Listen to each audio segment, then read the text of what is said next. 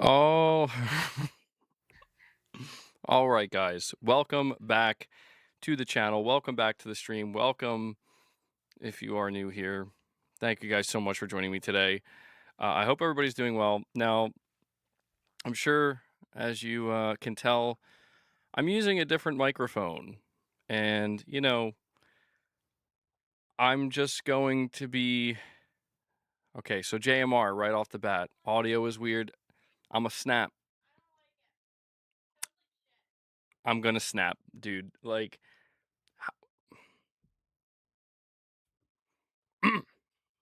Okay. Okay, hold on. Hold on. We'll figure this out. Bro, I don't understand.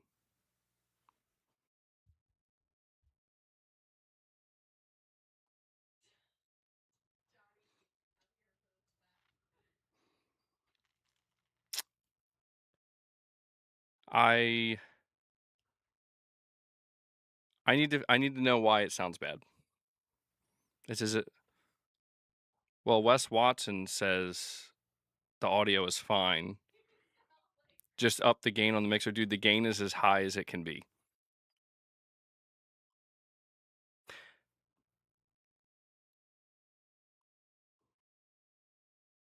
It That's good to know, Schmidt. The audio is not weird. It's just worse than before. Low volume?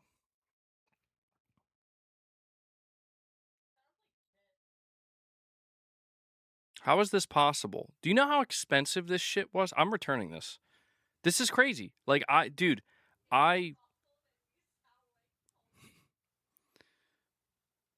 lower volume than normal. It's crazy because it's showing on my end. Boss.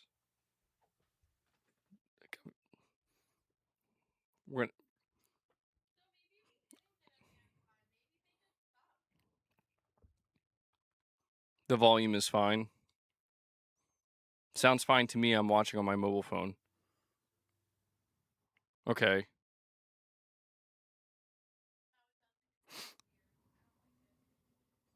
Hellbound says it sounds good to him. Well, see, what's extremely off-putting about it... What's extremely off-putting about it is, like, the other microphone I was using is quite literally less than half the price of this one. And it's very off-putting when, as soon as I go live, people are like, bro, why does it sound like that? What's going on? No, I have. I bought the Shure with the preamp built in. And let me double check. Yeah. I have the gain all set to max, bro. It's set to max. So I don't understand. Well, before I go any further though, you noticed it in the video, Schmidt? Well, before I go any further, I do want to... I mean, I can connect my other microphone as well, if need be. What everybody's used to. Maybe we could do that before we get into the topics. We could just do a real-time sound check between the two microphones, all right? But I did get a direct donation 30 minutes ago before I went live from J Rain, and he tipped $20, which was very generous of him. And he says, long overdue for this, but always appreciate your content alongside many others. Now, I don't know what the audio sounds like right now. And so, J Rain, I apologize if I had to thank you under less than ideal conditions. But yeah, I'm going to just do it in real time. F it, we'll do it live. But boss, you gotta get out, bro. I can't take it anymore. Oh my god, man. Like, what the fuck? Like, give me like at least 10 minutes, bro. Where's Corey? All right. I had to scare him. I'm snapping. He's coming at me at the wrong time.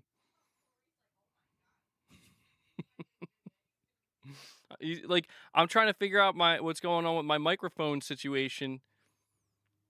Dude, I did extensive research to make sure I'm not doing anything wrong. That I didn't change, like, I'm not missing something, nothing. So here we go. I'm going to switch to my other microphone now.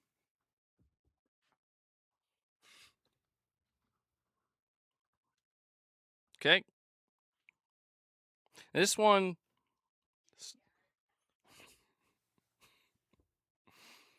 Garrett, this one's like $200. Okay. So we're going to switch.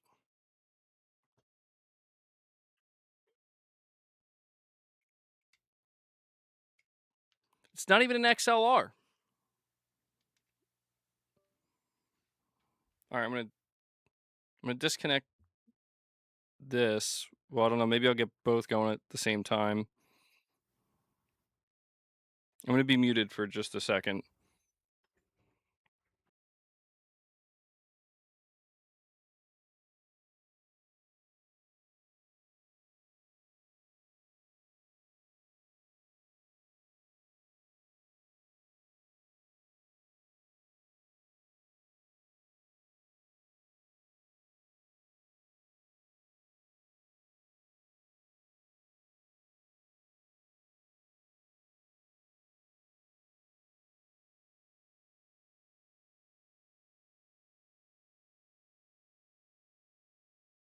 Testing. Mic test. Can you hear me now? Can you guys hear me? All right. How's this sound? How is this possible? I need to know, dude. I need to know how this. Do you guys understand this microphone here? This shit is like triple the price of this, and I don't understand how this. How is this possible? How is this possible? Well, I'm gonna have to return this thing. I like the look of it though. It looks cool. No, Garrett. See. Well, the first one I got at a discount, and so it's like, okay, well, if something was wrong with it, something was wrong with it. I returned it, but I paid way less for it. So I'm like, okay, I took a chance. This one I paid full price for. I'm like talking this one. I paid full price for this one, and had phenomenal reviews. I see everybody use the Shure mics all the time, and I'm like, I don't get why it sounds so bad when I'm using it. And I even looked into it. So like this microphone, I'm using some software with it, built-in software, which dramatically enhances how it sounds. And so, I even looked into like, does the Shure microphone. Well, yeah, I was like looking into it. I'm like, do I need to download something? Do I need to install something? Is there anything I have to do? And everything I looked into, like, no, dude, like, one of the reasons why these microphones are so expensive is because just out of the box, they're supposed to sound amazing. And I don't understand. Like, I don't know if they're just not compatible with my PC. I don't think that's possible. But, yeah, I noticed that too, Ray. Like the Yeti I'm using. I mean, this is a Yeti X. I don't know if they still make these. I mean, I bought this one not that long ago because my other one broke. Lasted me like 4 or 5 years, a long time.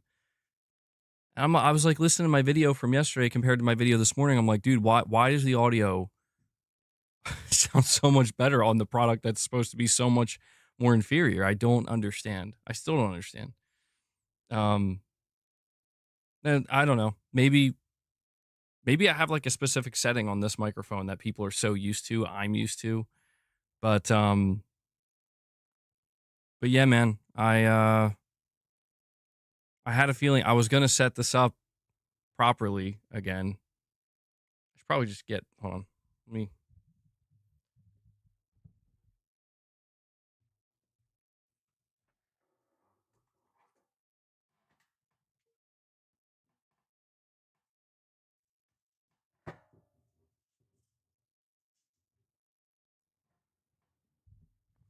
I think I'll be holding the microphone today.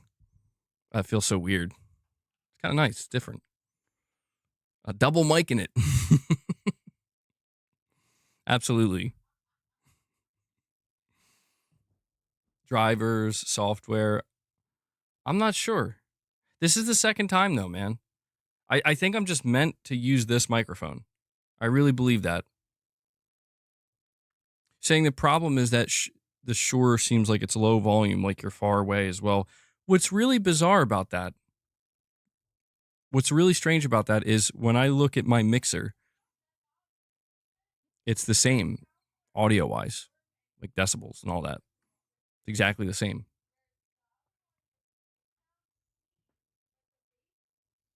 I feel like this mic sounds like what that one's supposed to sound like.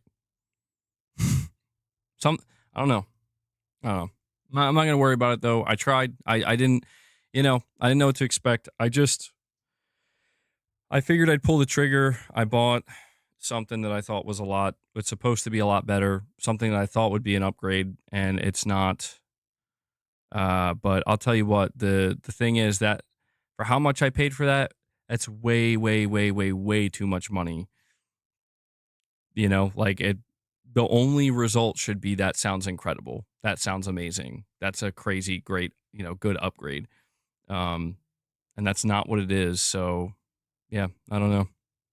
Definitely have to get my money back for that. Saying it's the tone, Ray. I mean, look, man, I would be surprised if there's something I'm missing. Because again, when I saw like the pricing of this stuff, I will be able to return it. But when I saw the price, yeah, like when I looked into it and I'm like, okay, so what do I need to be aware of? Dude, I mean, for all the stuff I had to buy, the XLR cables, the XLR plug-in, all that, dude, it was like over $700. Like the price of a PS5 Pro. And it's like, yeah, and the mic I'm holding right now, it's like $200. So I don't know, man. I don't know if I'm out of my depth or what. I I don't understand. This is the second time I've tried with maybe I just need a different XLR microphone. Maybe that's what it is. I keep trying to buy the Shure SM7B and it's just like it's not meant to be, man. You have to get something else. Boss has gotten chunky. I know. He's on a diet now. Boss is on a diet now. All right. Well, sorry about that.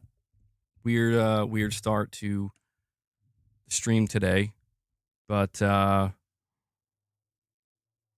right. What were we even supposed to be talking about? I don't even want failure. Worst start to a stream ever. Just mime the show. Yeah. That's what we'll do. Muted again? Why are you trolling me? Oh, it was out for a second. Oh, now I'm going to have the audio changed again. Oh boy, oh boy. Should be good now.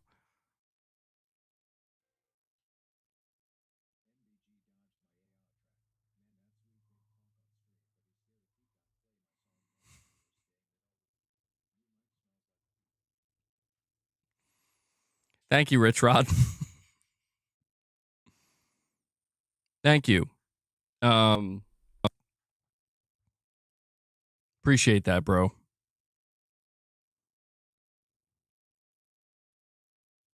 Needs to be in a fit. Yeah. Yeah, I think it's that too. Damn. Holding the mic is kind of cringe. Yeah, I don't want to be holding it. That's the thing.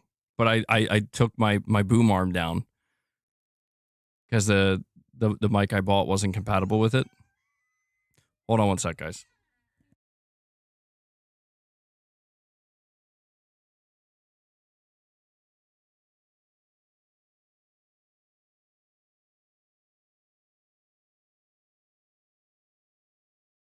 Guys, hold on one second. I'm about to put the intro up. You know what? Don't worry about it. Don't do it. Well, no, because I got to set my other thing up anyway. Guys, I'll be right back. All right. I'll be right back. Sorry to keep you waiting.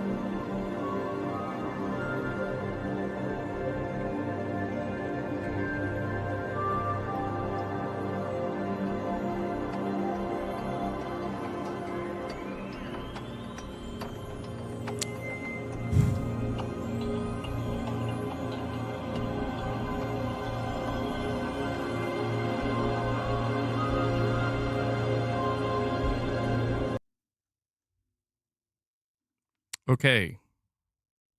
We should be good. Are we good?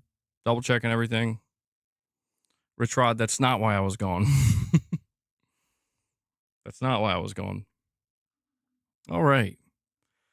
Most annoying start to a show ever. All right. We're just going to pretend that didn't happen. All right. We're just going to pretend that didn't happen. My God, I've been streaming for 25 minutes.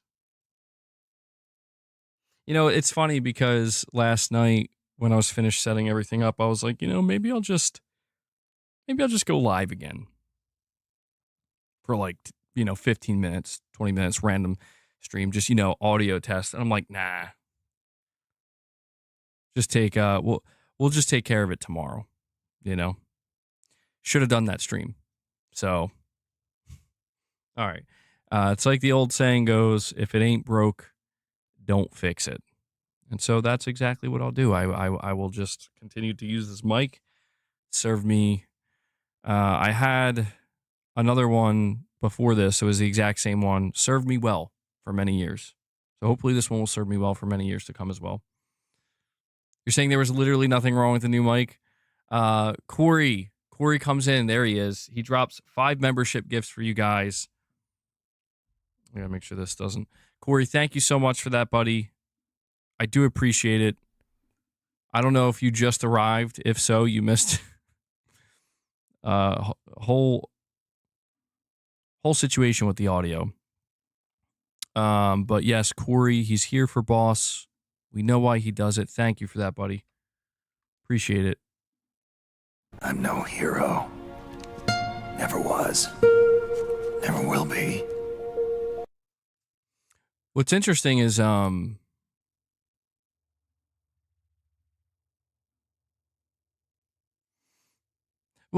that's what's weird to me about it, Beast Mode, is that like even if it was just that where it's like I just gotta like get more gain and turn the volume up, it's like I don't know.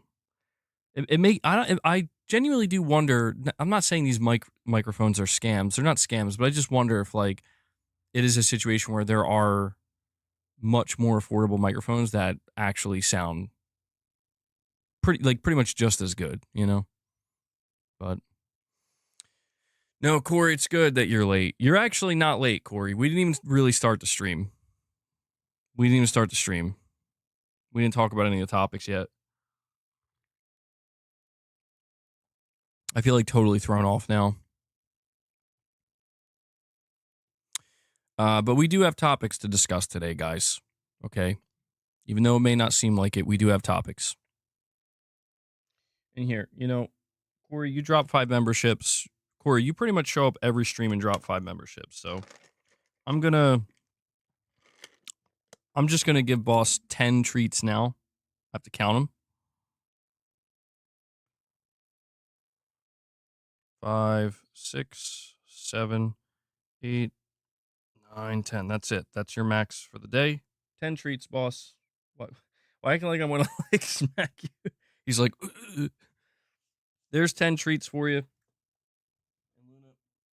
Now, of course, I would like to hit 25 memberships, but, just a good faith gesture. Hopefully we'll hit that before the stream is over today. We did yesterday. We were sitting at 5 for pretty much the whole stream, but then we ended up hitting that mark. So thank you for the memberships, Corey. Thank you for all your support, guys.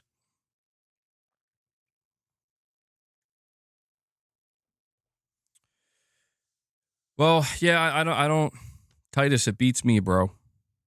I'll tell you what, if I do decide to explore other audio options, I think at this point I'm just going to try to look for a different brand, like an entirely different mic, Maybe I'll get one of those headset mics. People wear that. Almost like a broadcaster mic. I don't know if I'd want that. I don't know if I want to wear headphones the whole time. But yeah, sorry about that.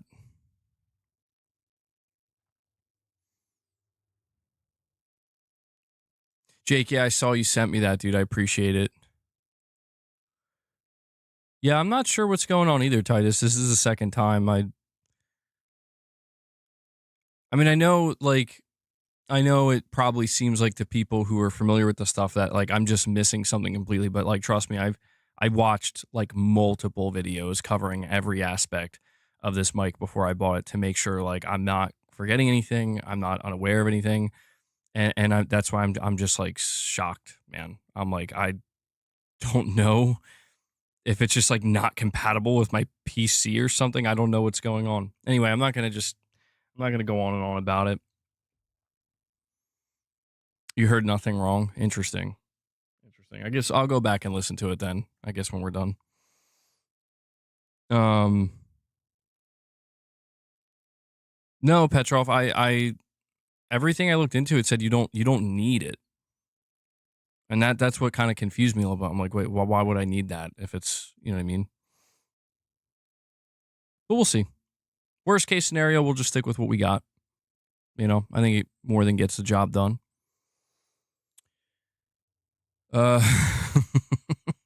Man, the price I paid, Rich Rod, I'll tell you, they ain't no Timu. They ain't no Timu. But all right, guys. So let's just start over. Welcome back to the stream. Welcome if you're new. We have topics to go over and discuss today, guys. All right. Uh, we are apparently hearing that Xbox developers are excited to put their games on PlayStation. And apparently, the reason why they're so excited is because, well, it seems as though they're looking for, unsurprisingly, a sales boost. And they just might get that thanks to PlayStation because they've been dropping their games day one into Game Pass. And understandably, you know, people are not buying. People are not buying as many games or as many copies when when you have so many people subscribe to Game Pass, just expecting them to drop there. So we're going to go over that report. We're also going to go over a PlayStation PC sales report that, in my opinion, is just bad, mostly bad. There's one bright spot, but I think this report is going to be worth going over. Although I'm going to have to tell you when we go over that topic, we'll probably start with that one. You're going to have to take it with a grain of salt because the analytics firm that's doing the reporting, I'm a bit skeptical. I'm a little bit skeptical, but we do have some official data from Sony as well that can help kind of put things in perspective for us. We've been having the discussion for a little while now, like, what is Sony planning on doing going forward with putting their games on PC? What's the situation there? What can we expect? This might help, give us some small insight into that. And we also have another report regarding the Steam machine where Valve is officially confirming that they are not subsidizing this machine.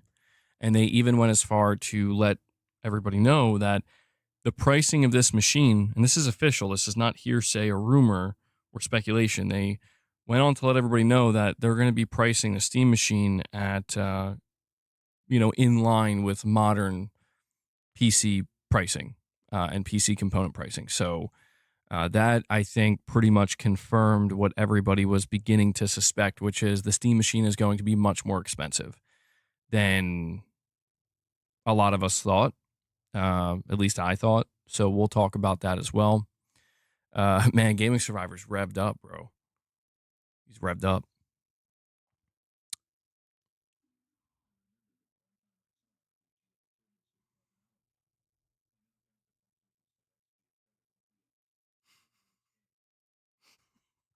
Hold on, I got to replay that because I just realized it didn't come through for you guys. I remember that one time I saw MBG at the Tiramisu Club in Allentown. He knocked out that buff dude who said XP is better than PS. Ambulance came.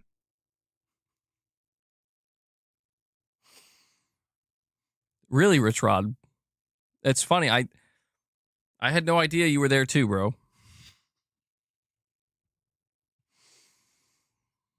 You know the craziest part about that story, Rich, is that dude wasn't even talking to me. No, I was just eavesdropping. I just walked up to him. I did what had to be done. I think it's safe to say he converted to PlayStation shortly after. Thank you, Rich Rod. And listen, Rich, at the end of the stream, I'll play your song, all right? save it for the end of the stream. I don't know how long today's stream will be. We'll see. But thank you for the donation, Rich Rod. All right, yeah, guys, do me a favor. Make sure you hit the like button if you enjoy the streams or if you just appreciate what I do here. If the only thing you can do is hit that like button, please do so. It helps. We'll see if we can get to 50 likes. I want to start with this PC report, though. There is a picture that I may or may not be able to bring up. Let me see. And this comes from Alinea Analytics. Now, I'm very, very hesitant with Alinea Analytics. They've been accurate about a lot of things, but they've also missed on some things. So, you just have to take the image I'm going to show you with a grain of salt because, again, they're an analytics firm. It's not officially coming from Sony. However, what I do want to add to this is when you look at this image, we can keep in mind that Sony did confirm that only 2% of their overall revenue is is coming from multi-platform, aka Steam. So I'm going to leave this image up. You can, take it in, and I'm going to read this report here. It says that's the wrong report. Hold on. The whole thing crapped out on me. I'm all discombobulated today. I apologize. Sorry, guys. I tried to come prepared, and the opposite is happening. All right, so Push Square says a big report from Alinea Analytics estimates that Sony has made $1.5 billion from Steam since beginning to port its first-party titles to the PC storefront. That may seem like an enormous number, but it's worth noting that it's taken 5 years to achieve that number. For context, the entire PlayStation division generated around $7 billion in revenue during its last quarter alone. The data firm points out that Sony is also on the hook to Valve for 30% of that total. So it took home around $1.2 billion of the money that Sony made. So in other words, Valve made $1.2 billion off of Sony's games as well. And it says, according to Alinea Analytics predictions, Helldivers 2 is by far the best-selling game from Sony released on PC, with Horizon Zero Dawn and God of War 2018 next in line. What's interesting is that sequels Sony is releasing on PC are not performing anywhere near as well as their predecessors. It hypothesizes that Horizon Forbidden West has sold 3 times slower than Aloy's next adventure with Horizon Forbidden West. And the same phenomenon also applies to God of War Ragnarok and Spider-Man 2. This slowing of sales suggests the novelty of Sony bringing its games to Steam is beginning to wear off, and the ports are not having the same kind of impact they once were. So, yes, what do you guys think of this? And hold on one sec.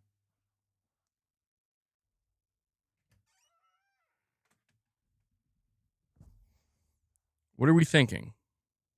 What are we thinking here?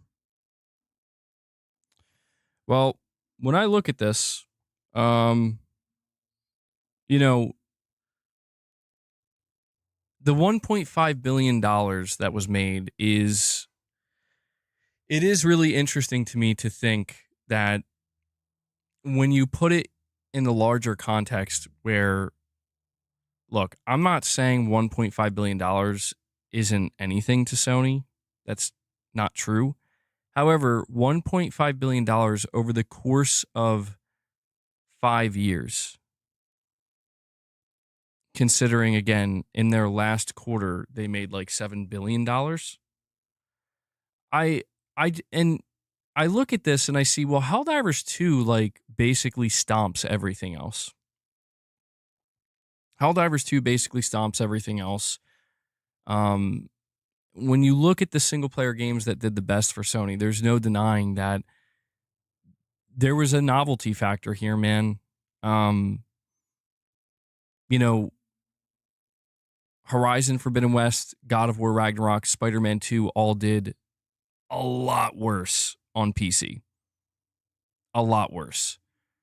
And I don't necessarily know that it's a problem, but I'm just trying to get in the mindset of like a Sony executive who's like, we need to sell as many consoles as possible. We need to get as many people locked into our ecosystem as possible.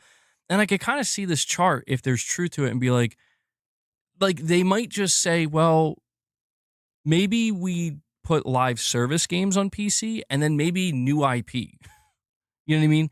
Like, for example, maybe if there's an Intergalactic 2, you put Intergalactic 1 on PC, but then that's like it. I don't know. I don't know if that would make much sense, but I just find this interesting because we are coming off the back of certain reports and rumors claiming that, maybe Sony's looking to pull back or something. PC has a lot more early access games sooner, yeah, but a lot of the same third-party games. Spartan, you're saying it's all pure profit. They aren't losing money or influence. I agree with that.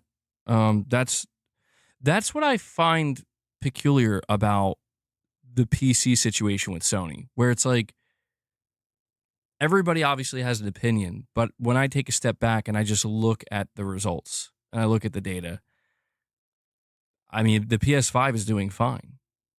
And now if I go back to like 2019, 2020, maybe even 2021, there was a lot of concern from, hardcore PlayStation fans who were used to exclusives and certainly not used to seeing Sony support PC. There was a lot of speculation that, maybe this is going to be a bad idea, right? Like this is going to hurt PS5 sales. This is going to hurt Sony's ability to sell as many consoles. It's going to diminish the value of the console.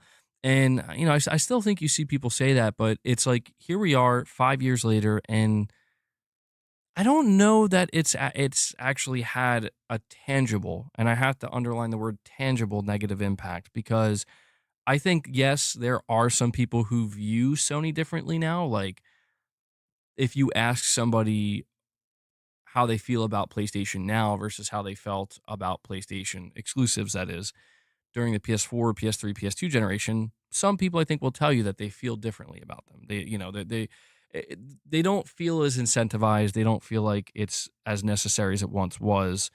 Sure. But when you look at the actual real world results and just the actual feedback from consumer behavior over the last 5 years, it does seem like Sony kind of was able to have their cake and eat it too. But the thing that I still question is whether or not Sony feels as though the cake was big enough, or the pie, I suppose, right?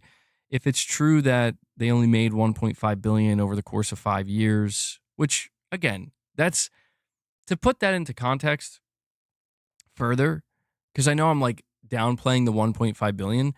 That's, I mean, Sony paid what, 3.6 billion for Bungie. So, I mean, that's close to like that's a big chunk of money when you look at it that way, where it's like, okay, I guess a lot could be done. Like Spider-Man 2 cost $300 million to make. How many AAA games could you make with 1.5 billion? So this idea of like raking in that money and then having a feedback loop where it goes right back into game development is not a bad thing, I don't think. I do just wonder though, like from Sony's perspective, as they're gearing up to get ready for to drop the PS6. When I say drop, I say that like it's right around the corner, but to reveal the PS6 and try to hype people up to buy it, I do have to wonder, is 1.5 billion, like, is that good enough for you? Is that what you were, is that lower than you were expecting? Is that more than you were expecting? And something that I do find interesting and worth noting here is the whole PC push. I think we have to try to realize that was a Jim Ryan thing. It's a Sony thing, but it was a Jim Ryan thing, really. Because the PC push started literally as soon as he became the CEO of PlayStation. And then it got more aggressive, the more time the longer he was there. And I'm pointing this out because we're starting to see at least some change with PlayStation now that Hideaki Nishino has effectively replaced Jim Ryan. Hideaki Nishino has full say now over everything PlayStation and the gaming division does.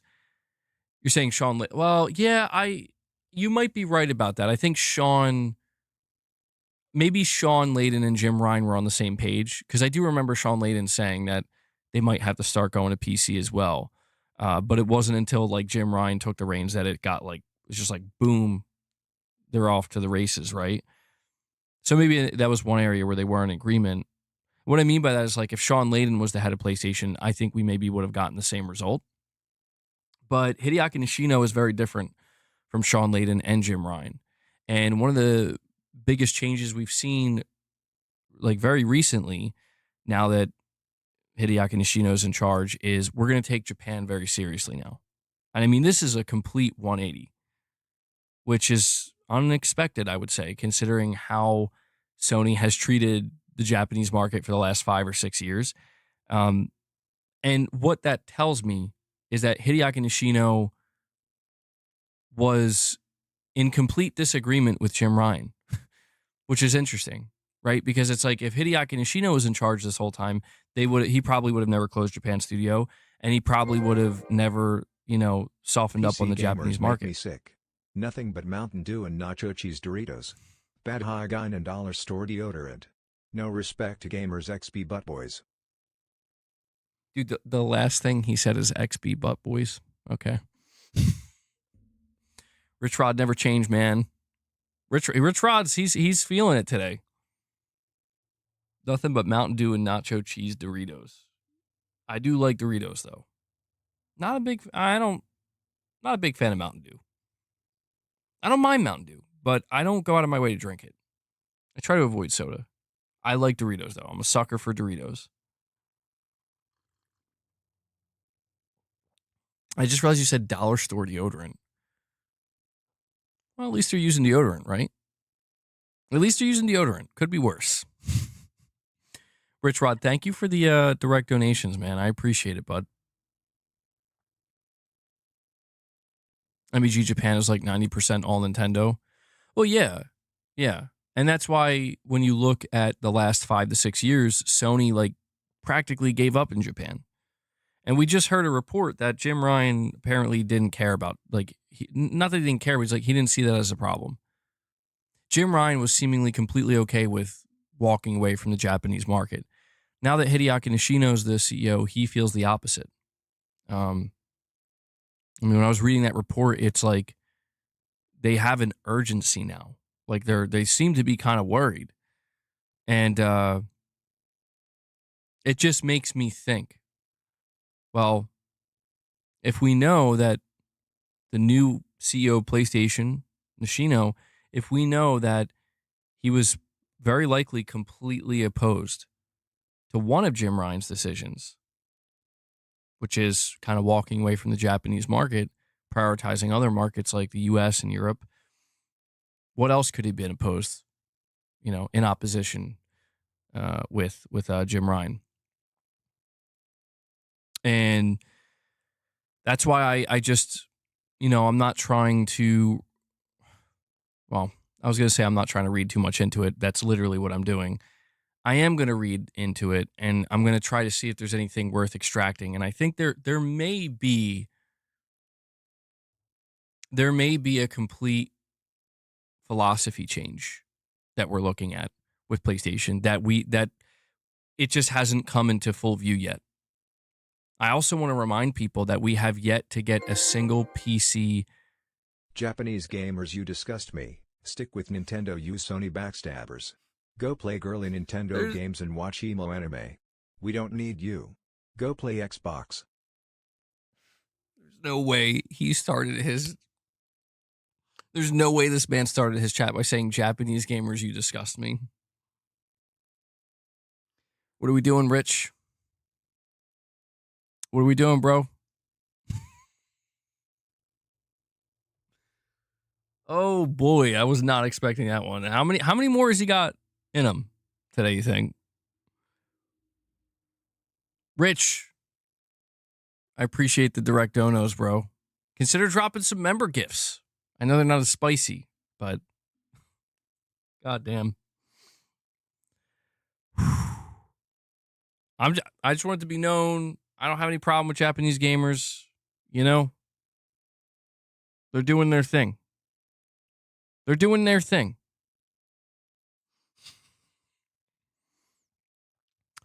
After switching to PC, I've been enjoying gaming again. One of the best things about it is the ability to play both new games and older games without having to wait for remaster supports. That's true. Yeah. The level of backwards compatibility, if you want to call it that, with PC is unrivaled.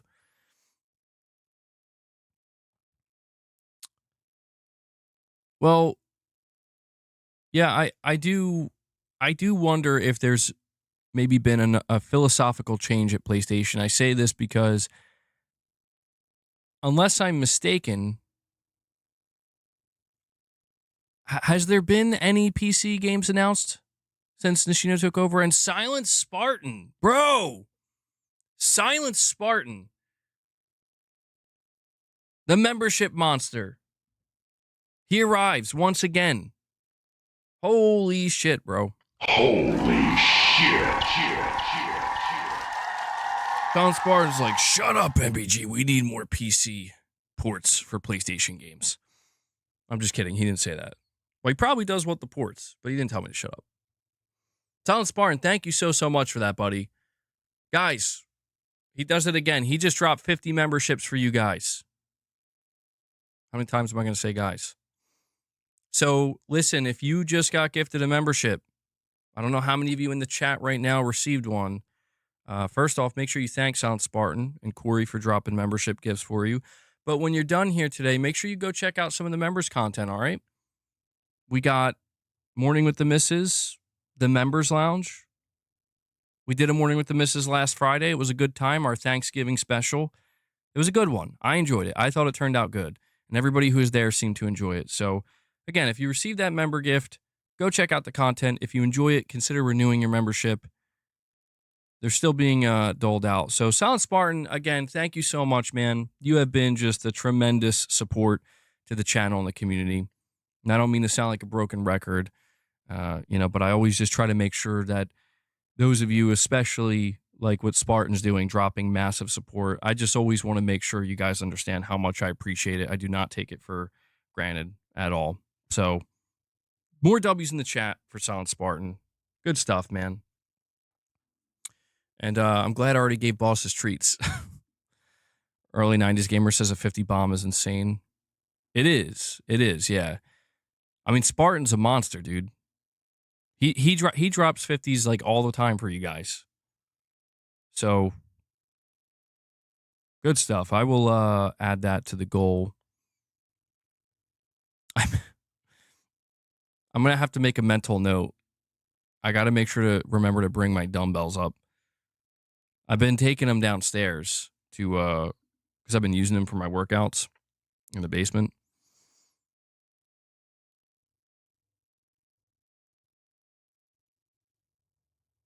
You think some of those membership gifts go to dead accounts, Titus? It's hard to say.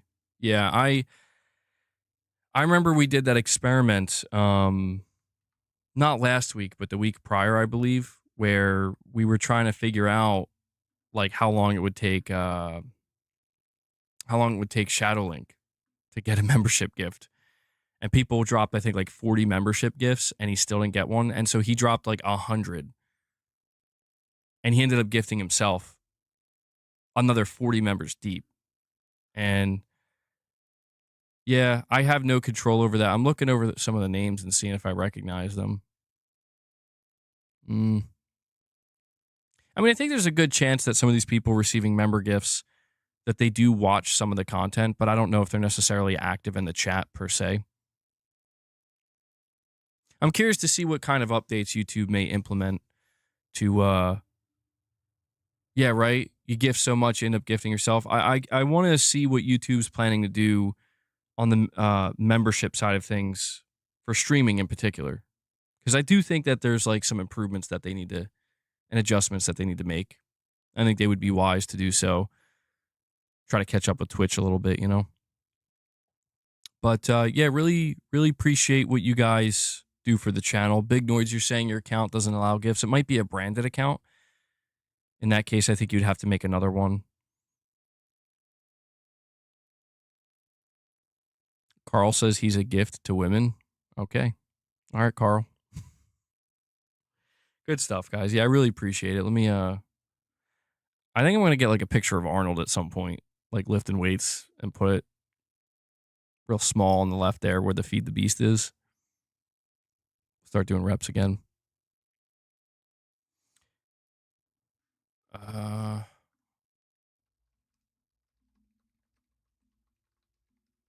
me see here. So you're asking what's a branded YouTube account? It says a YouTube brand account is a Google account for a business, brand, or organization that allows multiple people to manage a YouTube channel without sharing personal login credentials. It is separate from your personal Google account and provides more flexibility, professionalism, and security through features like multiple managers and roles. So, I think if you had a brand account, you would probably know. But I have seen some people where they didn't know that they had a branded account. All right. And outside of that, I'll just add this before we continue our conversation. The only other people that I think can't receive member gifts aren't, it's if you live in certain territories in the world or certain countries. I don't think every country has the membership feature or the ability to receive a membership gift. And that I'm not sure why. All right. A branded account sounds like a bad thing, like you're branded with a curse or something, you know? Yeah. There's some Dark Souls stuff going on here.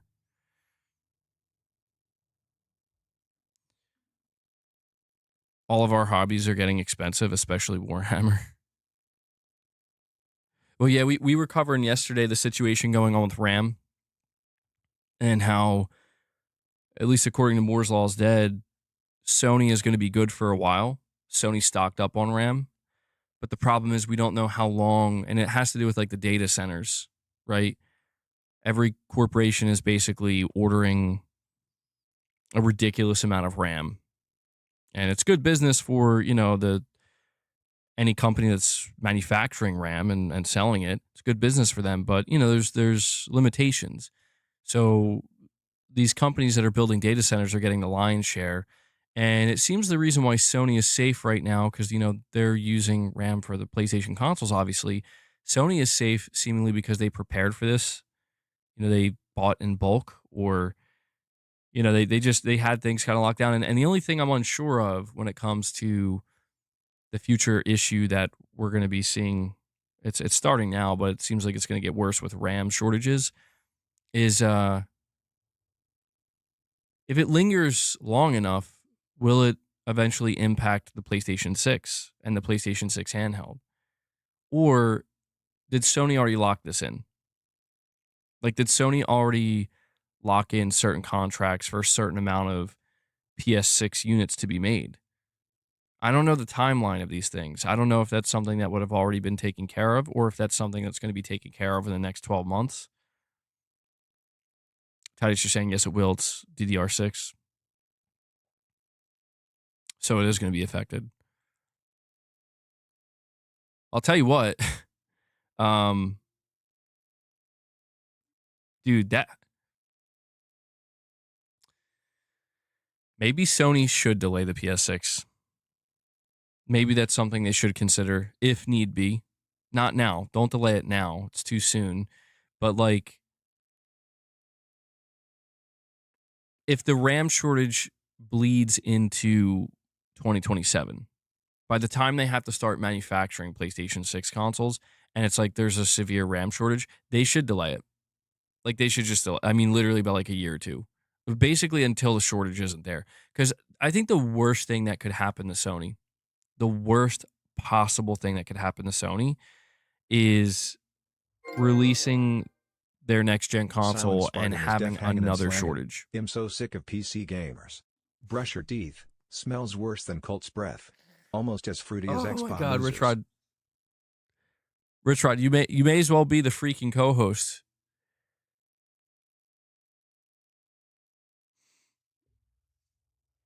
He did shout out Silent Spartan though.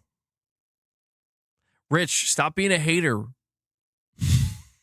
Why are you such a hater?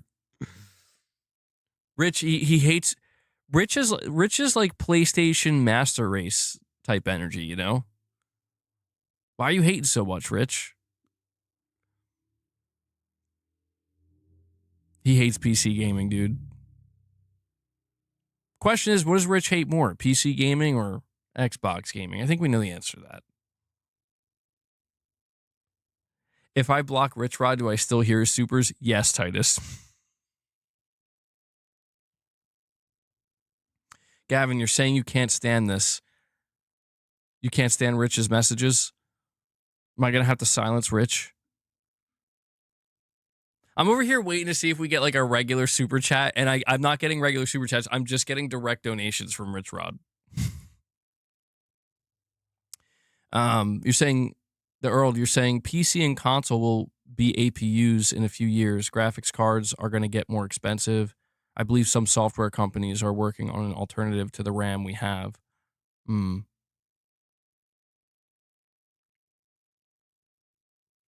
Yeah, the RAM situation or the RAM shortage situation that we're running into is not something that I expected to be hearing about. I thought like to myself, like there's no chance that Sony would ever run into another shortage problem again, like they did with the PS5, right? And it's like, no, now there might be a RAM shortage. Would this affect the Switch 2, by the way? The potential RAM shortage? Or is this something that's just going to affect like the PS5, the Xbox Series consoles, and possibly the next gen consoles as well? NVIDIA and AMD may stop manufacturing low-end GPUs. This will affect consoles too, because the GPUs are getting too expensive. Also RAM of all kind, even LPDDR for smartphones. So it really seems like these data centers are messing everything up, right?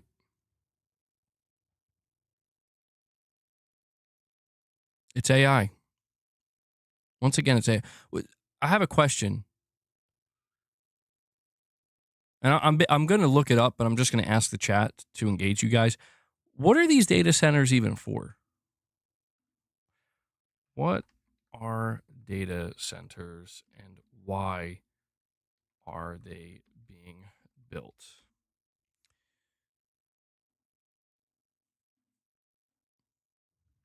Your info? Dude, that's... MBG, I think the PS6 and Xbox Magnus have extremely impressive APUs. Engineering marvels, dude.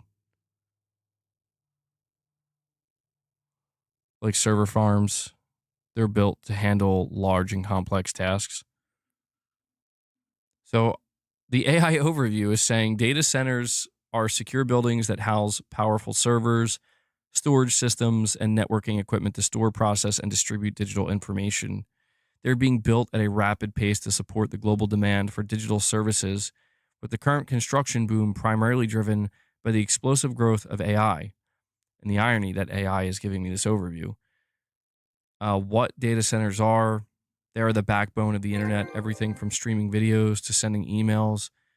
And using cloud services relies on data centers. They contain critical infrastructure. They are not just buildings full of computers, but include robust power and cooling systems to keep the equipment running continuously. They vary in size and purpose. Options range from enterprise-owned facilities for private use to massive hyperscale data centers built by major tech companies for cloud computing and AI. They're becoming more specialized. New AI-centric data centers are being built to handle the immense processing power required for training and running AI models, which often use specialized GPUs. They are essential for modern technology. They are the factories for computation that manage and save data, and they are crucial for the continued development of AI, scientific research, weather forecasting, and more. So, in other words, Metal Gear Solid 4. Raven X Zero, bro. Raven.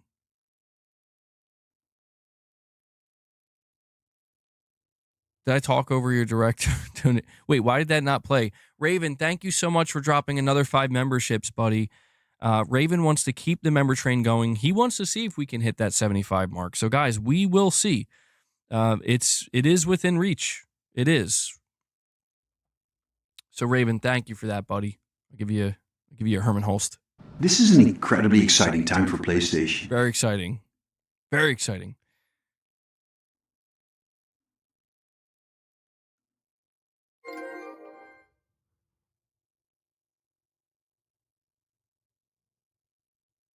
Yo, Rich, for some reason, like, the streaming software was just like, we're not reading it anymore. We're not. He says playing on PC is like swimming in asparagus urine, and playing on Xbox is like showering in ghost peppers. Okay. Showering in ghost peppers, both disgusting and should be banned. I mean, dude, it just sounds like you're making it sound like playing on Xbox is painful for you, dude. Oh my God, Rich. Rich, drop Rich Rod taxes in effect.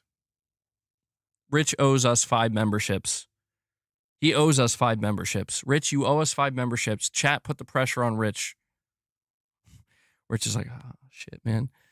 All these $2 direct donations, which I appreciate, but he's just saying the most off the wall stuff. Gaming Survivor is saying Skynet's original intended primary function was to be an automated defense network. After it achieved self-awareness, its primary function became self-preservation, which led to its campaign to eradicate humanity. Why are we on this path, dude? Well, these data centers, I mean, I was kind of joking, but Metal Gear Solid 4, dude, when you play that game, that's kind of what everything turned into. It's interesting, though, because when I look at Metal Gear Solid 4, the whole idea was everybody is connected, right? And every military unit, every soldier, everybody's connected, and they like operate as one. But I feel like, and they were all connected to these AI data centers. And at the like end of MGS4, Snake has to go destroy these things. And it's so funny where it's like, if you look at the parallels, we're kind of there. We're kind of there. Except maybe instead of everybody being actually connected, like literally connected, where we're all thinking the same thing, like a hive mind, you could maybe look at the internet as that, right? Like, and anybody who's tapped into the internet, that's kind of, it's not exactly the same, but it's interesting. Kojima's always ahead of his time. Well, I guess it's not like it's a little bit of a spoiler, I guess. I mean, the game came out in 2008. What do you want from me? What do you want from me, bro? It starts with the data centers. Well, I mean, it gets a little bit off topic in terms of gaming, but it does seem like, yeah, these data centers are going to be, it does seem like they're going to be greatly interfering in terms of like their manufacturing and how rapidly and at the scale that they're being built. It seems like they're already beginning to interfere with gaming, We're already seeing prices go up. Damn, man. Joshua Reese, he says, let's get a $1 train going. Thank you. First super chat of the day. Not even a super chat, just a donation. £1 to be exact. £1. £1 train. That sounds really weird. I don't like the way that sounds. Yeah, we did check that out. I think that's an older video, right? That came out last year. You're saying the video of Austin Evans trying to build a PC to beat the PS5 Pro. I think I came across that. There were a couple of those videos that launched or that were released when the PS5 Pro launched. And I think they always turned out to be more expensive, didn't they? If I recall correctly. Joshua really's trying to get a £1 train going.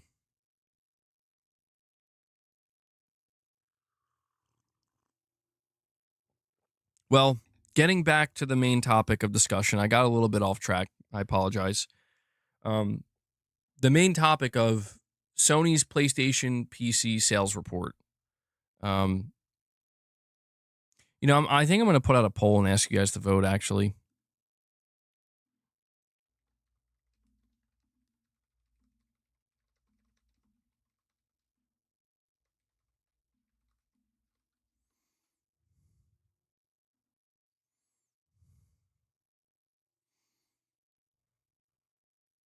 All right. You guys can vote on this. Wait, why is it? Okay. Will Sony stop releasing single player games onto PC? Just vote simply yes or no. You can vote now. I'm curious what you guys have to say or what you guys think.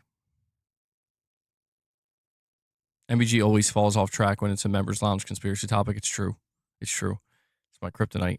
Perfect Image. So Perfect Image, he's trying to keep it going, but he dropped a $2 super chat. So, I mean, it's close enough. Perfect Image. I appreciate it. $2 train. $2 train. Let's get it. Yotei update. Yeah, I think the Ghost of Yotei update is out today. I'm going to, I would like to stream some Ghost of Yotei. I don't know if I'm going to stream it today or tomorrow, but I would like to stream some and start a new game plus. Well, Rich Rod's keeping it going with another $2 chat, and he says, if you prefer Xbox, gaming studios have shown... Rich Rod says, if you prefer Xbox gaming, studies have shown you are gay. Yeah, anytime I'm in conversation with people in my real life and they talk about Xbox, I just immediately have to say, why are you gay? Why are you gay?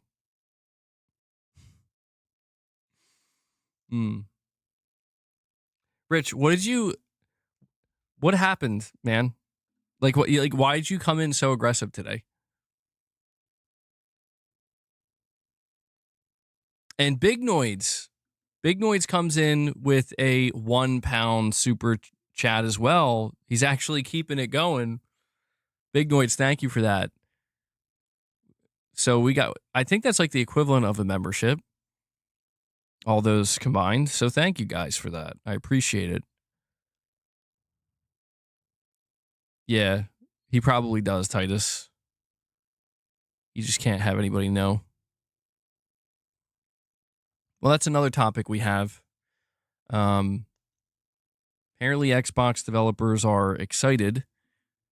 So, Push Square says many of Xbox's first-party studios are allegedly thrilled to be able to bring their games to PS5, according to Bloomberg's highly reliable Jason Schreier. Last year, Microsoft announced plans to bring 4 exclusive titles to Sony's console. This eventually snowballed to the point where practically every tentpole title from Microsoft is now launching on PlayStation. And for teams inside Xbox, this is a welcome change.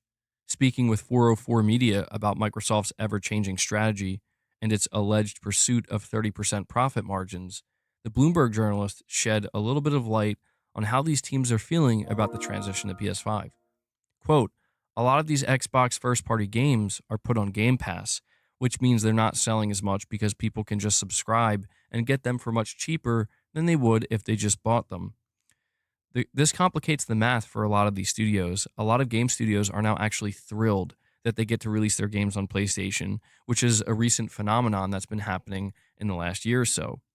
Flagship titles like Gears of War Reloaded and Forza Horizon 5 released on the PS5 this year and sold very well, justifying Microsoft's strategy and culminating in the announcement of Halo Campaign Evolved earlier this month. Halo Studios said as part of the announcement that the future of Halo is on PlayStation, insinuating that all upcoming installments will launch on Sony's system. While Microsoft has committed to future hardware sales of Xbox Series X and S, let me read that again. While Microsoft has committed to future hardware, sales of Xbox Series X and S have flatlined, while software sales within its ecosystem have been impeded by Game Pass. With the top brass at Microsoft reportedly demanding higher profit margins in the aftermath of its Bethesda and Activision acquisitions, the company has more or less been forced to bring its games to PS5, where full-price software sales remain high. And I have returned.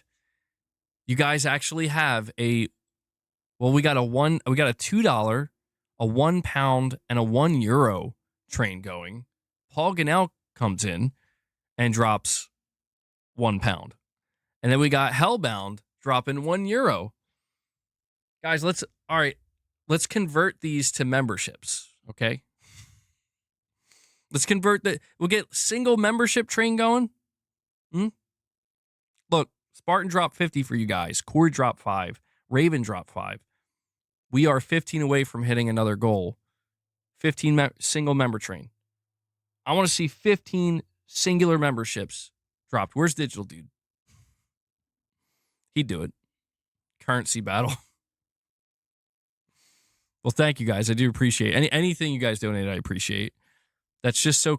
It's so funny looking because the lower.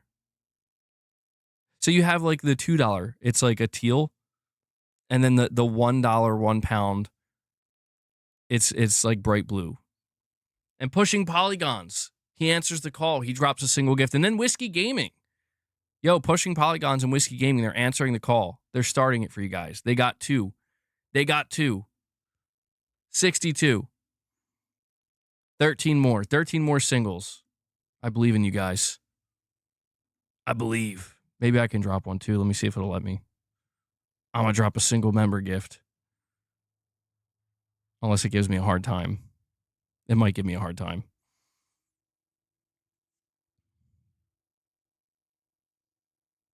Is it going to go through? Oh, I think it did. Sweet. There we go. I'm trying to help you guys. And Hellbound dropped one too.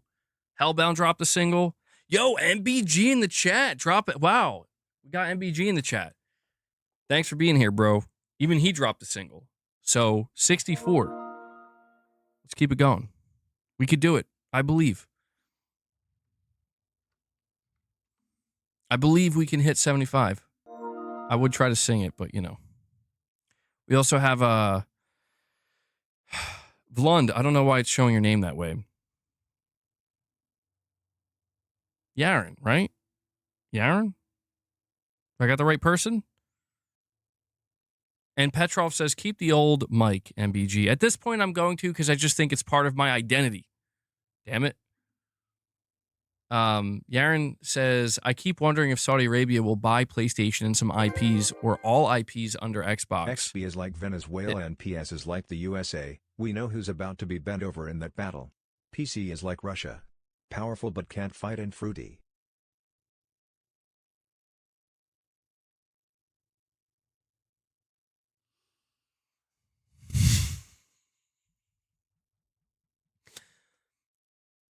Powerful but can't fight and fruity.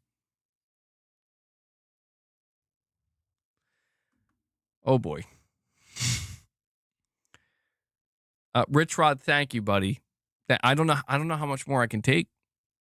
How much more of Rich Rod do I have to deal with today? Rich Rod, one day I'm going to come to you with a total. Okay? Here's how much you spent on $2 direct donations over the course of 2025. And I'm going to convert that into memberships. I'm going to tell you how many memberships that could have dropped on the channel. I'm going to make Rich feel real. I'm going to make everybody hate Rich Rod.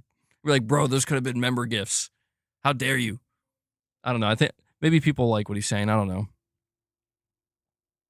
know. Let me try to read what Yaren said again. He says, I keep wondering if Saudi Arabia will buy PlayStation and some IPs or all IPs under Xbox. They've been buying up pretty much every big dev/pub lately. Yeah, so Saudi Arabia is not going to stop.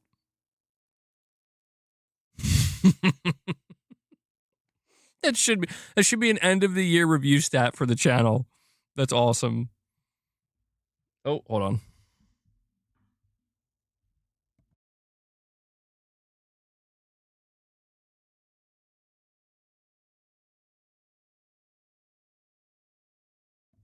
Guys, the single member train has been stopped.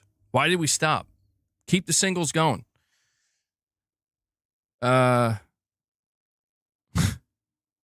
So, yeah, Yaren, Saudi Arabia, they're trying to buy everything in gaming. Like, I think the Prince of Saudi Arabia or something is like a massive gamer. Like, he has like a Steam profile and everything. So they're like heavily involved, and they're willing to spend a ridiculous amount of money. Apparently, there was like a rumor that they're considering making like a $70 billion in cash offer for like WB or something, which is unfathomable and disturbing. And we saw that they bought EA. I don't know, man. I don't know.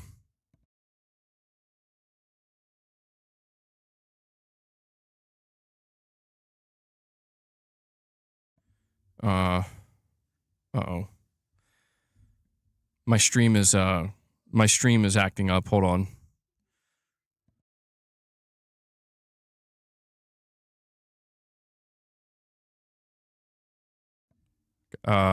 I'm not. Why is it?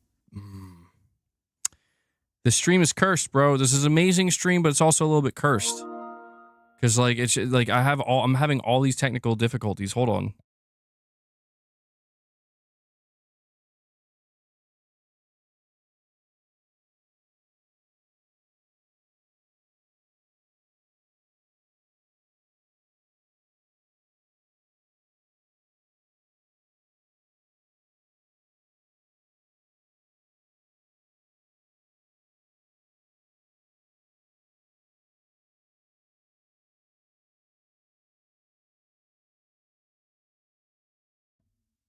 I don't even know if I'm live. I don't know what's going on. Like everything is just like freezing.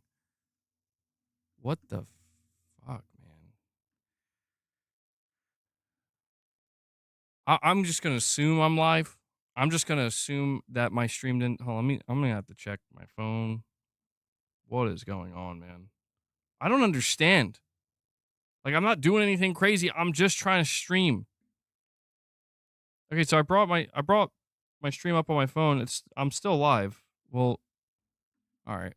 Hold on. Let me try to go to the task manager, see what's going on. It's got to be something.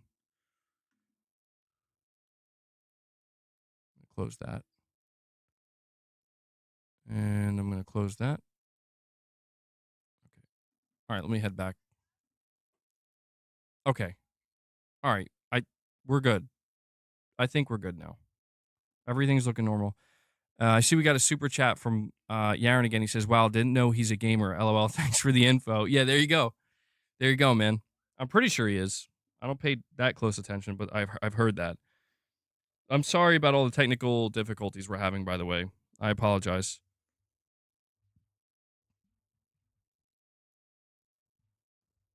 All right. I got to go grab something. While I'm doing that, you can confirm I'm alive. Well, I need to come back. We need to have 11 single memberships. I need to see an 11 train. All right, you got 2 minutes. I'm just kidding. You got 60 seconds. Actually, you have 30. I'm sorry.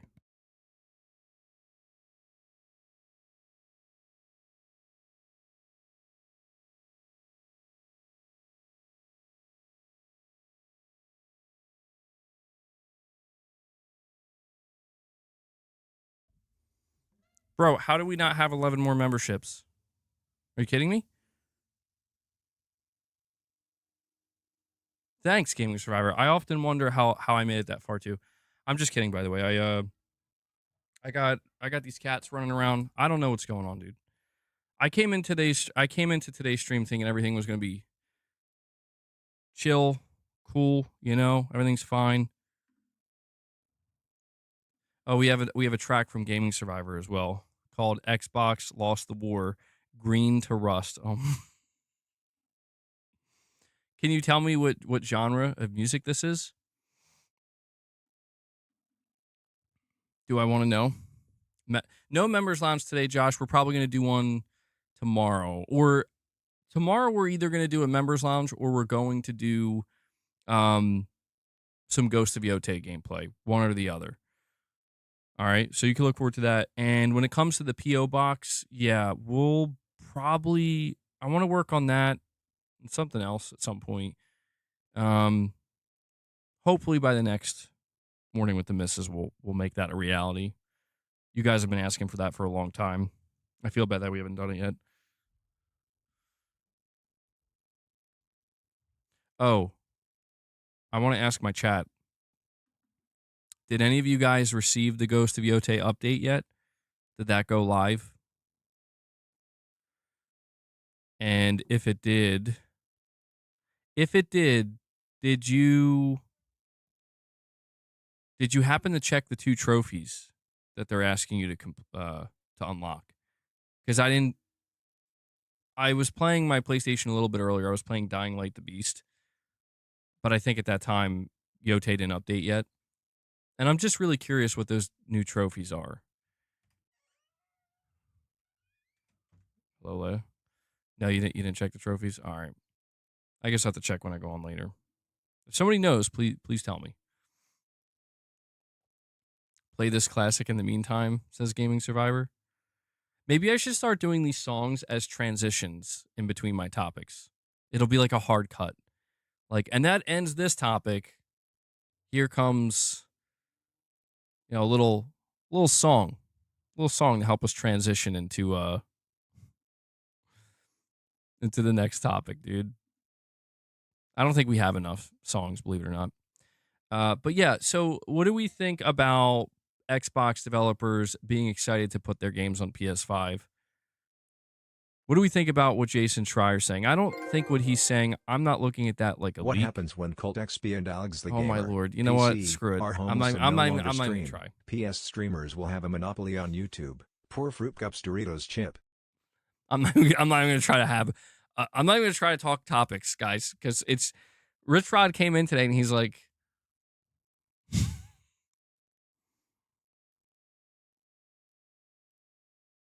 that ends the topic. Now here, suck it from the back.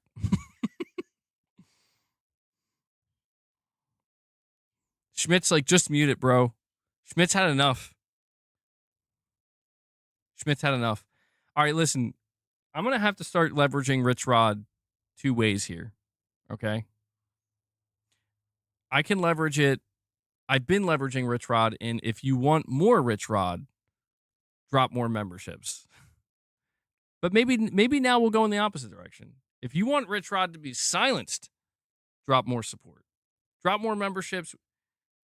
We hit 75. Rich, you're silenced, bro, for the rest of the stream. Rich is like, but I'm giving you money. No more money. I mean, I'm playing around, man. Like, I don't. To be honest, it's not that bad. It's not like you're here every stream, dude. If you were here every stream, Rich Rod, like every 2 minutes, not 2 minutes, but like every 20 minutes, dropping a crazy message, maybe then. But yeah, how is Stalker 2?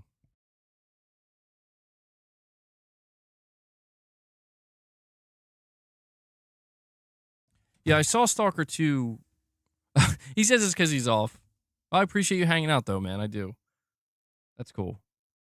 Yeah, I know people are getting some time off now for the holiday coming up. If you choose to spend any of your time hanging here, I appreciate that. I appreciate it.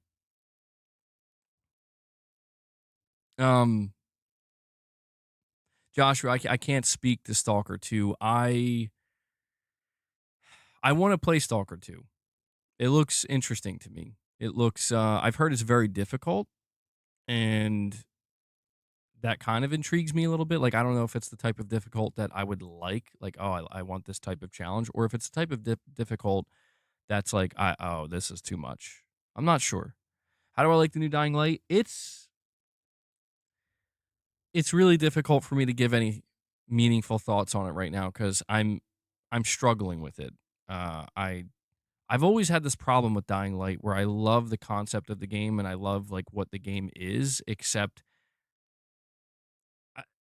I can tell while I'm playing it, I'm like, it's going to take me probably at least like 8 to 10 hours, maybe not that long, but like 5 to 7 hours before I can really feel like, all right, I'm like feeling the loop now. I feel comfortable in this game. Right now, I'm still in this kind of awkward place. I'm like 2 hours in, and just nothing feels quite right about it. And I played the previous Dying Light games, and I've always felt that way. I think it was Dying Light 1 where it took longer than I expected, but like it started to click. I got it, and I'm like, okay, all right, I'm feeling it now. And I think I don't know. Either that or I'm just going to find out like maybe this isn't for me. I don't know. But I like the first game, so how's my time with the portal been? It's been good so far. I'm going to be using it again soon. And Craig Harris with a $2 Chuper chat says, I finished Until Dawn. Got everybody out. Well, good job. Good job on that, Craig. Yeah, it's Until Dawn's a great game. I really enjoyed it, man. I'm curious to see if they are in fact making a sequel at Fire Sprite, what that ends up looking like. Congratulations on getting everybody out, by the way. If you're saying you did that your first time, that's impressive, man. I got the platinum for Until Dawn last year, by the way. It's a really good time with that game. Stalker 2 was an Xbox exclusive, so it's only right that they fail. No. Stalker 2 is fine. I think we knew. Remember, there was like leaked documentation before Stalker 2 came out saying it was going to be exclusive for like 3 months or something. It turned out to be a lot longer, huh? PS5 Pro plus the disc drive arriving tomorrow, 535 pounds, Black Friday, crazy. That is crazy, dude. Wow. That's really good. Josh, you'll have to, Joshua Reese, you'll have to let me know what you think about the Pro when you get it, man. What's the first game you're going to play on it? That's one thing that I'm really let down by playing Dying Light 2. I can say that. Dying Light 2 is not PS5 Pro enhanced, and the performance mode basically is like 1080p, and I'm like, come on.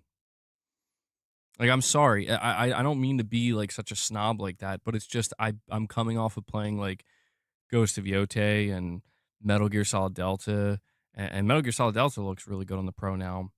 And then I just got like Dying Light the Beast, and it's like, okay.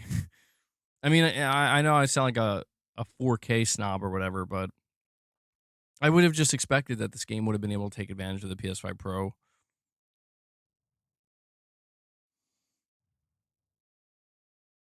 You got to mention these Black Friday prices in a video. PlayStation sales have made gaming cheaper than any other platform. I did cover it in a video. I mean, you're probably talking about like a dedicated Black Friday sale video.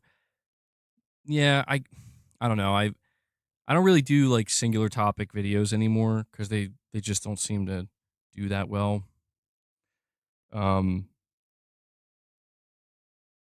People seem to have settled on two types of videos for me. Number one, the regular news videos where I'm compiling what I believe to be the most relevant pieces of information and news that we've gotten in the last 24 hours for PlayStation, 24, 48 hours. That or like rant videos. And I haven't really done rant videos in a long time. Dude, I can't deny that like I got my report for October for my videos, and October was a crazy month for Microsoft, to be fair. It's, everybody was covering what was going on with Microsoft. But like literally 3 out of I think my 5 top videos were like Microsoft videos. I'm like, okay. Jeez, man, Like all the people that are like, your channel wouldn't survive without Xbox, bro. I'm like, that's not true. Meanwhile, YouTube's literally telling me like, well, here you go. I should lean into the Xbox hate. Why not? I should. What's holding me back? Just because, dude, it's YouTube will literally reward me for doing that. YouTube would reward me so much for just not even just Xbox hate, but just being that truly volatile. Like, I am Johnny PlayStation, and I'm here to be the biggest mega fanboy. And I won't go down without a fight. We'll fight over everything. PlayStation's the best. PlayStation's always the best. PlayStation will never not be the best. I mean, YouTube wants me to do that, bro. Crackdown 3 Platinum live stream. We're doing it.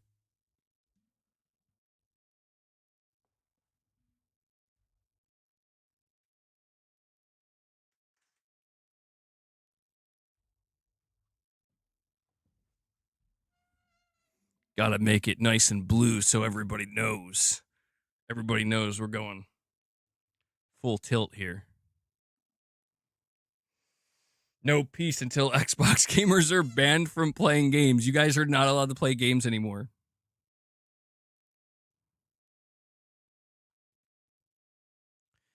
All right. Um, no, Gaming Survivor, we're not going in that direction. I'm sorry. Bring back the rant videos. I've thought about it. I mean, I think the reason why I don't really do rant videos anymore is because I kind of just do my rants on my streams now. I have like a second channel that I don't use for anything. Maybe I could make that channel title it like MBG Rants. And I will literally only re-upload cut out segments of my streams where I rant.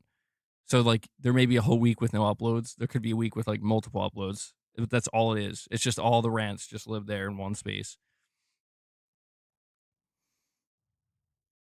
MEG, I feel as though the only thing that opened your mind towards portable gaming is PlayStation, which provides the worst type of portable experience, or let's say, the least accessible.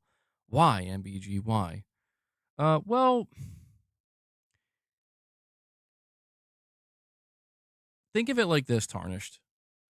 I don't think it's necessarily that PlayStation has like opened me up. Whoa, opened my mind up. Hold on now.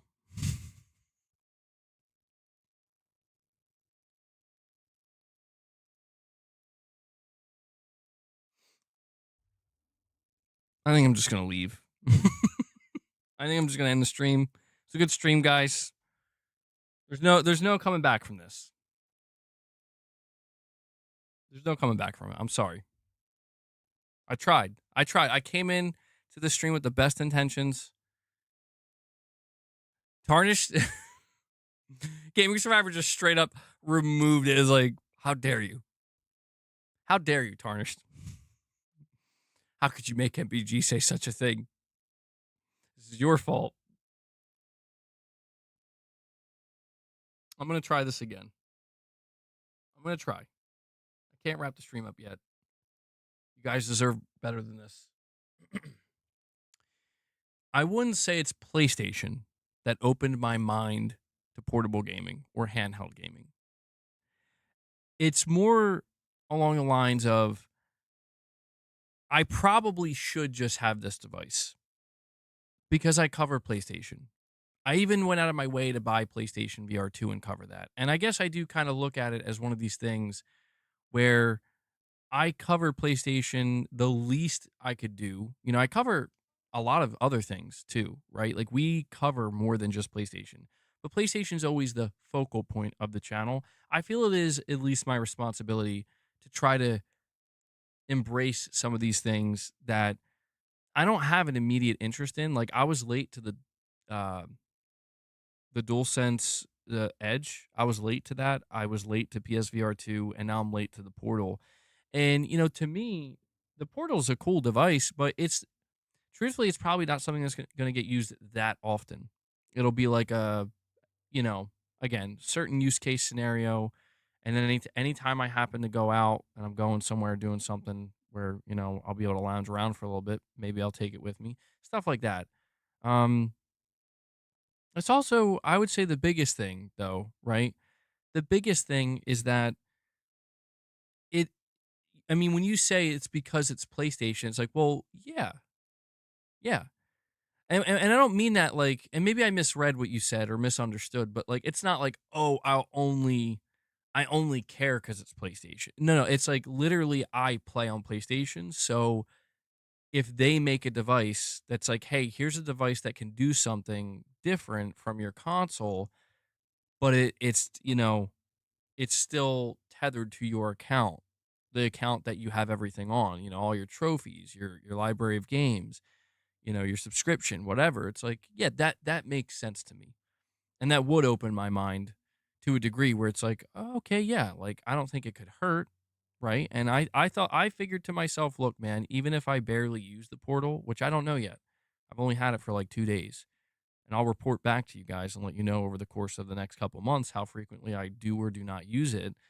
I just figured, you know, worst case scenario, it's something I bought to talk about and review on my channel, and that's okay. You know, I'm luckily I am in a position where I can justify it in that sense. But when it comes to other handhelds, like for example, the PlayStation 6 handheld, I'm more excited about the home console than the handheld. I'm more interested in the handheld from the perspective of I'm curious to see like what this changes for PlayStation, you know? And I may get it and try it out myself. Like I said, I think it would be a good thing for the channel, but it's like if I buy a PS6 home console and a PS6 handheld, I'm not going to be going out of my way to play the handheld over the console. I'll play the handheld when it makes sense, but the console's what I'm going to play, you know what I'm saying? Um let's see. You're saying you noticed the same occurrence with Astrobot? It's a game that opened your mind towards platforming games. Yeah, I've thought about that too. People have been recommending, you're like, if you liked Astrobot, man, there's some like maybe you should consider touching base with Nintendo again. And I've thought about it. And it's like, yeah, I probably will at some point. Not right. I don't feel like the urgency right now, but eventually I'll have a Switch 2 in my home. And that will likely be some kind of gateway to playing something on the Switch 2, to maybe playing the next Mario game, to maybe trying out. Well, I don't know if I would try out Donkey Kong. I've heard Donkey Kong's really good though too. But yeah, I mean, I just can't deny that I'm so deeply invested in PlayStation that I am just naturally more open to I'm more open to the things that they're willing to be like, hey, why don't you try this or why don't you try that? Because it falls with it. I don't have to really go out of my way, I guess is what I'm trying to say. You know what I mean? I don't have to like I think about if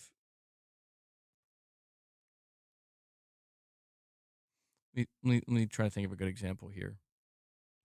So let's just say I'll say Nintendo. I was thinking about Microsoft, but Microsoft's putting their games on PlayStation. So let's just say Nintendo. You know, no, Microsoft is a much better example.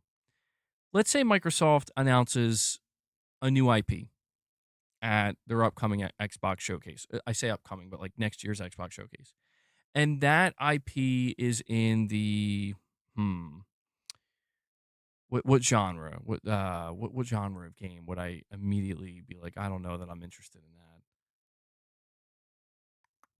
Maybe like a I don't know. I guess we could say like, you know what? Hold on. I got an even better example. I just thought of it. Horizon Steel Frontiers. Horizon Steel Frontiers is a perfect example of that is literally a PlayStation game in a series that I have played and have enjoyed. Okay. However, and I think it looks really cool.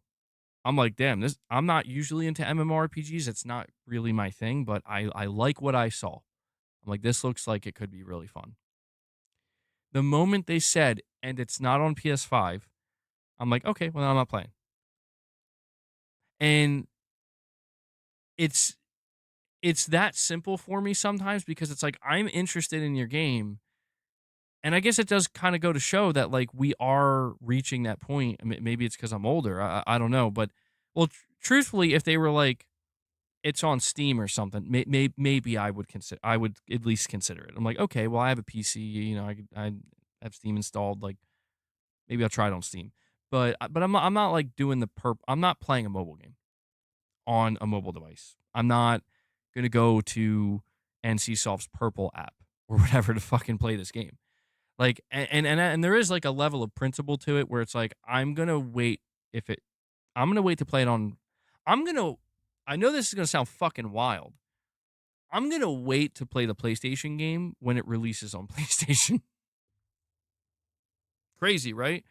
But it is a perfect example of like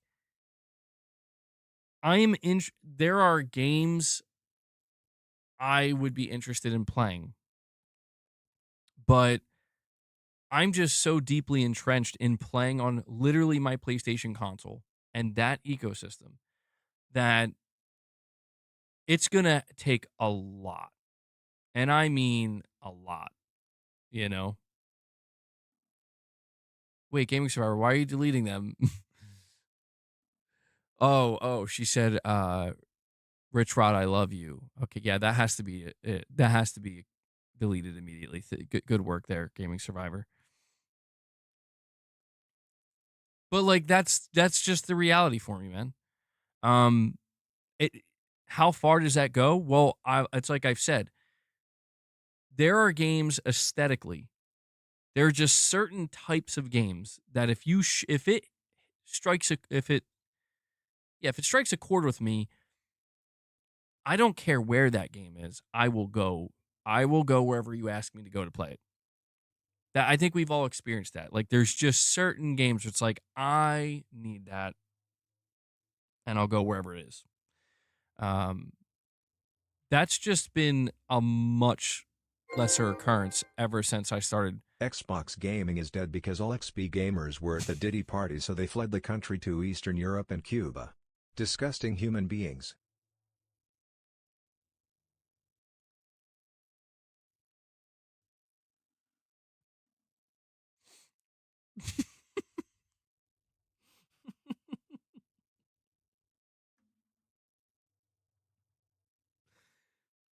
I'm just going to read. I got to read this.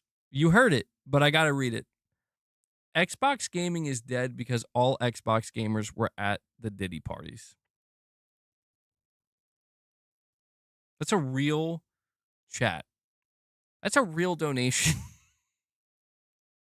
from Rich Rod, bro. Rich, please, God. We need 11 more memberships to hit 75 as our goal. Rich, I'm going to need you to drop 10 membership gifts, bro. You hear me? You hear me, Rich? Before this stream is over. You got the direct donos on lock. That's a crazy super chat, man.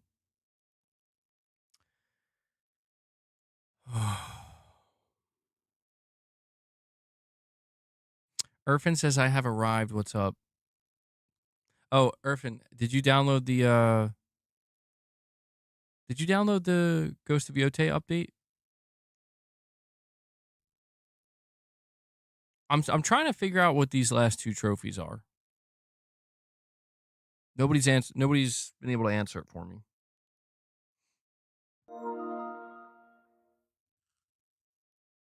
Oh God. Okay. Now I'm starting to panic. Dude, what is today? What is the stream? Now Digital Dude shows up and says, "Ain't no party like a Diddy party." Phil Spencer. It's a quote from Phil Spencer. Dude, I can't. I don't know if I'm able to handle this. Now I'm actually scared. It's one thing when we got Rich Rod. It's another thing when we got Rich Rod and Digital Dude in the same stream.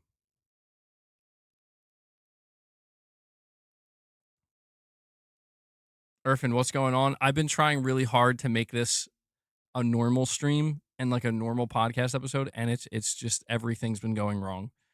I was having audio issues. I started this podcast today with a brand new microphone, and it wasn't working, and it was just not good. I had to switch back, and then had some technical difficulties, and I'm immensely grateful that we're still getting support for the stream. I appreciate that, guys. I just wish I wish things went smoother today. Now we got Digital Dude and Rich Rod.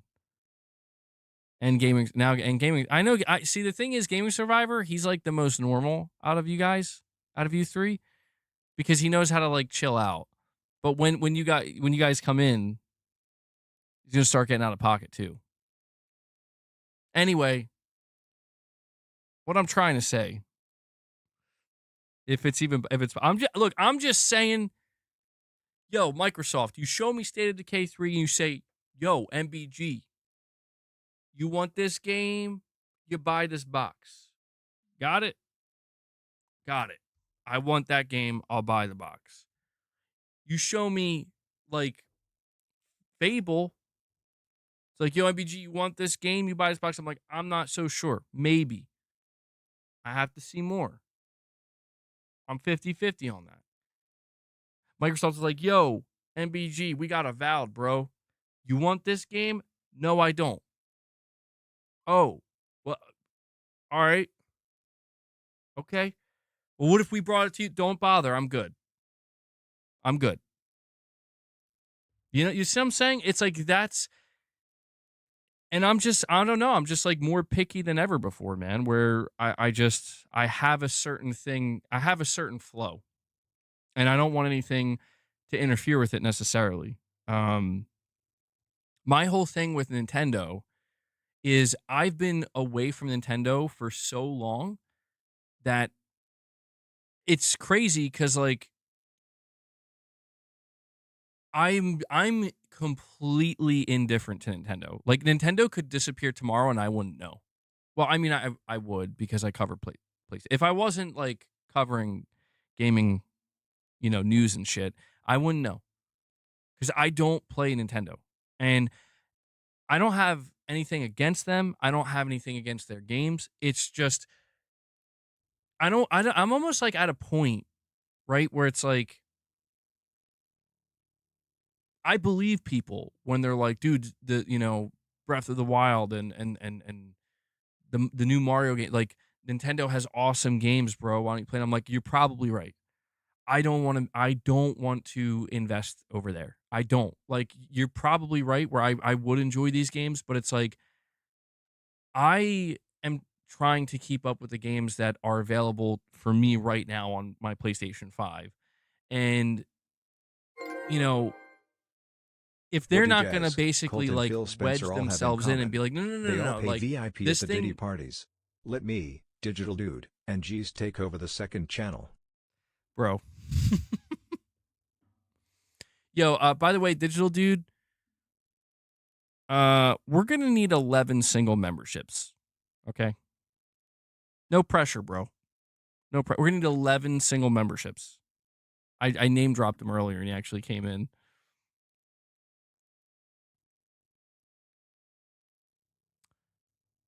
VIP at the Diddy parties.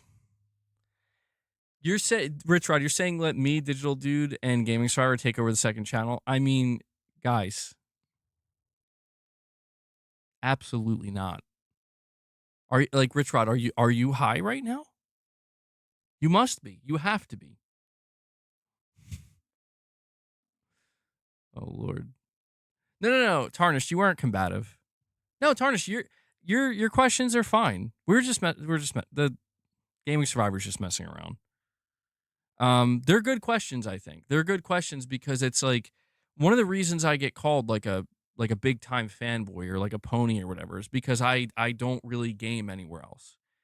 And I'm like, if that's what makes me a fanboy, then it's like, okay, I'm fine with that. Like, I'm not gonna get upset if people view me that way. Where it's like, well, if it's like, well, if Sony makes a game that's like Nintendo, you'll play it, and it's like, well, yeah, I'll at least try it, right? Like, I'll give it the time of day because they're like, I'm already here. You get what I'm saying? I'm already here. That's why I'm saying eventually when I get a Switch 2, I'm not going to be. My assumption is I'm not going to be all over it, being like, I'm going to play every game on the Switch 2 now. No, but knowing that Mrs. MBG, she's the one that's probably going to really want the Switch 2 and be putting most of the time on it. I will. Yeah, it's like when I'm feeling it, I might be like, okay, well, it's there. Like it's right there. So it's like maybe I will give it a shot, But I did have the Switch for a long time, and that wasn't enough to do it. But that was because I kind of hated the Switch hardware. Like I'm just being honest where I'm like, this thing is a kind of a piece of shit. Like, it feels like a toy.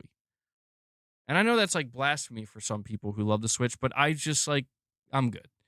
The Switch 2, I actually feel a little bit different about. I'm like, this thing feels more competent now. I know it's still behind. I know it's not a PS5 or, a Series X or anything, but it feels like, okay, like now we're getting somewhere with this. Um, Digital Dude with a super chat says, they said I couldn't carry the team. I said, watch me oil up and glide. Matt Booty.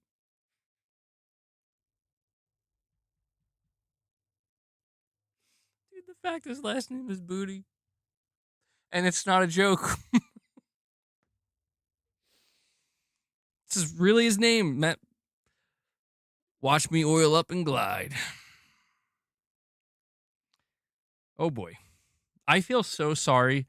See, I have to find a consistency with my channel because there's absolutely people going to be clicking on the stream today being like, I can't wait to get my I can't wait to get a deep dive into all of these topics that MBG has listed, and they just don't know what they're. Maybe they do, but some people just don't know what they're in for, bro. Maybe people like it though. Maybe people like that unpredictability. MBG, is it because you feel as though you're getting out of your comfort zone?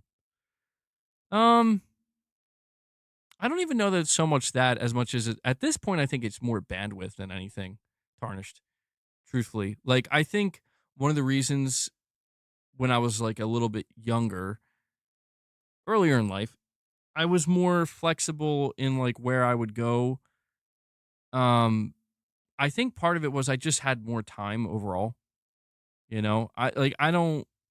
I'm not saying I'm definitely not the busiest person in the world, but I frequently do find myself feeling like, bro, like, why is the day over? Like, and I'm trying to like make sure I get enough sleep. I'm trying to make sure I'm not just gaming every day, all day. I have other things I'm doing and taking care of and other responsibilities. And I guess I just feel like,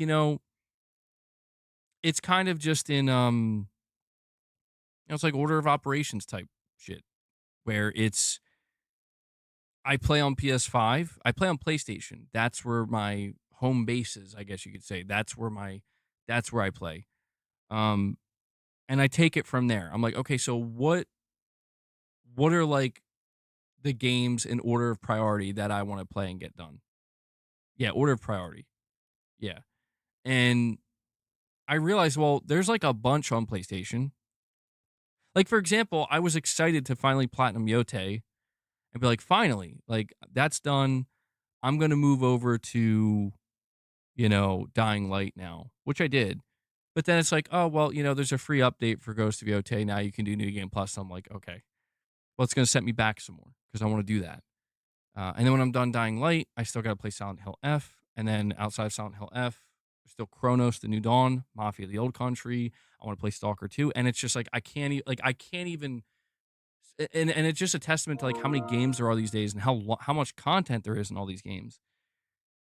And I'm like, bro, I, is there like so? The question then becomes like, is there something outside of PlayStation, availability wise? Like there's something that takes a greater priority over all the games I just listed that's not available on PlayStation.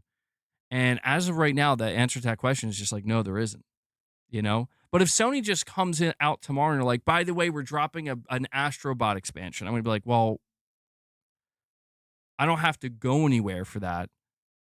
So it's like, okay, well, that'll probably, like, okay, can I fit that in while I'm playing Dying Light? Do I fit that in between, playing Ghost of Yotei New Game Plus and Dying Light, or do I like take a break on Dying? You know what I mean? But if Sony came out, and was like Astrobot, uh, Astro Kart, right? Here's Astro Kart exclusive to, for some reason, again, like mobile. It's like, that's awesome. I'm not playing that. You want to drop it on PS5? I'm right here. I will gladly install it, give it a shot, and play it. I'm not moving for that.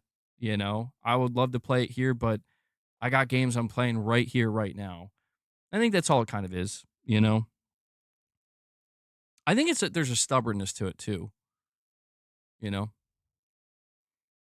Digital, did you saying my combos hit smoother than spaghetti and baby oil? Aaron Greenberg, bro. Digital, dude, I said memberships, man. I mean, I'll take the super chats. I'm like, yo, we got to get Digital Dude in here to drop some single memberships on you guys. And he's like, oh, I got some fives. I'm going to drop on you. All right. Go Gaming, you're saying, I just feel like you're way too concerned about Xbox for a PlayStation gamer. To be honest, like, I think during the month of October, that's fair to say, because there's so much shit going on. But I think I and many other people are at this point where I'm not sure what Microsoft could do or announce that would be like, oh man. Like, for example, we just heard a rumor that like they might increase the price again before the end of the year, maybe for their consoles. And it's like, okay, like whatever, bro. Like, it doesn't matter. It just doesn't matter. Um, I suspected one of the big things that happened last month, I suspected that the last major domino that had to fall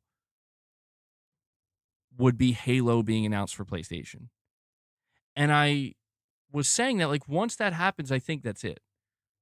Like there is that basically does officially. That's like the official announcement, if you will, right? That the console war between Sony and Microsoft is officially over. Because that's what Halo represents. Halo was literally the game that Microsoft positioned as this is our weapon. This is our ace up our sleeve that will allow us to effectively compete against not just PlayStation, but Nintendo and everybody else in the space. And it was mainly to compete against PlayStation. And they've done a complete 180 where they're like, actually, we're gonna wear a PlayStation shirt, announce this game, and tell you that the future of Halo is on PlayStation. And it's for a lot of people, it felt like it was over before that, but that was the final domino to fall. Where it's like, I don't know how else to talk about. So, like when we say Xbox devs are excited to put their games on PS5, why is that? It's because they're excited to sell their games. They're excited to get maybe good sales that they haven't seen in a long time. That's not a slight at Xbox because at the Xbox player base, they're subscribed to Game Pass because Microsoft asked them to. And they said, okay. So the devs, from their perspective, it's like, man, it's going to be nice to have a whole nother market, a whole nother group of gamers that may be very excited to play our game. I mean, like Halo is probably going to do crazy numbers, dude. They're going to do crazy numbers. And I think that's just because it's like, yeah, again, this is I think there's more. I think now more than ever, what I just described about like why I'm not going other places to play games. I think there's more people than ever before that are like this. Where it's like, so hold on a second, Microsoft. Microsoft is sitting there, like, so hold on a second. You're telling me you'll gladly buy our game, but there's no way in hell you're going to go buy an Xbox for this game. You're excited for the game, you like the game, and you would pay full price for the game, potentially full price, but you're not buying a console for it. And I feel like there's tens of millions of people at this point in time where they're like, yes, yes. And this is why there is a high level of truth to now that we are in the digital era. We've been in the digital era for a long time now, but now more than ever, like there feels like there's a kind of turnover where it's been digital for a while. More and more people are choosing to build digital libraries. And even if you don't, PlayStation's the only like one still doing well, Nintendo's still doing physical as well, but PlayStation, I guess what I'm saying is like at least for Microsoft, the idea of staying with them because you have a physical game collection, I don't even know that that matters anymore. You know, like when we talk about Xbox Magnus, it's clearly going to be digital only. Like, what if you have a physical Xbox collection? I don't know. Like, I don't think anybody's expecting to do anything with that. I'm just saying, I think people are entrenched now. People are entrenched. I think they've been digging those trenches for the last 10 to 12 years. And now we've reached that point where it's like, okay, so like, are you ever going to leave that trench? Like, are you going to come out of that trench? It's like, no, no, I don't think so. Okay, is it even worth us trying to convince you to leave that trench? No, it's not. You know? So I do feel like this is where we are now. You see Microsoft embracing it. Sony has been 50-50 on it. And Nintendo's, as they've always been, just completely against it. Nintendo's like, we don't give a shit if you're entrenched. Stay in that trench, you filthy piece of shit. That's Nintendo. We ain't even looking at you, bitch. Like that's. I feel like that's how Nintendo talks to me. You know. I'm like, okay. I'm like, oh, that's cool. Like, you talking to me? Like, oh, all right. Hmm? I don't know, man. Carl, bro, why you gotta say it like that, man? Why you gotta say it like that? Also, a really good advertisement for these games does wonders if you want to reach a lot of people. That's true too. Yeah. Marketing, advertising, still very important. Um, that's why Microsoft loves the fact that I talk about them. Like they love the fact that I talk about Xbox. I'm not saying they love when I'm critical towards them, but like for example, this topic, Microsoft would see that as a good thing. They're like, yes, yes, continue to remind people that we are selling our games on PlayStation. Um, that Microsoft still sends me some review codes. I haven't been really taking them because I'm not, that these games that they've been launching, I'm not particularly interested in.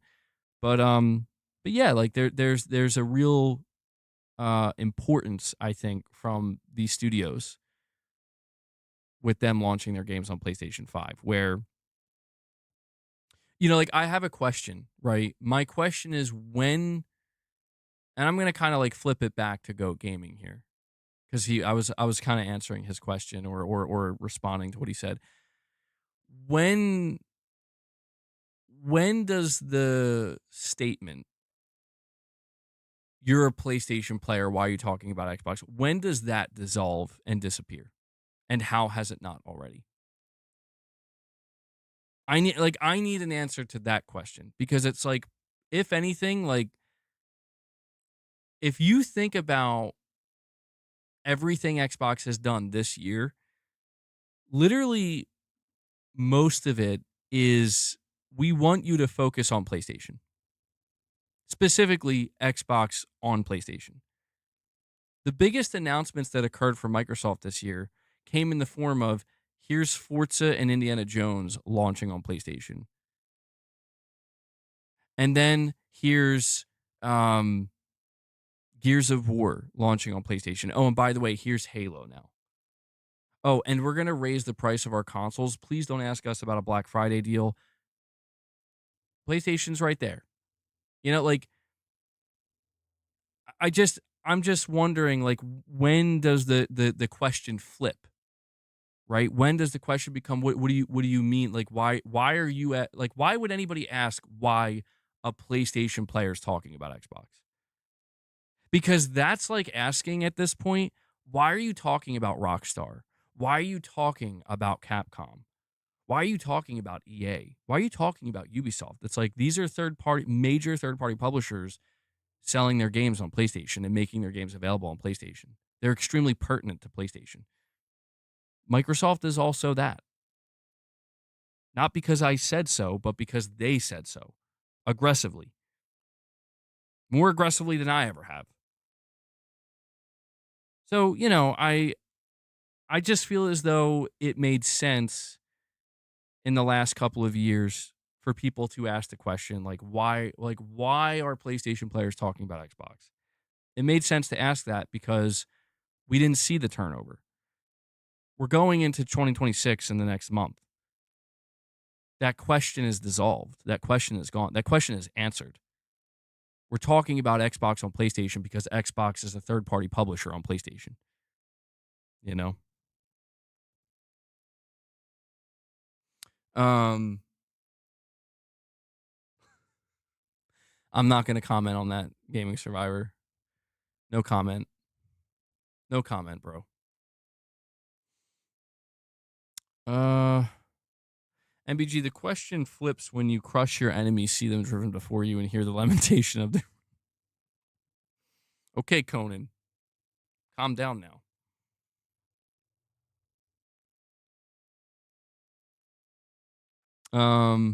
Yeah, Carl, I know, dude. This year flew. It flew. And I don't know how to feel about that. I don't know if that's good or bad. Everyone understands you have a show to do, but regular PlayStation gamers don't ever think about Xbox. They might say, oh, cool, Halo's coming to PlayStation. But that's it. Uh,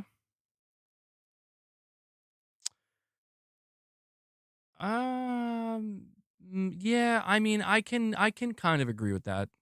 Go Gaming. I can kind of agree with that. I mean, at this point in time, I can agree with that. You're saying no regular PlayStation gamers are worried about Xbox's business decisions. At this point in time, I actually can agree with that.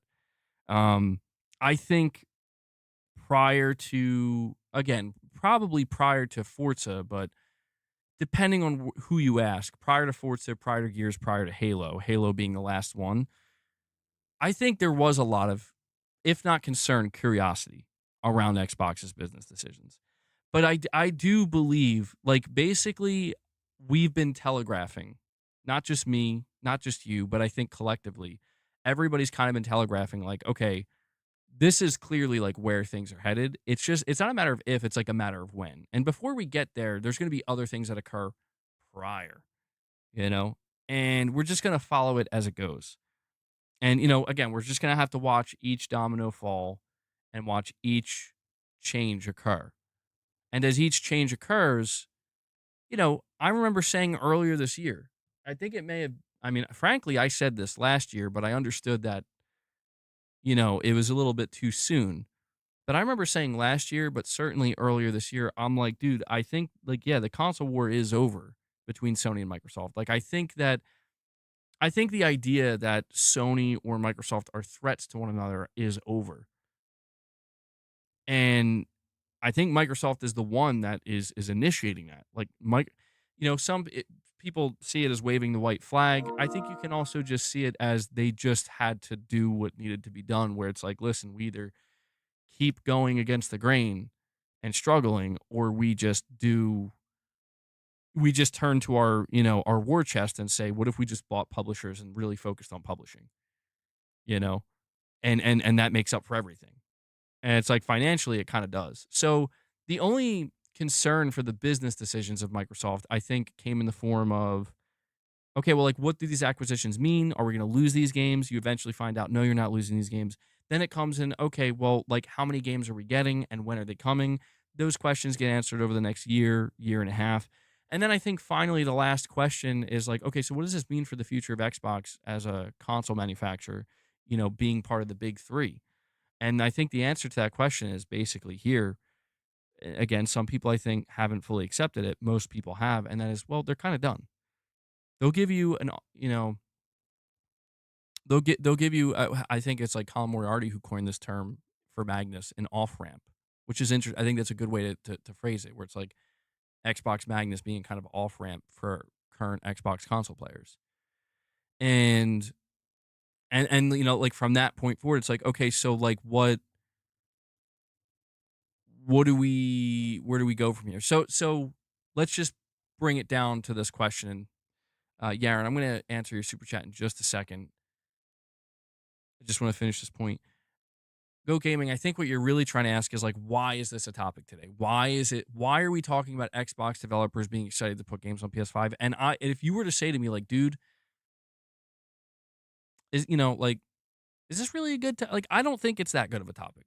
I'm saying it about my own stream, but that's because it's slim pickings. I'm going to be honest. I spent all yesterday talking extensively about the Portal, Ghost of Yotei, doing extensive review there, talking about Naughty Dog, talking about Sony at the Game Awards. And, when I was looking around today, I'm like, I don't want to repeat those topics. We just talked about them extensively yesterday. This was one of the only things that I saw popping up. And I'm like, okay, well, what else could I talk about in place of this? And frankly, it's a Monday morning. There isn't anything. I'm like, okay, well, we'll just go with this. And to be honest, it's hard to extract much out of it. It's hard because it's like, is this really like, is this a surprise to anybody? No, it's not. Is it a surprise to anybody that Halo developers are excited as shit to launch Halo on PlayStation, knowing that you might sell literally the most amount of units ever? Like, maybe except from the original Halo 1 through 3 days. Of course they're excited as shit. Like, they're about to they have the potential to find a new level of success that they literally could not have found if this didn't happen. So it's like, yeah, it's not like a leak or anything, it makes complete sense. And Yaron, you're saying, did you see Muddy Keef's video? It's about Sony and Nintendo being scared of the new Steam console while Xbox is laughing because they quit years ago. Yes, we reacted to that one, Yaron. That was a good one. That one, I think, blew up for him. That was a funny one. You're saying, I'm just trying to figure out if you really care about all these Xbox decisions or if you just talk about it because there's nothing to talk about with PlayStation. Um, and that's a fair question too. Some of these decisions I do care about deeply. However, I have kind of settled on the fact that I think, for me, I feel like Microsoft gave me my answers. And the things that I cared deeply about, I realized like they're moved on from that. And, I was like frustrated with it for a little while because I did care about Xbox pretty deeply during the 360 days. And I hung on to that with the Xbox One and realized like, oh my God, I don't know where they're going. Um, I cared about the fact that Phil Spencer and the Xbox team at the beginning of this generation seemingly were coming out swinging. I'll never forget because it was a crazy time. I remember we watched the Game Awards 2019 and Microsoft announced the Series X and Hellblade. And I was like, oh shit. I'm like, yo, it's it's on. Like this is going to be the opposite of the Xbox One. And, then we had a whole year build up to the launch of the PS5 and the series consoles, and I was just wrong.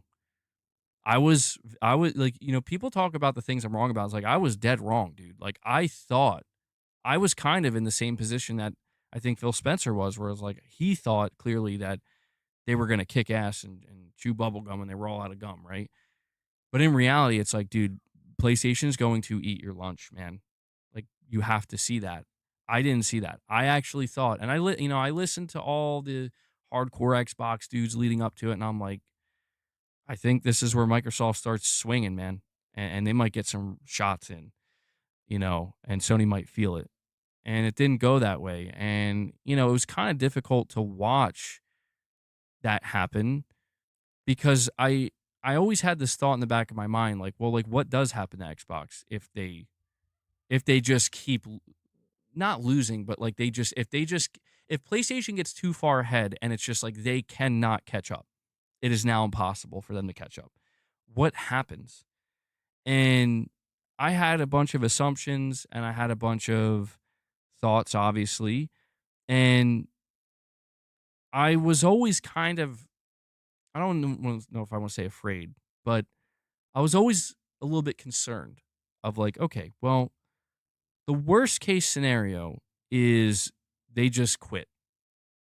I mean, like full blown Sega quit. Like we're out. I'm like, I don't want to see that. And I mean that. Like I know that there are people here who really do hate Xbox. I'm not really like that. Like I don't. It saddens me to think that, because I know what's going to happen, and it's going to be awkward. It's going to be very awkward, and I'm going to be here for it, and you guys are too. But it's like, it saddens me to think that you're going to have two devices launching uh,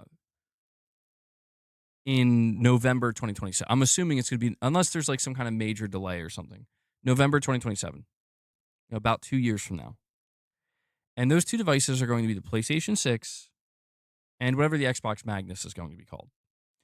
And there's going to be this awkward, I'm telling you, it's going to be awkward and it's going to be painful because a lot of us are going to cut right through it. But you're going to see certain people, they're going to try to gaslight themselves into thinking that the console war is back on between Sony and Microsoft. And I think that will occur leading up to it, the rumor mill, before the official announcements occur. And there will be some confusion, things that are rumored but not confirmed. So everybody's still going to kind of like, it's like, well, I can say this and you can't prove it. You can't say it's wrong because we don't know yet. But I think by like June, July 2027, both of these devices are going to be fully revealed. And it's going to be a night and day difference. It's going to be painfully clear that, like, dude, Sony is not, like, this is not competition. This is not PlayStation versus Xbox. This is not the PS5 versus the Series X, the PS4 versus the Xbox One, the PS3 versus the Xbox 360, the PS2 versus the original Xbox. It's not that even a little bit. These are two completely different devices with, completely different intentions, courting two completely different audiences. And it will be undeniable. And you're still going to see people try to gaslight themselves into thinking it's not that. And that's not me to say, and frankly, I don't feel like that's the ideal outcome, if I'm being like totally honest. Not because it's like, I want a console war. It's not that I want a console war. It's just, that's just like inherently, well, okay, that's not bad. I want to make that clear. The scenario that I'm envisioning and predicting, which I think it's going to be pretty accurate, I'm not saying it's bad inherently. It's not. It only feels kind of bad when you realize that, man, this is going to be by far the least, if not exciting, because it'll still be very exciting. The least, what's the word I'm looking for? Because it's not excitement. I was going to say exciting, but I feel like people will still be super excited. So whether excited for PS6 or the Magnus console or device, people will be excited. But I think it's going to be the most underwhelming. Where like no matter how much excitement there is, that excitement will not be able to match what could have been. And what could have been is, here's Sony showing you a PS6 home console and maybe a PS6 handheld, and they're fighting for their life out here. They are fighting for tooth and nail. Every inch of ground matters to them. They can't lose an inch to Microsoft. And the same thing for Microsoft, where everything Microsoft does is it's like, we were going to price this console more expensive, but now we have to actually go lower because, Sony might undercut us, or they are undercutting us, and stuff like that. And like, oh my God, you see that exclusive that Sony locked down, and people are going nuts over. We got to green light our own that can compete with that. I feel like no matter which way you slice it, like that shit was always exciting. Just it always was. Like I think anybody who denies that is lying to themselves to a small degree. Now, I'm not saying if you view that where we are now and where we're headed as better, I think that's fair.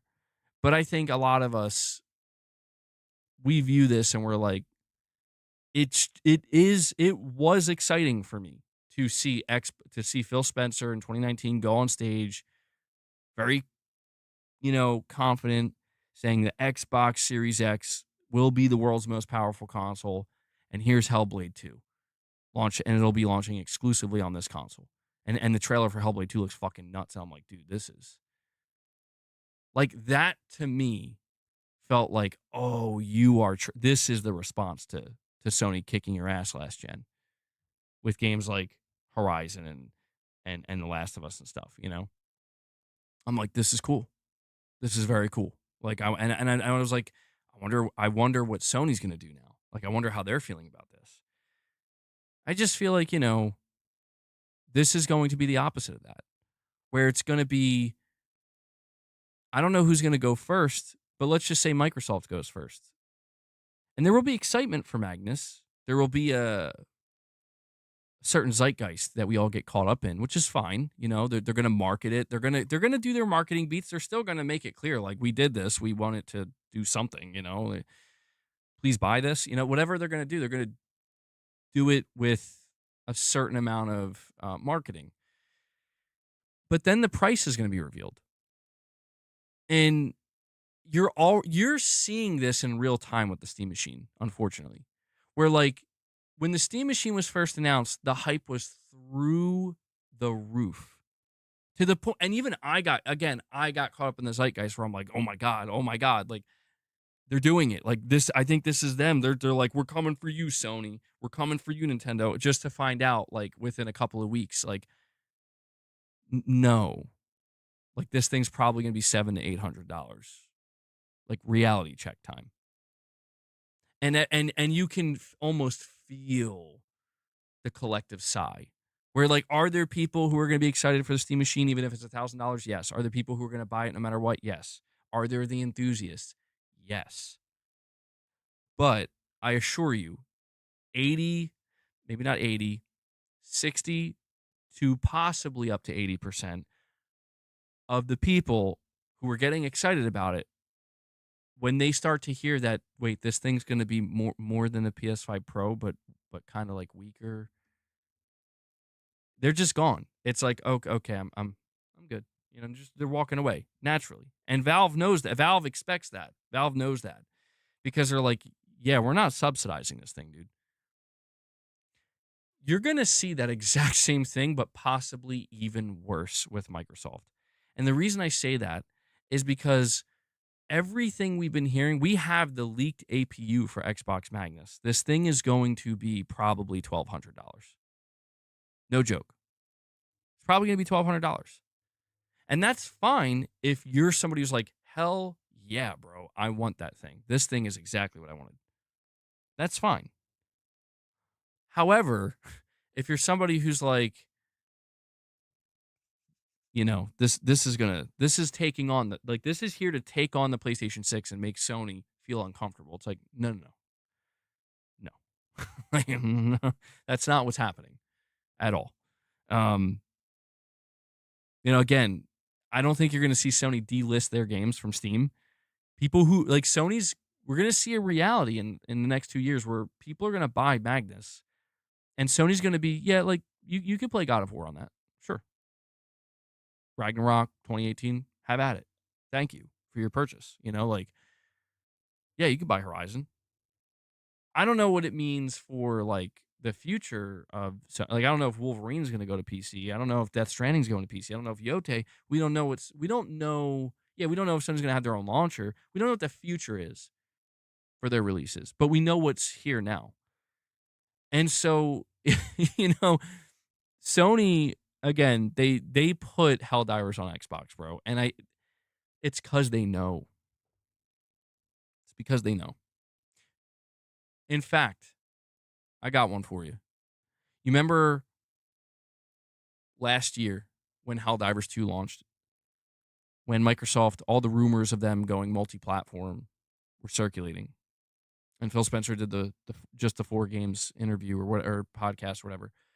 He did an interview that same day, or an interview that went out. And there was a quote where he was talking about Helldivers 2, and he flat out said, and I was surprised because I'm like, that's a candid comment. That I like Phil Spencer doesn't usually talk like that, and he was just like, that game should be on everything. Like that game should be on Xbox. And he called out Sony for that. And I remember people were clowning on him, understandably at the time, because they were like, LOL, like Phil Spencer's port begging. But see, what I think happened, because Sony, here's what's important to understand. Sony did not want to put Helldivers on Xbox. They had no intention to do so. Something changed along the way. And people don't, I think, realize that. I think, obviously, Arrowhead wanted to. Of course they did. Arrowhead wants to be everywhere. But Sony, you're talking about a company that originally, they were like, we want to make it so PC players have to log into PlayStation Network. I think what changed was Phil gave Sony a call. That's what I think. And I think Phil was like, listen, Sony,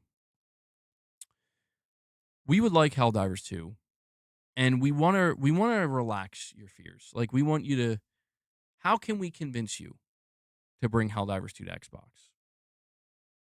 And I think one of the things, obviously Phil or whoever is in contact with Sony, because that's the thing, Sony, I don't believe for a second that they did not engage in conversation with Microsoft to make that happen. I refuse to believe that. I just don't believe it. I don't believe it. I think that they were in contact, and I think that Phil basically told them the plan. Not entirely, but I think Phil was like, we're releasing a PC. Like, if you're worried, about how this is going to, like, if this is going to negatively impact people buying PlayStations, I assure you it's not. Like, you can safely put Helldivers on Xbox because, yeah, people will say it's a PlayStation game on Xbox, but it's going to become clear that we're kind of, like, we're done. We're done doing the subsidized home console box. We're making a PC next gen, an expensive one. Now, everything I just described is public knowledge. So I guess you could say Sony didn't need to have that conversation with Phil, but I'm just going on and on and on here because, well, frankly, because I'm very interested to see the lead up to this. We've been talking extensively about all the different leaks and all the rumors regarding these devices, but I just think that when we cover a topic like this today, like Xbox developers are excited to put games on PS5, to me that is relevant news for PlayStation. Is it like exciting massive news? No, but it's relevant. It's, hey, here's the biggest group of development teams in the world, you know? Like that's the thing. Like I noticed that Xbox fans, granted, it makes sense when these acquisitions were first happening, they will gladly flex and flex. They'll brag about how many studios there are and how big Xbox Studios is. But then like stuff like this, I think kind of goes a little bit, they get a little bit quieter because it's like, well, this is like the opposite of what we were kind of like celebrating. We were celebrating like, you know, these games being exclusive to Xbox. And like, and the Xbox developers like, oh no, we're excited to sell them on PlayStation. So this is awkward. It's awkward. It's awkward. But regardless of how awkward it is, it's extremely relevant to PlayStation. Where like, dude, we just covered how many, not copies, but how much money Sony made on PC through PlayStation sales. And I think the article said like Valve made like over, what did they make? If I can find it. Apparently Valve made about like $1 billion or something from Sony. I don't know if that number is correct, actually. That doesn't sound quite right. But they made a shit ton of money from Sony. And the reason why Valve made like free money from Sony was because, again, Valve took 30% of every cut of every PlayStation game sold on Steam. And it's like, Sony's probably looking at that being like, well, we don't really mind Valve taking their cut. That's not what's bothering us. What's bothering us is we're not doing big enough numbers. And that's where it's like, Sony's in that exact position, but with Microsoft, where Microsoft acting as more of a publisher now. Yeah, dude, like if Halo kills on PlayStation, I mean, how many millions of units do you think Halo Campaign Evolved is going to sell on PlayStation? I mean, I'm thinking at least 5 million. 3 million, maybe? Maybe 3 million's more. It is an older game. It's only the first game. Let's just say like 3 million. If that game sold at $70, I don't know if it'll be 70, but let's just say it is, and it sells 3 million. Sony gets a 30% cut of every copy of Halo sold on PlayStation. And they didn't have to lift a finger. If it's, yeah, I agree with that. If it's $50, I could see it hitting 5 million. The lower the price point, I think Halo could kill on PlayStation at a lower price point. I'm just pointing this out because it's like, I think the reality, it goes beyond just like the console wars being over, right? The reality of it, I think, extends to, I've alluded to this before, but there's a line in the sand, man. I mean, a clear divide. There's side A and there's side B. And I think at this point in time, if you are a hardware manufacturer, if you have a storefront, a digital storefront, I think you have to decide which side you're on. You're either on side A or B. And the thing is, if you're on side B, you're of no concern to side A. If you're on side A, you're of no concern to side B. It's only whoever's on side A is a potential threat to whoever else is on side A, vice versa. And I think that's what we're looking at now. And I think when you look at Valve and when you look at Microsoft, they're on side B. Side B is we're not trying to we're making devices to put in your living room, but that's not the goal. The goal is we just want you involved some way, somehow. And we are willing to give up certain levels of control to make that happen. That's what Valve and Microsoft are doing now. Valve's been doing that for a long time. Now Microsoft is embracing that way. And it's worked in Valve's favor pretty well. Will it work in Microsoft's favor? I don't know. We'll find out. And then side A is just the traditional way. No, we make hardware and we make games for that hardware, and we have a closed, lockdown, maybe somewhat flexible, but usually, even with that flexibility, still closed ecosystem. And that's all it is. It's that simple. It's always been that simple.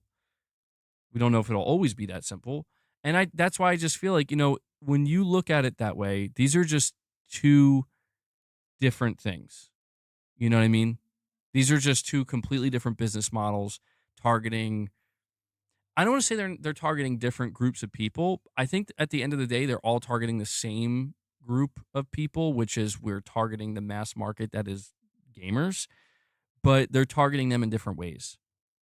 Where it's like, hey, Sony wants you to buy their console, and they're going to do everything they can to convince you to do that. We don't care if you buy ours. Instead, we're totally fine if you buy our game on the PS5 console and then maybe buy a couple of microtransactions.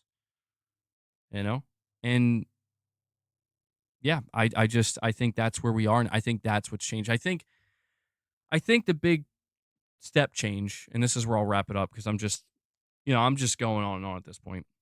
I think the big step change ultimately is Microsoft. And I think that's why it's been so difficult not to discuss what they're doing. Because it's like if you ask me, do you really care about Microsoft's business decisions? I mean, as a business, not really.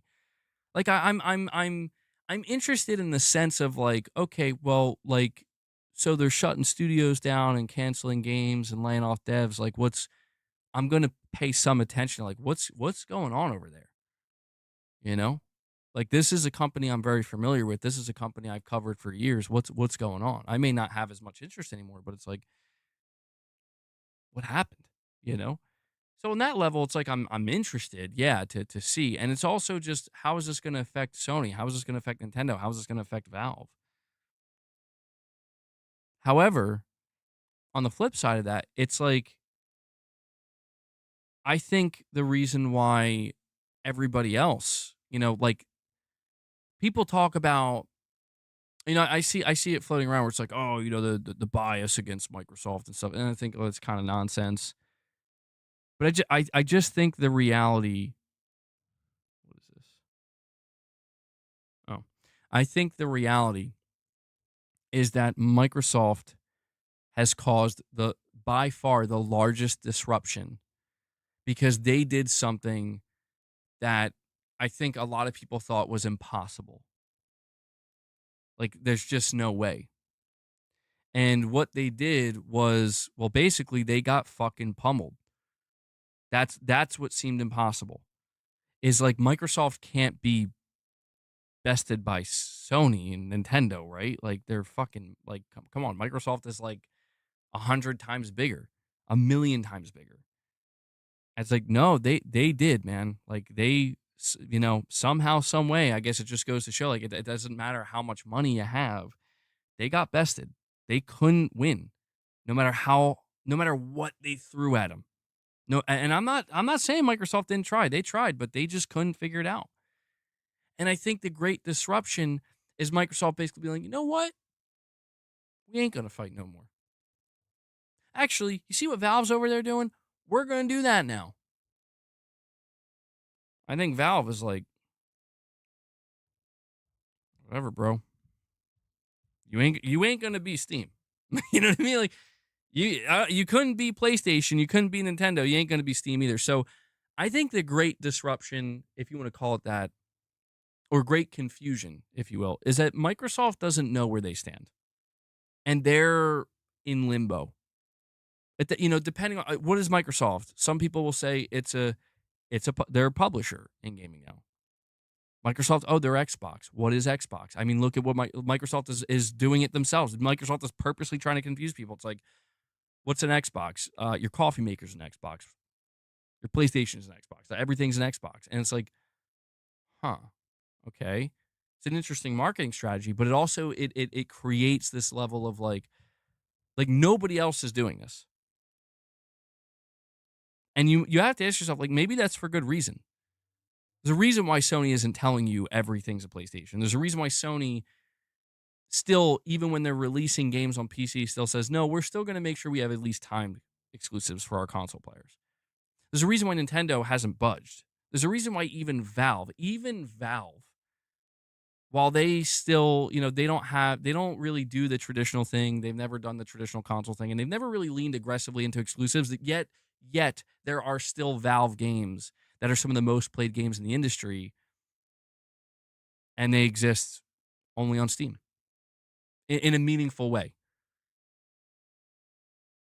And I just think that the fucking, at the end of the day, man, the great step change, the great disruption or confusion,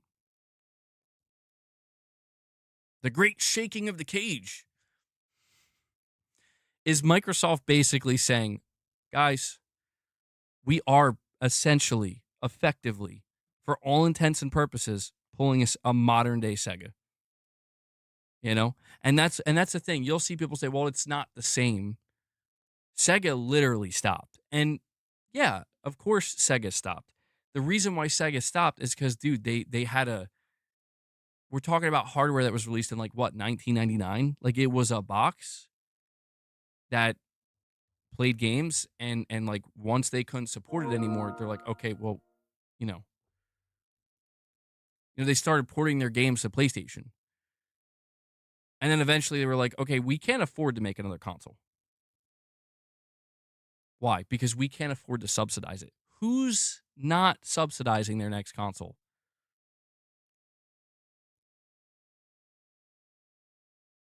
The reality is, people have tried very hard, because Microsoft has tried very hard with their marketing, to look at what has happened and convince themselves it's not the same as what happened with Sega. But make no mistake, at the end of the day, it's not the end of the day yet. I'd say it's like the evening at this point.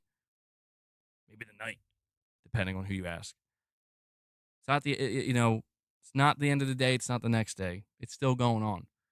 But at the end of the day, everybody's going to wake up to the realization that, oh, they are a publisher now. And you'll say, well, what about Game Pass? It's not going to, yeah, sure, Game Pass, but it's not going to be, that's not the future for Microsoft. Well, what about Magnus? What about it? It's a PC that could be hooked up in your living room. Guess what? Steam Machine beat them to the punch. Well, what about, and it's like, the only thing you can say is, well, what about their studios? Yes, their studios are what make them money across all other platforms. Hence, they are and will become more known as a major third-party publisher. And, I guess, to be honest, yeah, I'm still kind of hanging on to it a little bit, because it's like, yeah, we are in the evening. And soon it will be the night. And then eventually the day is over. And when the day is over and you wake up the next day, remember the 360? Remember the original Xbox? Yeah. Very different Xbox. Very different Microsoft. Those days are over. Those days are not only long gone, but they are over. And yeah, so I guess I am just still kind of hanging on to it a little bit, where it's like, but I can feel the luster going as well. It's like, it's the same thing with PlayStation putting their games on PC, where it's like, guys, Sony's out here like, aren't you super excited that we put Spider-Man 2 on PC? Oh, Last of Us Part 2 on PC. Hype. And don't get me wrong, they're like, people like, oh yeah, I've been waiting for that. And then Sony's looking at the numbers and I'm like, yo, what's going on with Spider-Man 2 on PC? Like, that's our biggest seller on PlayStation 5. What's going on over there? It's just Sony that the novelty is worn off. Like, people, you know, people were more excited at the idea. People were more excited at the idea of your games going to PC than they were about actually buying and playing your games on PC, if that makes sense. And I think that's been proven where it's like, well, granted, maybe some people played these games and were like, okay, I wasn't as into this as I thought, so I'm going to skip the second one that they brought over to PC. And I think the abrupt reality that Sony had to face is that, so Sony, if you want to succeed on PC, it's going to take a lot more. And you're not necessarily going to have the answer, And I think it's one of these things where, I'm not going to call it because I don't know, but you do have to wonder if Sony maybe is like, we're not going to risk that.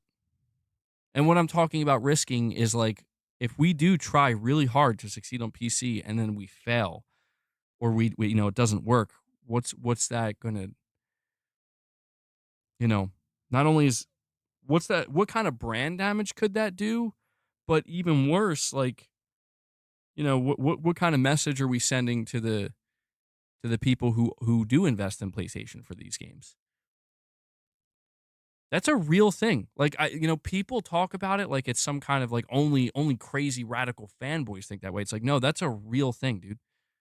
And the best example I could give is how many people would leave the Switch 2 or regret buying a Switch 2 if Nintendo was like, we're going to start putting our games on PC and PlayStation.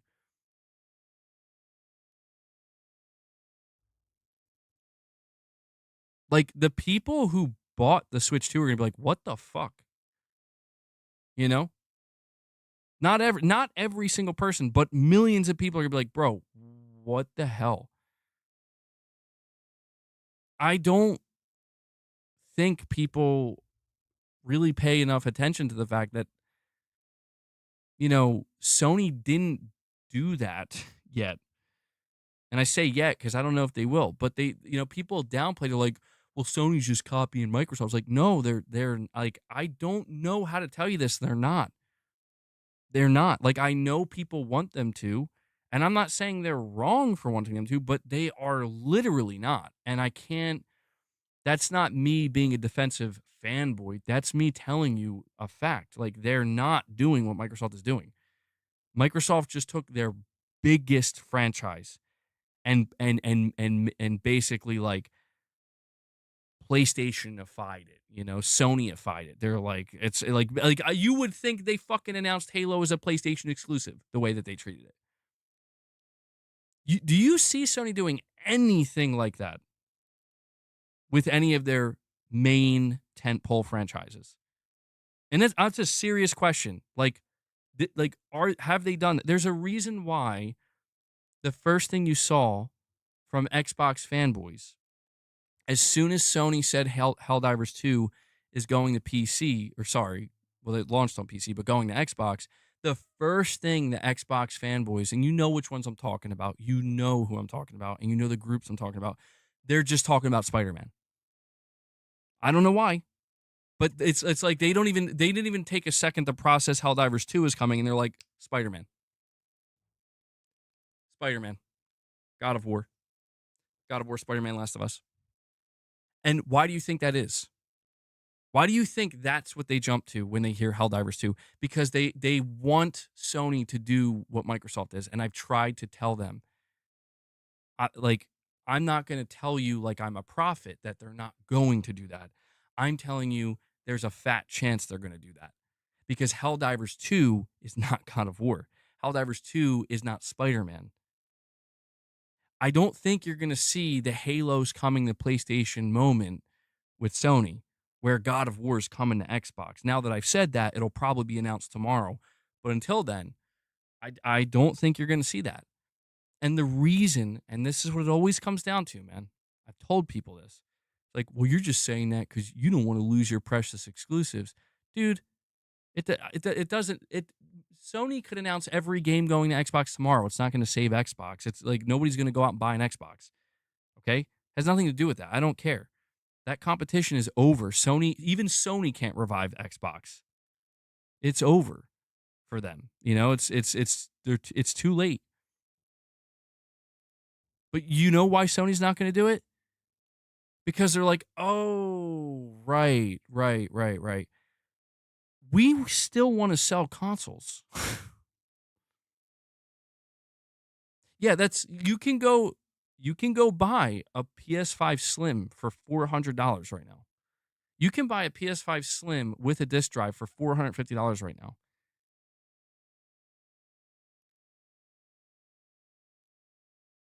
And why do you think that is? Because Sony's still really trying to sell these things. Sony's still trying to get more people into because the PlayStation 5 is the gateway to Sony's ecosystem. I know that to a lot of you guys listening to this, you're like, we know this, MBG, but the amount of, if not confusion, delusion that I see, where people are just telegraphing things that are not true and not real. Like, were there people who telegraphed that Helldivers 2 is going to go to Xbox and they were like totally vindicated? Like, you were fucking right. Yes, absolutely. Were those the same people telegraphing, well, Spider-Man's next? You know? I see, look, I, you guys know me. I try not to name names. It's pointless, though, because everybody always knows who I'm talking about. I still get called out for it. I'm going to try my best, though, and the reason being is because I'm not trying to come off as a hater. Because I feel like when you call people out, like, it's like you're calling me out. I'm not calling the person out per se. I'm more or less calling out the mentality, because this is not the only person I see with this mentality. But this person I'm referring to has influence, and they have a large following. And granted, they're entitled to their opinion, and that's fine. I'm not trying to change their opinion. I'm just trying to highlight something. And like this person I'm referring to, they say, I see, it's almost like it's because they're trying to make it their new tagline. And I find it funny. It's like, okay, branding, marketing, that's fine. You gotta brand, you gotta come up with your taglines. And I'm not sure if I'm saying it word for word, but it goes something like, exclusivity is dissolving, and gaming and every gamer will benefit from it, or gaming will only benefit from it, or something. It's like a tagline that they keep saying it all the time.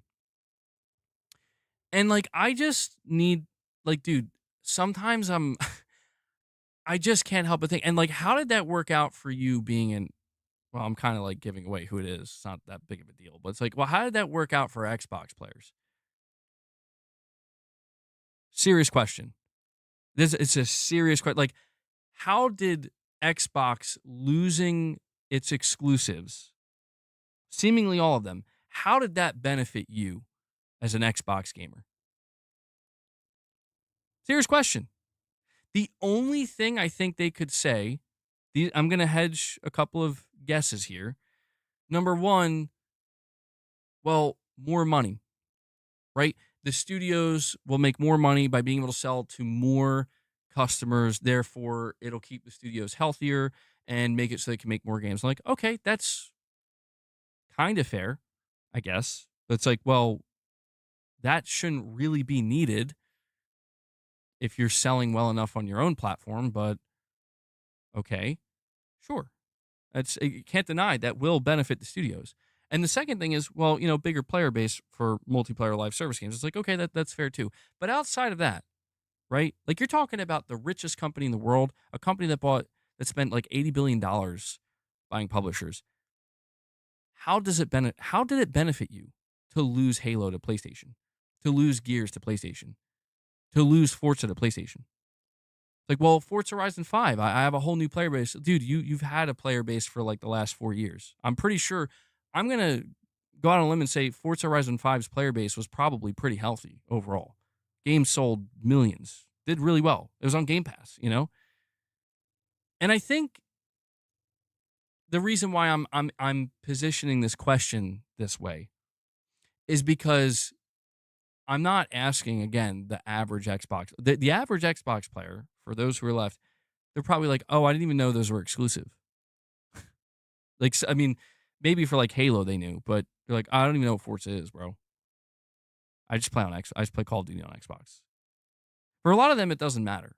Like, it's like, "Oh no, it literally doesn't matter."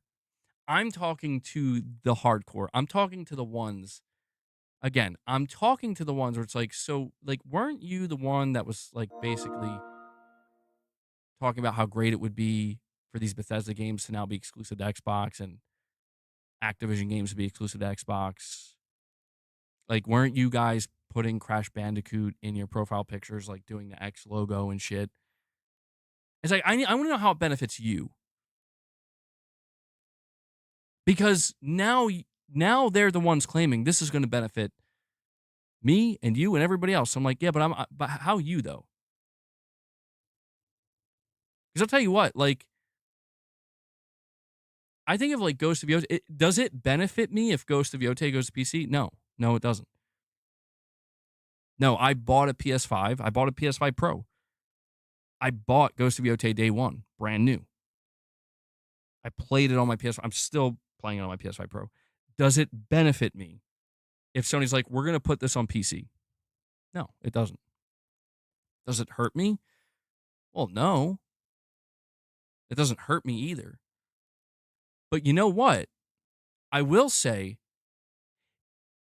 if Sony's console sales were tanking, knowing that I choose to play on PlayStation, if Sony's console sales were tanking, prices going up, sales going down, nearly flatlined, and Sony said, you know what? We're going to take Ghost of Yotei, we're going to put it on Xbox. At that point, I'm going to feel like, okay, I'm pretty sure it's going to hurt me. Me. Like, no. It's not going to hurt you, bro. We still got a device for you. Don't worry. Don't worry. We got you. I'm like, oh, okay. All right, Sony. Well, as long as you're still making the PS6, I'm good. Yeah, the PS6 is going to be a PC for $1,200. I'm be like, what the fuck? What do you mean? What? This is why I'm saying, like, I still encounter hardcore Xbox players. And I'm not, listen, I want it to be understood, like, if I'm not talking about the people, because I encounter these people too. I encounter Xbox players who are like, I'm totally cool with whatever Xbox does. Okay. I'm not here to, like, convince you of anything. I'm just here saying I'm fine with what Xbox is doing. There's never any friction with me with those people, because we've both agreed, like, okay, so you're happy where you are and you don't really care, and I'm happy where I am, and we're just doing our own thing, and that's cool. I'm talking about the people that I encounter where they like straight up attack me, and it's like, you're the fanboy, and you can tell, it's like when I put out that image of the Game Awards, of like who was nominated between the big three over the last 10 years. And people, like, they were so mad. And it's like, why are you mad at me? Like, think about it. Like, you're mad at me as if I made it that way. You're mad at the messenger. And I'm just saying, with these guys that I encounter, some of these people, it's like, bro, listen, gaslight yourself all you want. I know what you want. You know what you want. We all know. And the problem is you're desperately trying to convince yourself and everybody else that that's not what you want. All right. All right. That's fine. Well, aren't we all fanboys? At the end of the day, everybody's a fanboy of something. It's not that serious. I'm just trying to say that, like, the only thing that, I don't want to say it bothers me. I guess you could say it bothers me because I'm ranting about it so much. It's not that it bothers me, but it's like the only thing that I think is just wrong. Like, people make statements that are wrong all the time. But when people, and I don't interfere, I'm like, whatever, be as wrong as, like, as long as you're not confronting me. But I do get confronted in this area somewhat frequently. And it's like when people confront me with a statement that I'm like, you're objectively, factually wrong about that. And then that's where the kind of disagreement, it splinters off. And that's all I'm trying to point out is that there are people who, in order to continue to try to make it seem like Microsoft, again, this is why I say they're the ones trying to keep the console wars going, where it's like, well, now it's not the console worms. What's worms? It's not the console wars, it's the platform wars. It's like, shut the fuck up. Like the console wars are dead. Now you're going to try to turn it into something else. Which is it? You're either pro war or you're not, right? Which is it? You're either the universal kumbaya gamer, let's all hold hands and enjoy everything, or you're not. You're picking a side. This is what I talk about when I talk about the goalpost moving, where I get accused of it all the time. It's like, dude, I'm not the one doing that. I'm not the one telling you, well, the console wars are dead, but don't worry, it's because we got platform wars. It's like, no, dude, like it's like the idea of exclusivity. It's like the idea of it's like you think exclusivity is going to go away ever under like really, you really think that? You really think that? It's like, guess what? Just because Microsoft says we're not doing exclusives anymore, that doesn't mean exclusivity is going away. Because eventually, it's going to turn into what you see in the TV landscape. You're going to have all these different apps that you can boot up on your TV at a whim. And you know what they're going to need to convince you? Here's why you're going to want to subscribe to our app or boot up our app and not theirs. You're going to need a fucking game that they don't have. You're going to need a piece of media that they don't have, that you can say, this is ours. You will need exclusive content. And there's just no way around that. There's nothing you can do about that.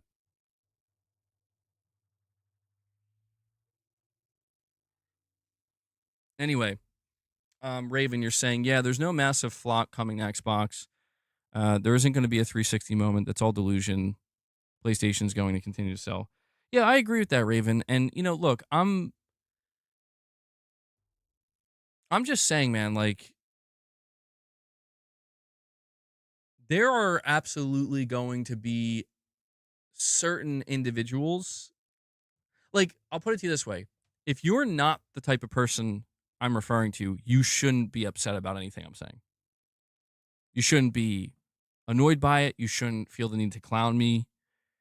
If there's a negative reaction to what I'm saying, then it means, yeah, you are that person that I'm referring to. And that's the thing, man, is the problem here is the people that I'm upsetting.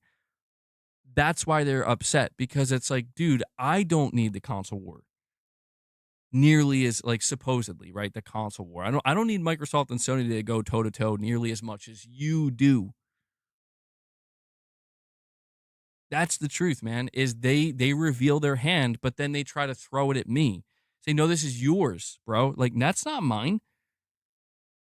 If it were up to me, okay? If it were up to me, Microsoft's next device would be a traditional console and some of their content would still be exclusive. Period. If it were up to me. And that wouldn't be so the toxic console wars can continue to thrive. No, that would be so Sony can have, like, actual meaningful competition, like they've kind of, to a degree, had for the last 2 decades from Microsoft. What I don't appreciate is there's so many, there's some of these Xbox fans, they still, like, they reply to me and they respond to me and they get, the panties in a bunch because of what I say. Because it's like, why can't you admit as an Xbox player that that's also what you would want? When we both know it's true and it's fine. And you know why? Because it doesn't suit their narrative, because they realize that they now have to kind of, I know it sounds funny, but Gaming Survivor, he always refers to them as like they're like refugees at this point. Like they got to kind of lean onto the PC side of things, because it's like, yes, the PC players will embrace you now, the PC master race, because Microsoft has bent the knee to Valve. Everything Microsoft is doing is what Valve's been doing for the longest time, and they're just saying, like, yeah, they were right.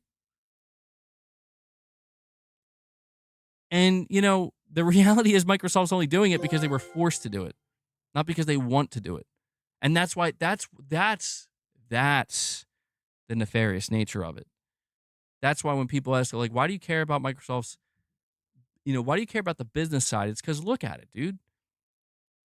This isn't me just being a blatant Xbox Microsoft hater because I hate this company. They killed my dog and, stole my girlfriend. Like, no, dude. It's because, bro, they're only posturing themselves the way they are because they were forced to do so. But there's already been a company there doing it for years. And it's like, why weren't you doing this from the start, Microsoft? Just like if Sony does it, we're going to call it out and be like, Sony, you ain't fooling nobody. Same thing with it. Again, if it happens to Nintendo, even it's like you ain't fooling nobody, and that's why it's so cringe to me to watch. Like, dude, these were Xbox fans who were cheering on the 360. Hell yeah, bro. Hell yeah. Stomp the PS3, man. Sony deserved it. Sony asked for it. It's like, let's go. Fucking Gears of War, fucking Halo. Let's go. And, even just recently where it's like, hell yeah, Elder Scrolls 6, Xbox exclusive. Good luck, Sony. How are you going to compete with that? Now suddenly it's like, oh, wait, that's not going to be exclusive? Oh, it's okay. We'll still have what are we still going to have? A Blade. Blade will be exclusive. It's like, no, it won't. Well, we got OD, baby. I remember. Everybody wants to just pretend. Remember when people were losing their shit of the rumors that Xbox secured a project with Kojima, and all these toxic fucking people who try to claim they're not toxic, they're all out here. They're being like, LOL, the ponies are losing it because Kojima's, he's making an Xbox game. I'm like, bro.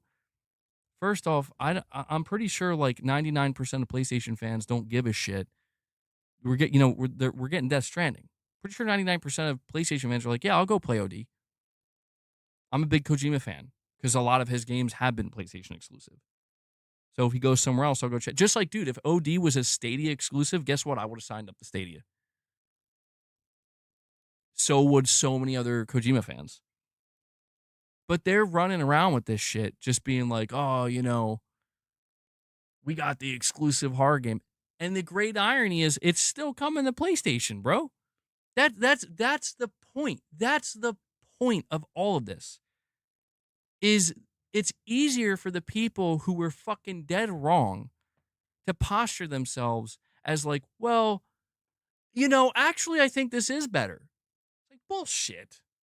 Bullshit. You were having parades, bro. Get the hell out of here. I just want them to admit it.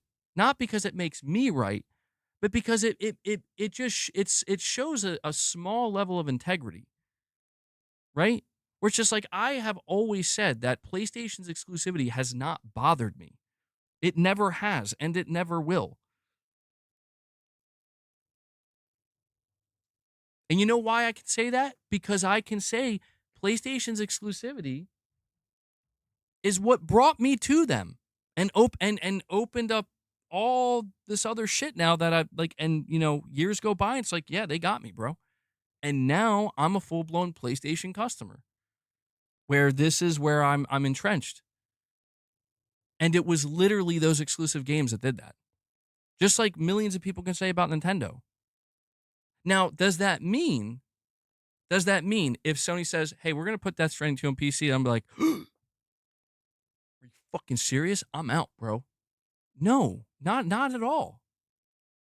But you know what would make me go, maybe I'm going to look around now, is that they're like, so we're going to take everything and we're going to put it on Xbox and we're going to make we're even going to have our teams enhance those games for like a pro console over there and stuff. So, but you got Game Pass.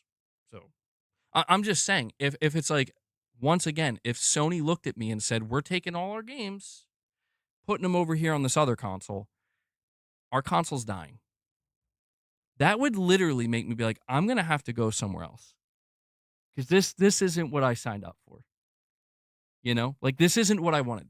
I didn't want to invest in a platform that was going to erode. Who would do that? Who would do that? No one would. That's why I'm saying the people who are acting like everything's great, it's because it's like, dude, I get maybe you don't want to go anywhere, but how could you say that at this point? How could you say that at this point? Valve is eating Microsoft's lunch, or sorry, Sony ate Microsoft's lunch. Now Valve's going to eat their fucking dinner and their dessert. So I'm saying, dude, like, you got Xbox players out here being like, I can't wait to buy my fucking games on Steam on my next Xbox. It's like, oh, okay, man. Like, okay. Like, you can do that right now. You can do that right now. Nothing's stopping you. Nothing has been stopping you this whole time from doing that right now. So, I don't know. I don't know, man. Xbox bad.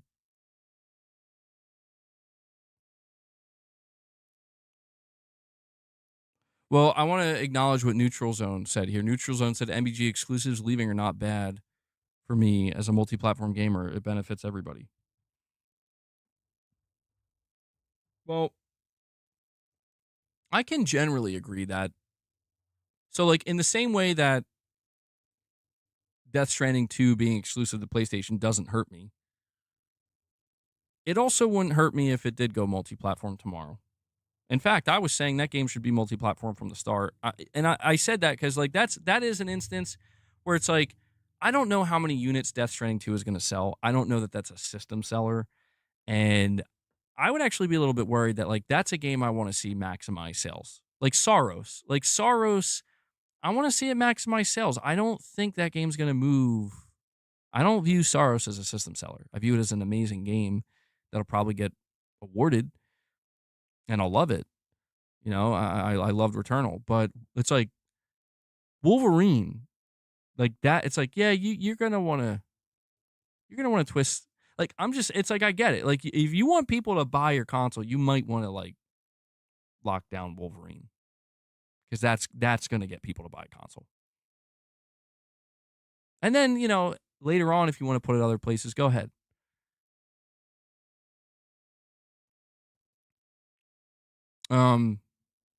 But I do also try to encourage people to be a little bit wary when thinking about, well, okay, like, here's something I need. I have to drop this truth bomb on some people that, you know, I'm just trying to get people to understand, to see the bigger picture. Like, whatever you do, don't fall for the, you know, oh, you know, we want to be everybody wins when we put our games everywhere. It's good for everybody. You need to be very careful about how much you fall for that. Because it's like, well, it's true for Ubisoft. It's like, yes, Ubisoft trying to sell you hardware? Does Ubisoft have a relevant storefront to any degree? No. No, they don't. Okay. So, like, how does Ubisoft survive? Oh, wait, that's Ubisoft survives through software sales. Hence why they're a publisher. Microsoft is trying to play all lanes, and they're trying to convince everybody that they're playing those lanes the same. Sony's not doing that. I've already explained that. They're not doing that. Neither is Nintendo. And I'm trying to inform certain people that, like, do not lose sight of the fact that all you're really witnessing is one company wants to funnel customers that are going over there. They just want to funnel them, come over here instead. That's the end goal at the end of the day.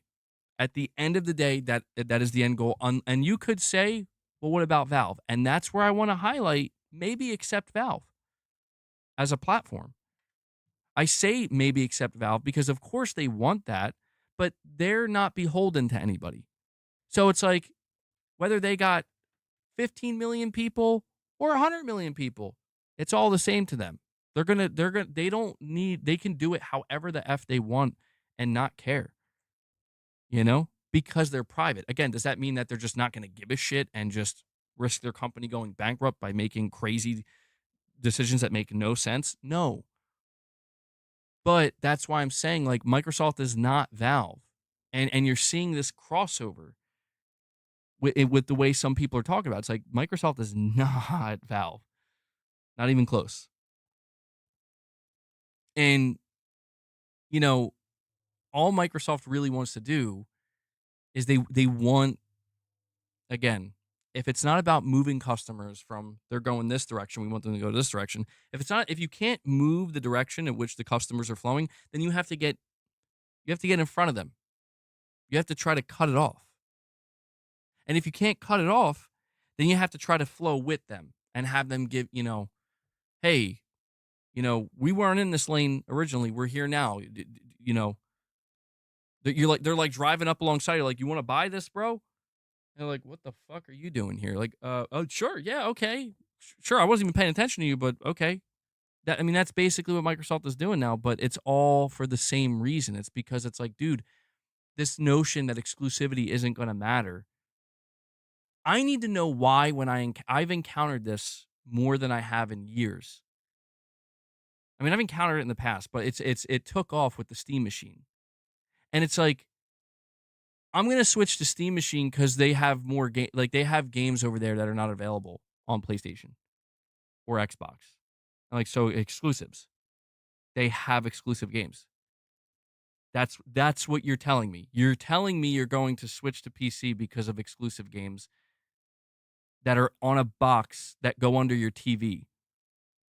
I'm sorry. Is this not what I've been I've been condemned for the last fucking 6 years? Do you see what I'm saying? Where it's like, suddenly now, well, now, if I have access to games that I otherwise didn't have. And, those thank you. Oh, you condemn me, Michael? And I just realized Rich Rod said world premiere and song from last week also. And I just kind of look at it as like, well, okay, you can word it differently.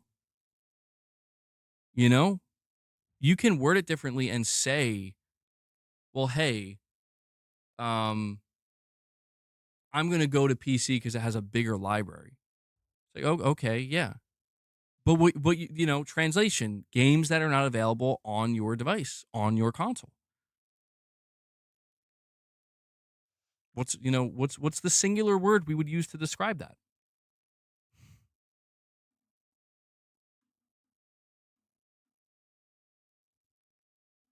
Yeah, Irfan. I talked about that a little bit. I did see that, and I did talk about it yesterday. Thank you, though. I'm glad you're on the up and up. So it's like, all right, well, MBG, what's the point here? What's the point I'm trying to get at is, listen, man, you're always going to see people move the goalposts and shift and maneuver like they're fucking playing Twister to, make sure they can hit that spot so that they can quote unquote win the game or so that they can, they could just keep whatever narrative they need going. And I've tried my best to find like a reasonable middle ground. And frankly, maybe I've made the mistake of trying to find a reasonable middle ground where there is none. I'm trying to find a reasonable middle ground with people who are not reasonable. I'm trying to reason with people who were fucking beating their chest, at the idea of Activision going exclusive for Xbox. I'm trying to reason with those people. I'm trying to reason with certain individuals on the internet who are clearly like PC elitists, not normal PC players, PC elitists that, they it's like everything is shit unless it's Valve. And it's like, what the fuck? Like, what do you mean? And they're like, shut up, you filthy peasant, you console peasant. It's like, okay, why am I trying to reason with this person? And I'm trying to reason with refugee Xbox fanboys that they don't know what to do anymore. And all this, I realize, like, it's all done in an effort to, like, I'm going to be honest, man. I think it's all done in an effort to try to I mean, come on, guys. Let's just fucking call it what it is. Maybe I'll get clipped. I'm sure I'll get clipped. I'm sure there's going to be people getting their panties in twists because I'm saying, but let's just call it what it is. It's like, you guys you want to make it seem like what Sony's doing is just flat out wrong. And it's like, I'm sorry, but like, is everything they do right? No.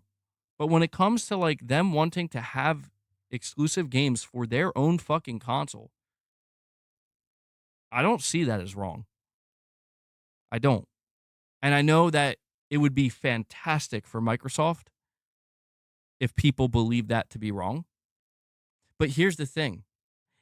If you want to condemn exclusivity, I mean completely condemn it. I'm not talking about having a normal, rational, middle ground conversation discussing the pros and cons. I've done that many times. It becomes harder and harder to do that because people don't want to do that.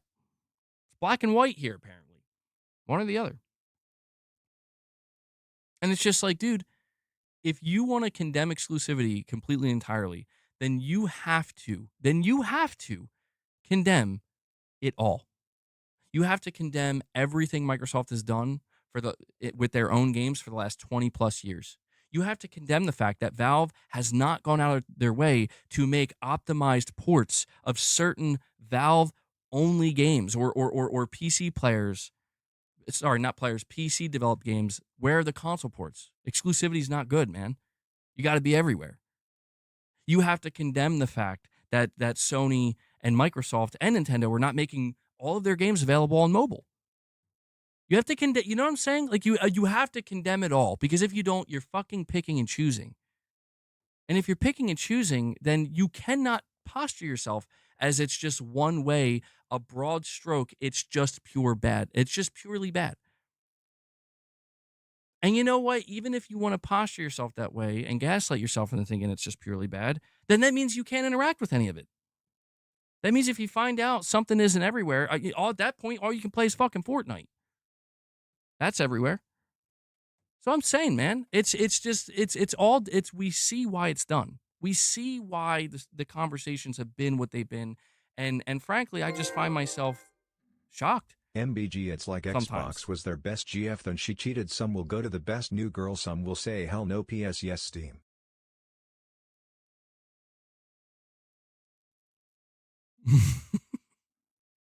Rich Rod's still go, bro. Or no, that's Perfect Image. I'm sorry. I thought that was Rich Rod. That was Perfect Image. Perfect Image, thank you for that, buddy. Let me let Luna out real quick. Got to keep that blood pressure down. Yeah, I know.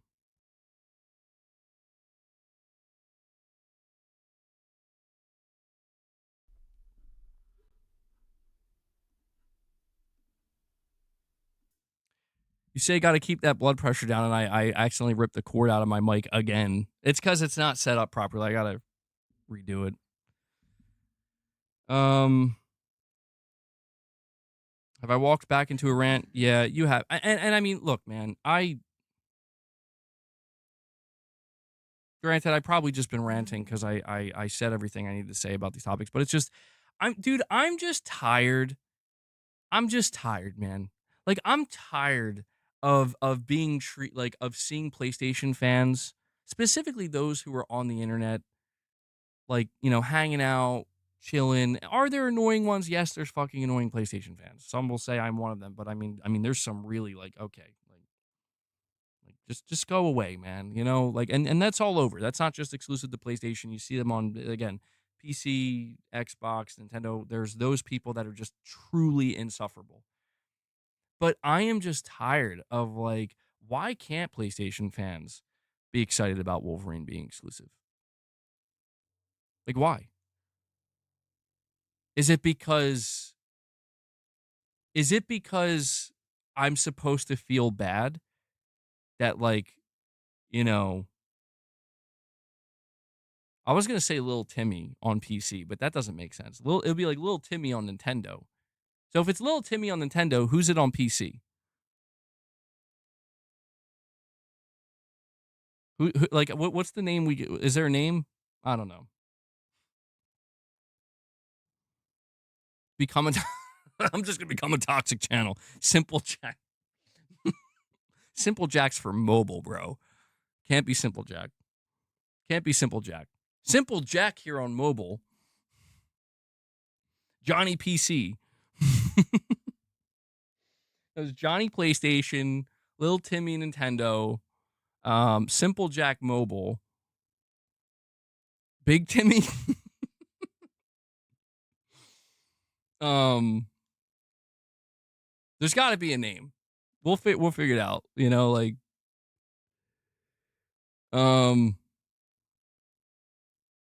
Leroy PC. No, Leroy Jenkins is a legend. I can't do him like that. The Don. Well, anyway, I'm just saying, like, am I supposed to feel bad? PC Peter, maybe. That's the closest one. So Pedro PC, Pedro PC, bro. I'm not. The implications of that one though, I'm not so sure. We'll do I can't think of a name. Christopher PC. Anyway, the point that I'm trying to get at here, guys, is like, am I supposed to feel bad that, yeah, but what about, like, you know, Little Timmy on Switch or Simple Jack on mobile, you know, or Christopher PC, whatever, bro, that they won't have access to this game.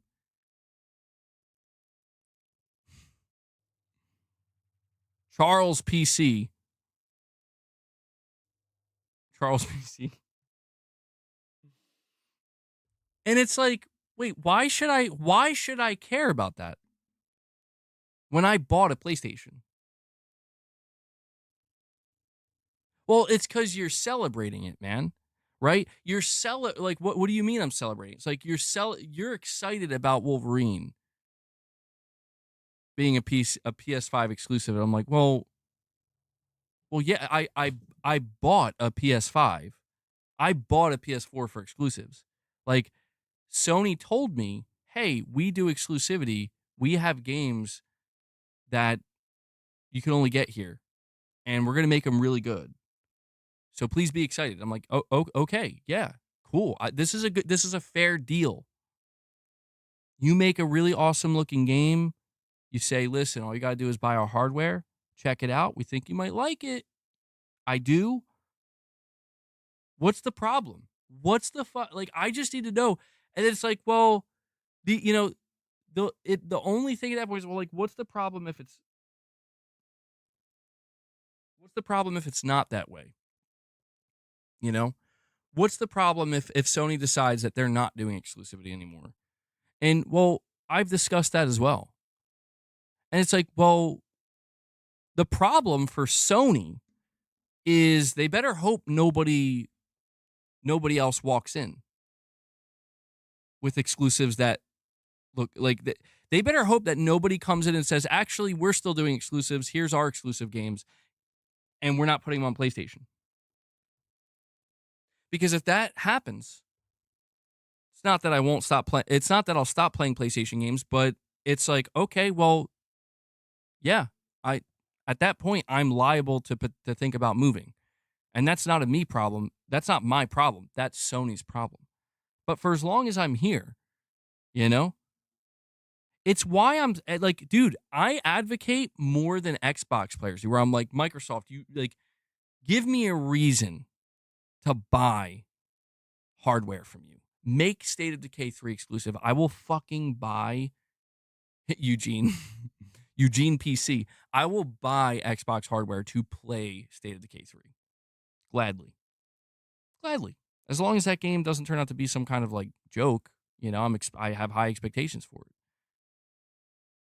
I will.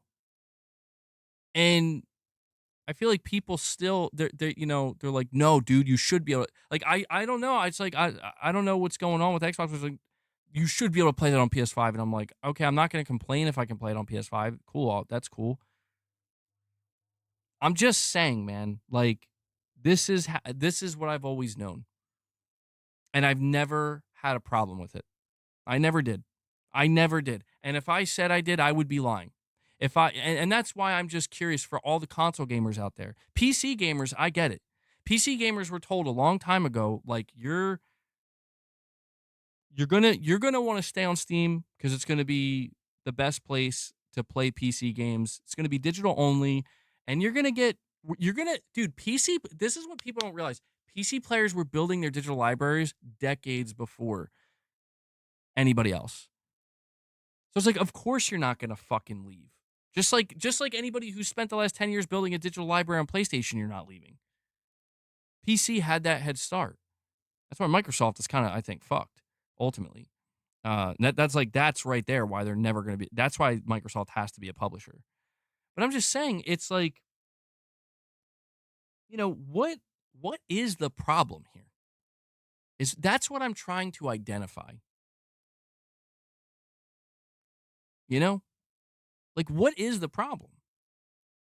I was like, well, MBG, the problem is, think about it. Like, you were forced to buy a PlayStation. Sony forced you to buy a PlayStation. And I'm like, well, technically, yeah. Technically.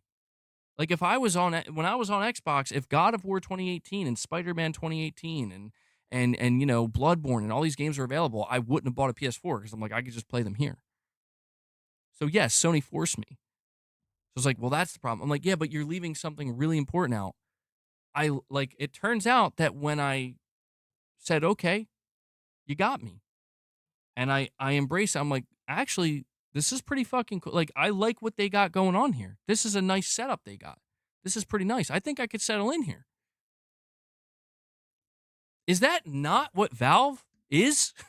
Is that not what Steam is? Is that not what Steam has been? Is that not what Nintendo? I don't know. Like, I guess Nintendo to a degree is kind of like that, but that's the thing, man. Now, granted, here's the big difference. I think Valve won people over through their practices more so than than exclusivity. I don't think Valve ever took Valve. I don't think, and correct me if I'm wrong. You guys have a better history. Some of you guys have a better history and knowledge of Valve than I do. I don't think Valve ever postured themselves as buy our games.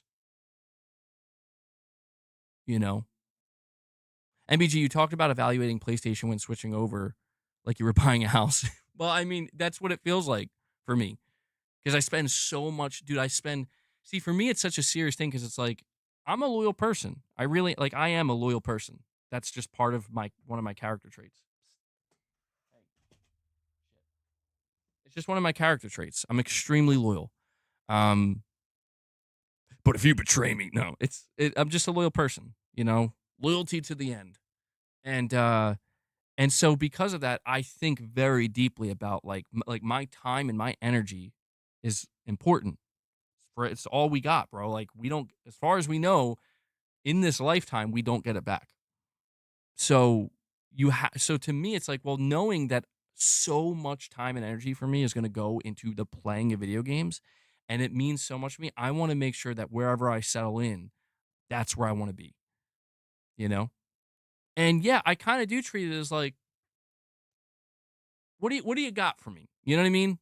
And that's why, to me, this whole idea of a homogenized blob of gaming, it's like, doesn't fucking matter, bro. You got Roblox. You got Roblox up your ass now. It's everywhere. It's in your fucking brain. And I'm like, okay. Like, what's happening? Now, that was a big leap I made there. But it's just, I don't, I'm just saying that everything Sony was doing spoke directly to me, where I'm like, yes, yes, yes, yes. Check, check, check, check. And I've tried using PC before, and I think physical games is why I could. I don't know if it was physical games. It wasn't just physical games. It was exclusivity in physical games. When I tried to use PC, and Xbox and PlayStation were like, bro, we got these like kind of cool looking consoles. I'm like, oh yeah, they are kind of sharp looking. I like the way the 360 looks. I like the way the PS3, I don't know. The PS3 I wasn't a huge fan of, but I'm like, the PS2, love the way that console looked. I like the way the PS4 always thought looked cool. Fuck, man, even the Xbox One. I know people made fun of it, but I'm like, I kind of like that, dude. I like this kind of VHS big ass box thing it's going for. I like it. Like, that's an Xbox, right? Unmistakably. Even the Series X. And as I'm just saying, like, you get these interesting, and the Steam Machine looks cool. Looks like a cut in half Series X, which is funny to me. I've always liked the look of it, the aesthetics. I'm like, yeah, okay. I like the aesthetic forward facing nature of the console market where looks are important, not that they mean much if the whole fucking package is shit, you know? Um, you look at it and then it's like, oh yeah, we're gonna show you some games now that you can only play on this device that you may or may not think looks cool. Hmm? And then, dude, like I'm just saying I've seen PC players getting excited at the idea of Half-Life 3 being exclusive, bro. Not many, but I've seen it. I've seen it. And I'm like, see, I know I'm not crazy. I know I'm not. And I'm just I get annoyed sometimes. It's like, why have I been gaslit? Why have PlayStation fans been gaslit to fucking oblivion over this shit?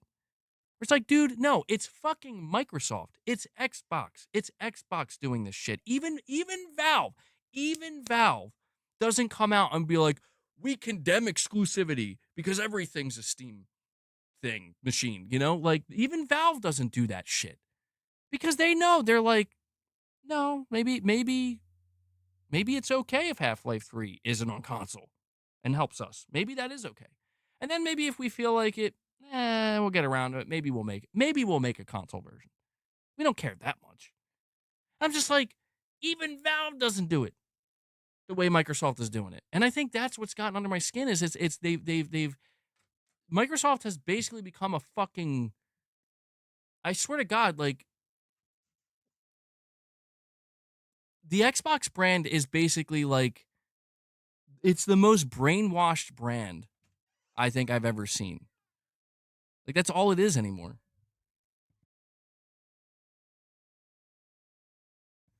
I think that's like all it is anymore. Where it just feels like they're going in a very obvious direction. They have been for a little while now. And their whole thing is, well, we got to convince people we're not.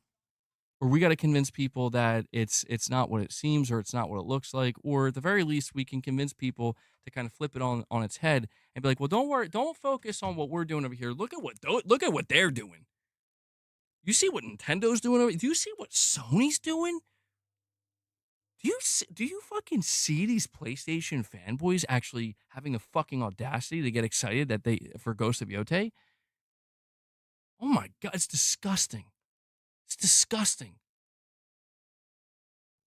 Putrid. Look at look at it. Look at how excited they clamor at the idea of the next God of War being a PlayStation 6 exclusive. Oh my god. You make me sick. And it's like, bro, I don't understand what's happening. Um I thought this was always how Sony worked and how things went, and I don't know. I guess I've just lost the plot, apparently. Um, I don't know. I don't know. New Soul 9, I'm sorry to keep you waiting, buddy. You're saying MBG because some development teams want to, but don't have the resources. So as a result, they release on one device. Also, when it comes to the whole, why Microsoft didn't do this since day one? Excuse me. Because Microsoft wasn't deeply involved in gaming. I partially agree, New Soul. Like, on one hand, like, I do believe that developers,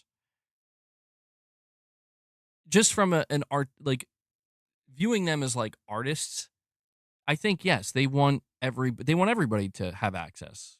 Of course, like that's what I would want. You know, I would want everybody to have access to the thing I'm making. The story I'm trying to tell, the game I'm trying to make. Of course. Um, do I think some of those teams benefit from exclusivity? Abso-fucking-lutely, I do. Yes, I do. I think that, like, for example, um, I think like Intergalactic. I think Intergalactic is going to come in 2027, and people will look at that and they'll be like, "Damn, dude, Naughty Dog, like, it fucking took you like, I mean, how many years has it been? It's been like almost over a decade since you dropped a brand new game. What would have been even longer? if that's supposed to be a multi-plat game, you should probably add another year onto that, probably, especially if it's going to be a simultaneous PC launch. So it's like from that perspective, it's like I'm sure Naughty Dog will be happy to get their game out finally and sell it to the fan base that they've cultivated over decades now on PlayStation, you know? I don't think they're going to be shedding too many tears because it's not going to launch day one on PC or Xbox or something, you know? But, again, this is why I say, like, but that's Naughty Dog. They'll be just fine. Soros, would it be better to have Soros drop multiplat? Sure. I'm not opposed. Like, this is what I'm saying. Like, I'm not that extreme. Like, yeah, I think that would be beneficial for that team and and that game.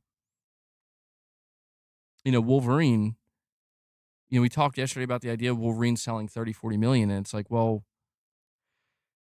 I mean,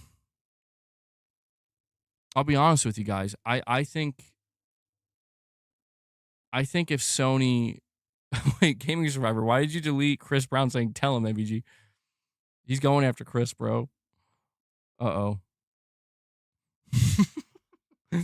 Yo, the Gaming Survivor's trying to silence Chris. He says, I bought Indiana Jones for PS5 last night. It looks effing awesome. How dare you, Chris? How dare you support Bethesda? Like, listen, in case it's not, maybe I haven't made it clear. I think I have, but just in case. All I'm really trying to say here, guys, is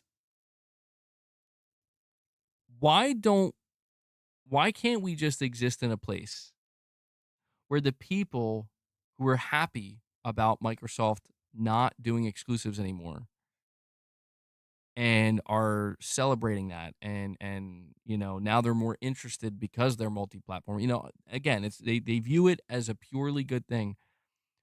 Why can't that just exist in isolation next to also in isolation PlayStation players being excited at, the next big AAA banger exclusive like Wolverine or something? Why this is why I'm saying, like, bro, I know I'm sitting here talking on the stream about it, but it's because I see it everywhere. And people bring it to, again, my doorstep frequently. Where it's like, I don't know, man. I'm tired of running into so many people, so many groups of people where it's like they have a major problem with me and many others in this space because it's like, you can't celebrate, you can't be excited, about anything Sony's doing without being labeled like a fanboy. And I just think that's, I mean, frankly, it's annoying because it's like, well, why not? Like, and I just get this weird feeling sometimes. It's like, well, because look at Xbox, bro. Okay, they're fucking dead. All right, no, I'm just kidding. It's not that, but it does feel like, well, because like that's just not cool anymore, man. Like they're Sony's going in the wrong direction. I'm like, what do you? And then I like point things out. I'm like, well, you're wrong, objectively. Like you're factually wrong because actually, if you, it's like I can prove you wrong. Not that it matters that much, but it's like, okay, well, if you're confronting me by making it seem like I shouldn't be excited about what PlayStation's doing because it's bad. It falls under one of two categories. Number one, it's bad for me, the consumer. And it's like, well, that's weird. Like you're telling me what's bad for me, but I'm saying I'm enjoying this. That's kind of weird. I don't even know how to fight that. Like that's just like, okay, well, you're a certain kind of person that's going to tell everybody how they feel. Not interested in engaging with that person. The other thing is, okay, well, if it's not that, then it's because Sony's going in the wrong direction as a collective company, and they're going to be in trouble, or it's going to be bad news for them. And I'm like, okay, well, I can prove that wrong because here are their numbers. Not that it's that pertinent to me necessarily, I'm interested and I pay attention. But it's like, just in case you're wondering, like, no, they're doing great. They're doing very good. You don't have to worry about that. So it's like again, like, what's the problem? The problem is MBG, like, you pay for PlayStation Plus, and it's like, why is that your problem? Well, it's not mine. I'm trying to make it your problem, MBG. Why should it be my problem? I'm fine. I'm good. Well, it's because you're talking about Xbox. It's like Xbox is literally, they want me to talk about them. They want PlayStation players to talk about them. So what? So what's the problem? The problem is Sony's not doing what Microsoft is, and they need to be to vindicate all those who are they are standing on that little mountain that they believe they made, where it's like, this is the future. Like, bro, you know what the cringiest thing is I've been seeing? The cringiest thing is watching Steam fanboys, which is, I'm not, and I have no problem with Steam fanboys. I appreciate that. They got there's a good reason they have fanboys, because they're like, fuck yeah, look at those Steam sales. And I haven't seen a whole lot of this, but I've seen some of it. And I've seen certain Steam fanboys or Valve fanboys using Microsoft as vindication, bro. And I'm like, that's bad. Like, I'm sorry, dude. Like, first off, you don't need to you don't need vindication. Okay? We've established this time and time again. You know? You don't, like, if Valve is what you say, if is what you believe they are, then there's no reason for you to come out. Do you see Gabe coming out swinging? No. It's a whole fucking funny, like, it's the funniest meme where it's like, does nothing, still wins. It's like, yeah, that's the energy that you got to have, because that's what it is. Like, if it's as good as you say it is, and it's everything you say it is, then you don't have to prove anything. There's nothing to be vindicated. So then I begin to question, like, what's up with a couple of these weirdos coming out where they're like looking at what Microsoft's doing, like, see, now Microsoft's doing what Valve's been doing this whole time. We told you. And I'm like, oh, I get it. So you are the fanboy calling others fanboys. Because think about it psychologically. Why do you care about being vindicated?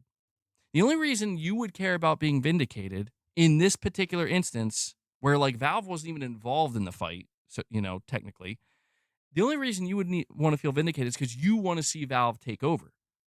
And it's like, that's weird, because I don't even think Valve wants to take, like, I don't even think Valve cares as much as you do. You care more about Valve than they do, where they're like, bro, we're not trying to take over anything. And there was no greater example of this than the way some people reacted about the Steam machine, and the way I've seen some people reacting about, like, well, now Microsoft is trying to take pages out of Valve's book. And it's like, well, yeah, I'm not saying it's bad, but what's up with these people posturing themselves as like, we told you? Like, what do you mean you told us? What did you tell us? That, like, Valve is Valve's way of doing things is the future. It's like, well, why do you care? And I need an answer to that question, because I've been encountering this a lot more lately. And it's like, I'm like, why do you care? And the only thing I can figure is they care because it's like, well, yeah, I want to play Wolverine too. I'm like, my man. and you see, it's like, but that is really all I can figure. Where it's like, well, the only reason you would care is because you want Sony's games, because that's the only thing you're not getting. You know what I mean? Because even now with the Steam machine, they can say we're getting a console even if you like. Oh shit! Tell me, Gaming Survivor. Even if you like the console experience, but you like the Steam storefront better, and you've always had this kind of cumbersome, like, I gotta bring my fucking big ass PC rig in the living room, and it's just not conducive. That that box is checked off now. So all that's left is you want Sony's games. That's what it is. But see, that's the irony. Is some of the people I'm referring to, they'll be like, I don't like Sony's games. Or they'll list off like all of Sony's main franchises, be like, don't like that, don't like that, don't like that, don't like that. So it's like, I don't understand what are you gaining by posturing yourself this way? And the revelation is you are that person is the very thing they claim to hate and despise. It's like you are a Steam/Valve fanboy where you care more about their growth as a company and taking over as a company than even they fucking do. And let me ask you, these people who are posturing themselves this way, what is their constant criticism? The PlayStation, Sony ponies, my sales, my console sales. Why are you worried about Sony's money, bro? Why are you worried about Valve's money? Not saying there's anything wrong with that. Like, if you want to care about it, care about it. But what I don't appreciate is the constant posturing of like, but I ain't doing that. Like, yes, you are. You're doing the exact thing you're doing the exact thing you claim to have such a problem with. You're doing it in front of everybody. I I don't know, man. I go on these rants sometimes because I do observe. I do, to my detriment. Clearly, it would be better if I didn't observe, but I do observe and I take a lot in, and I'm like, something's totally out of whack here, and I'm trying very hard to discern what it is, to figure out what is going wrong. Something's not meshing. And this is the conclusion I've come to is unfortunately, and I'll end it here. I swear. I'm not going to say that anymore. I'll just end when it ends. I always say that, and then I go on for another 30 minutes. Um, I think what it is we've reached a point where people can no longer effectively hide their hypocrisy. And so when we talk about the goalposts being moved, we've seen a movement of the goalpost. That sounds so weird to say. We've seen a movement of the goalpost that's unprecedented, where now the goalpost has been moved so far back where you could barely even see it anymore. And where it resides is in a place where, because we know we can no longer hide the hypocrisy, we will just embrace the hypocrisy as long as it suits our narrative.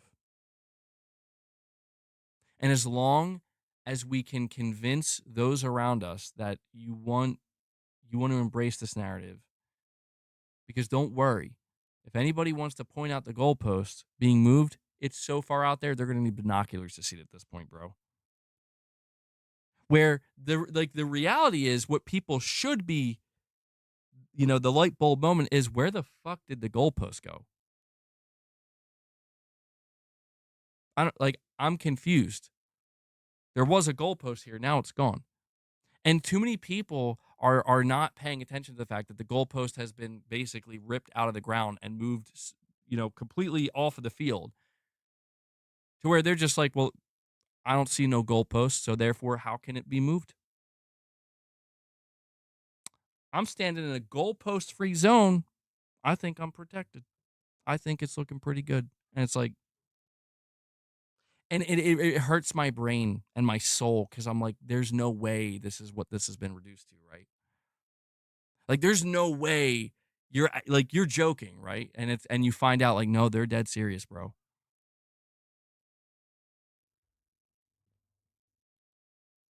You know?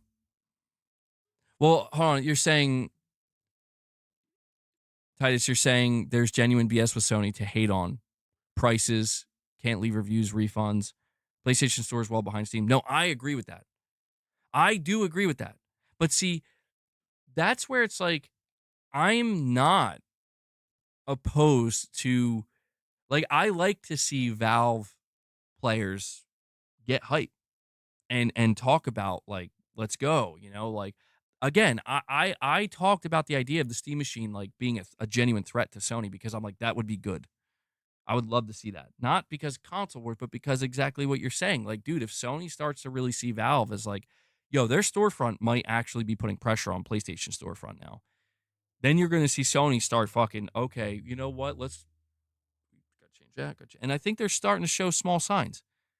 They're, slowly but surely Sony, because I would like to see the PlayStation Store, especially if the long term future of Sony is digital only, which I think it is. It's not relevant right now because I'm still focusing on physical, but those people that are like hyping up that, like people who are hyped about Valve and Steam, I'm not it's not them I'm condemning right now. It's the bad actors, man. It's the ones who are like, listen, dude, you are the radical fanboy in the room, trying to call out other radical fanboys as if you're different, you know? And it's like, I don't even care that you're a radical fanboy. I only care that you're trying to distort the truth of what you're saying and how you're presenting it. That's all I care about. That's all I care about. Like, dude, I have more respect for that lunatic. Not much respect, but an ounce more respect for the lunatic that's given the craziest, wildest takes that are like, I think Steam should die along with Nintendo, and I think Nintendo's games should die. And it's like, you know what, man? You're out of your goddamn mind, but by God, like it's what you believe. So at least you're not hiding. At least you're not lying to yourself and others. Like you're being as real as you can be. You're insane, but you're honest. I I can have an ounce more respect for that person. Yeah, like again, like Rich Rod, like Rich Rod. It's like assuming it's real, which I don't know if it is, but it's like I can have an ounce more respect for that because you're not trying to hide it. You're just being honest. I doesn't mean I agree, but okay, like speak your truth, man. Um, I just don't know that I could take it very seriously. I'd much rather that than than some kind of nonsense that just comes off so cringe. Chris Brown with a super chat. I don't know why I said Brown. He says Silent Hill 2 being superior on Xbox, Stalker 2 looking better on PS5 just shows how much modern devs are holding optimization back. Same engine with varied performance. I saw that, and that's fucking bizarre, dude. Yeah, I don't know the Silent Hill one really blows my mind. Where it's like, dude, um, that game, like that, I don't know, that game had so much time on the PlayStation 5, years of development on just the PS5 dev kit, and then it was out for like over a year. I don't know though. I guess, I mean, if I'm not mistaken, Unreal Engine 5, I think it's been demonstrated that sometimes Unreal Engine 5 can perform. It's like it's easier to optimize UE5 in some instances on the Series X than it is the PS5. It could be that. But it's like you're saying though. You're saying the same engine because yes, Stalker 2. Stalker 2, same engine. I guess it has to come down to the development teams where it's like I don't know. We're having an easier time with this engine in this particular game in this development environment for one reason or another. Hear me out. On State of Decay 3, that game has been MIA for years. It's not coming out. We both know that. You're going to die on that hill, bro. Let it go. No, I refuse to believe that. I don't believe Irfan, listen to me, Irfan. If Microsoft cancels State of Decay 3, you are going to see the return of like 2018 Crackdown 3 MBG. Not permanently, but he's going to come back because I refuse, bro. I refuse. I have tried. I have tried to be reasonable with Microsoft. Okay? If they go down that road, if they fucking cancel, I swear you are. And I don't want to go down that road. What I want is to see State of Decay 3 at the Xbox Showcase 2026 and be like, fuck yes. Like, I want to see that game and be like, yo, this is going to be a highlight of, well, I guess it'll be a 2027 game, a highlight of 2027 for me. That's what I want to see. Because I've always believed in that game. I've always believed in that team, and I always believed in that vision. And I still believe, you know, I'm almost at a loss of words at the idea of it getting canceled, because it's like, how many years has it been in development? Like, you can't, how could you cancel this game? You can't. I don't believe it. And I don't believe it's going to get canceled. Have some goddamn faith, Irfin. They have a plan, Irfin. State of Decay 3's got a plan. Whew. Man, streaming for 4 hours. What were we even talking about? Just kidding. What a stream, guys. What a stream. I am, I think I'm at the end of the rope here, though.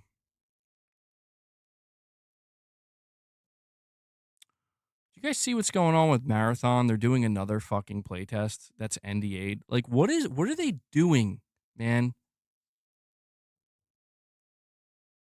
Oh, Jesus. Oh, Jesus.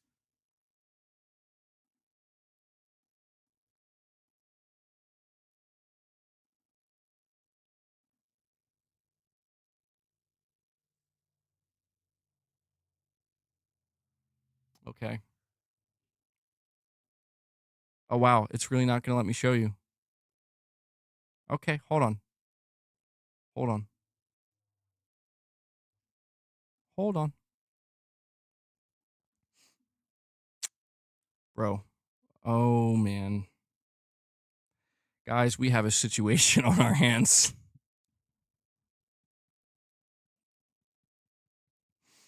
You are not ready. I was not ready.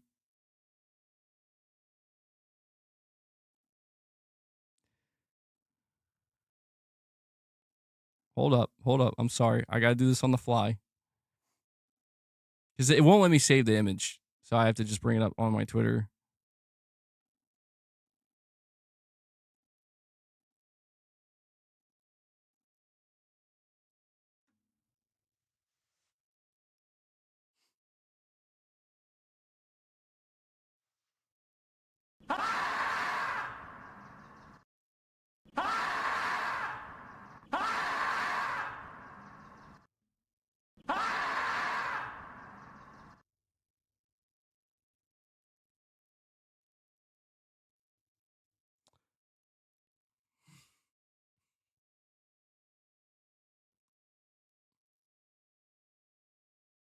Dude. I'm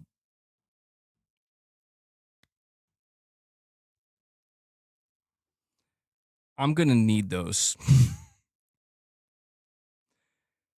I'm going to need those.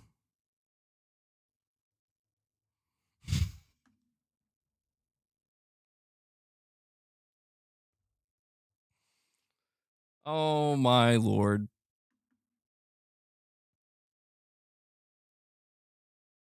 Okay. Well, I have to admit, I thought the Xbox body wash could not be topped. And then Microsoft did the unthinkable, and they made a fucking Xbox Series S toaster. And I was like, and just when I thought they had peaked,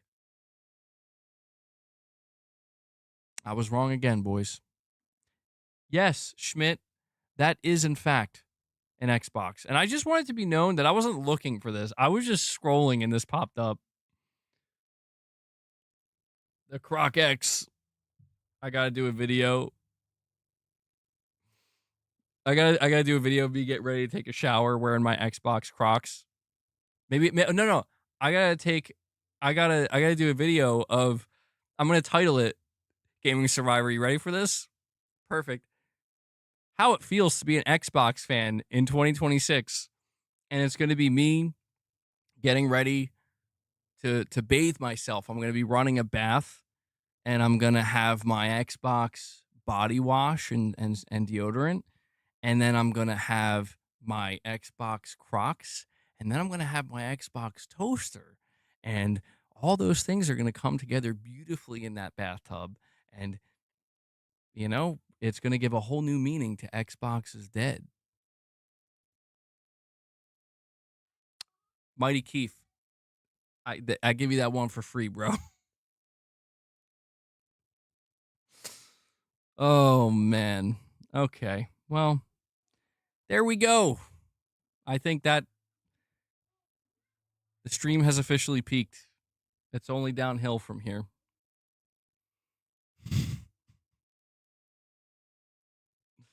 Oh, man. You wore those to work and got a promotion.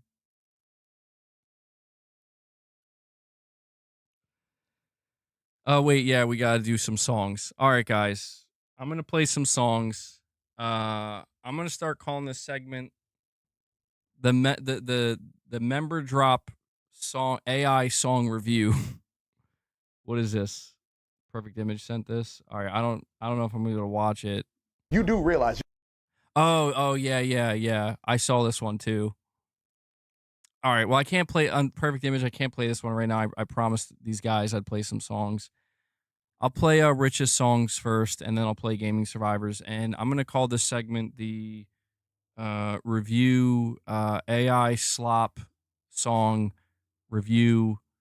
If you enjoy the song, show the way you're gonna let Rich Rod and Gaming Survivor know you enjoy their songs is you're gonna drop membership gifts while I'm playing this shit. All right, the more membership gifts we get, the more, the more it shows you think it's a banger. All right. No memberships means you don't like it. 1 membership means it's okay. 5 memberships means it's good. 10 means this is great. Anything beyond 10, you're in love with the song. Okay. Let me see here. Death of IO. Bro, I'm not playing a song called Fruity in the Booty. Like, what are you... Rich Rod, what in the hell? I warned you about this, bro.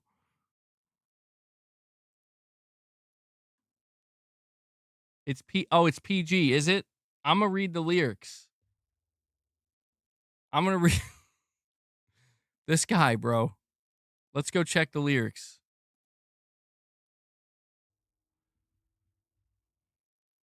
I'm taking a look.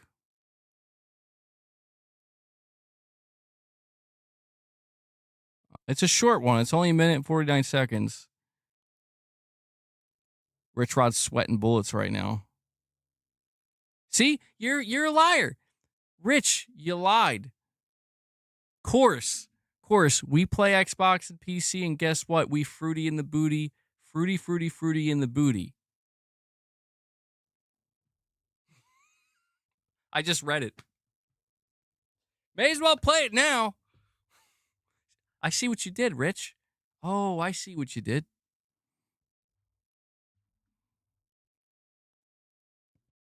We play Xbox and PC, and guess what? We fruity in the booty, booty, fruity in the booty, fruity in the booty.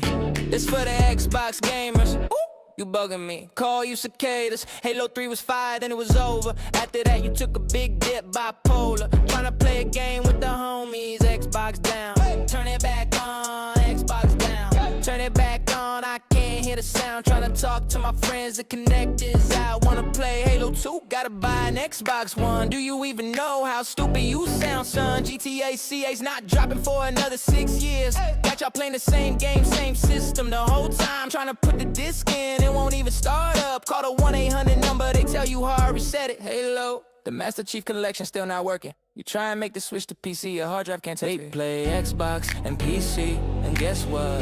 We fruity in the booty, booty. We play Xbox and PC, and guess what?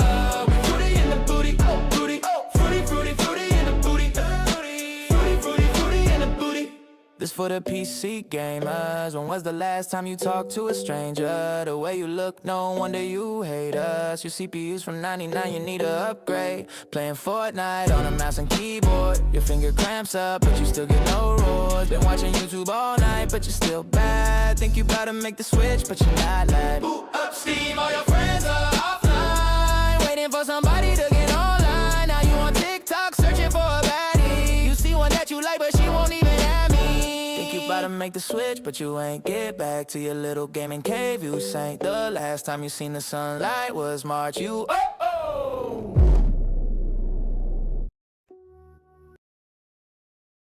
We play Xbox and PC, and guess what?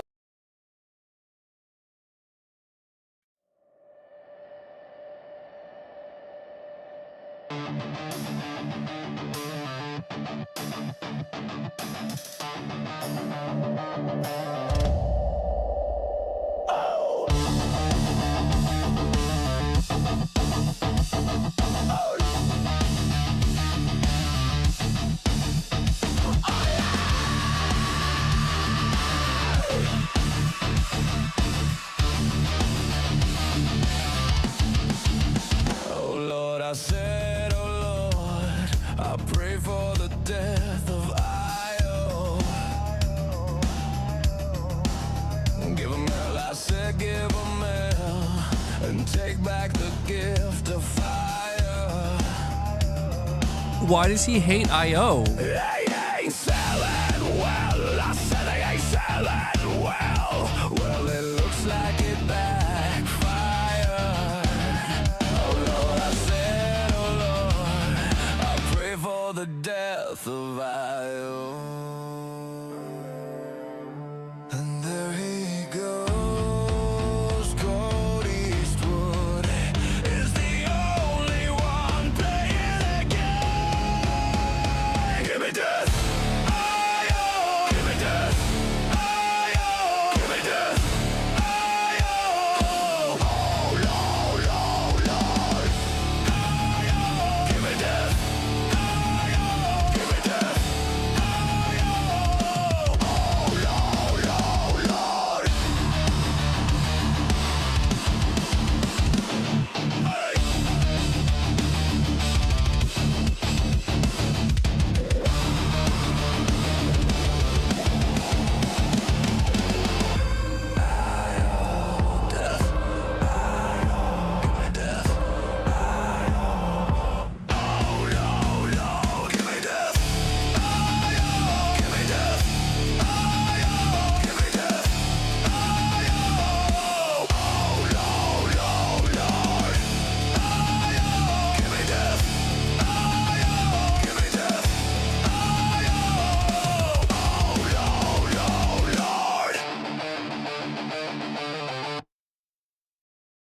All right, so those were Rich Rod's. I like the second one a lot better. I like the heavier one, and I completely forgot about. Dude, you literally made that because IO showed up at that Xbox show for literally 10 seconds. All right, now we got to do Gaming Survivor. I have a question before I play these songs. There's two here. One's called Goodbye Green Glow. The other's called Xbox Lost the War. Jesus. Is one of these fast and one of these slow? I want to play the slow one first, and then the fast one. Or unless they're both slow or fast, I don't know. Which one to play first?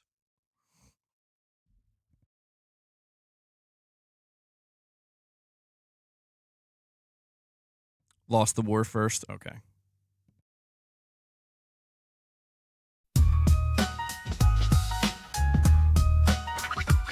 Yo, I thought it was going to be like country or something. Xbox folded, crumbled like some stale bread. Microsoft dreams shattered, now they all fled. Filled with the devil, grin, fork, tongue spit. Promised the world, but deliver counterfeit. Controllers drop, no batteries in the pack. Green logo dim, shadows turning black.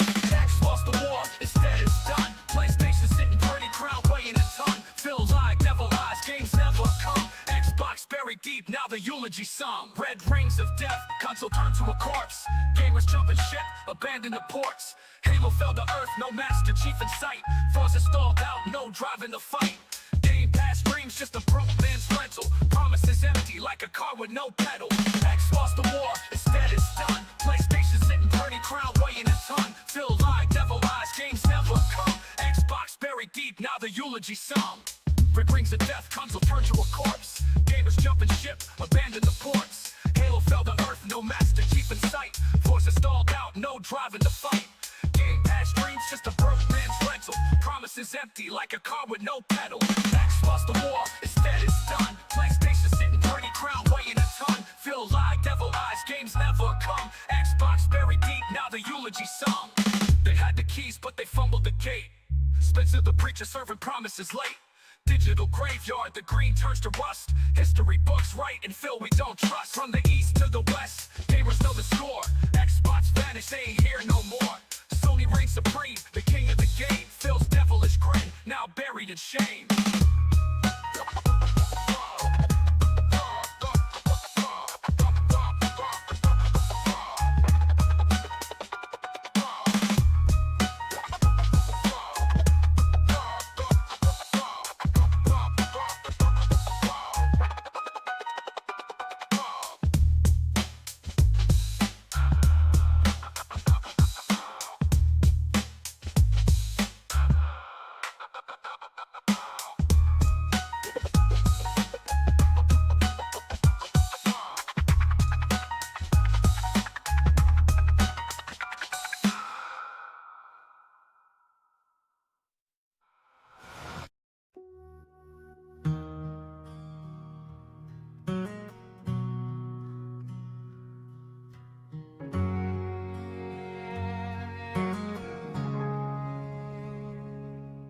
The screen flickers out in the dark.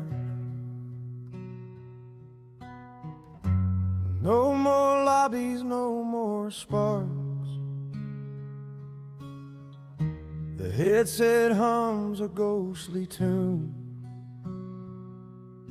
The silence feels too soon.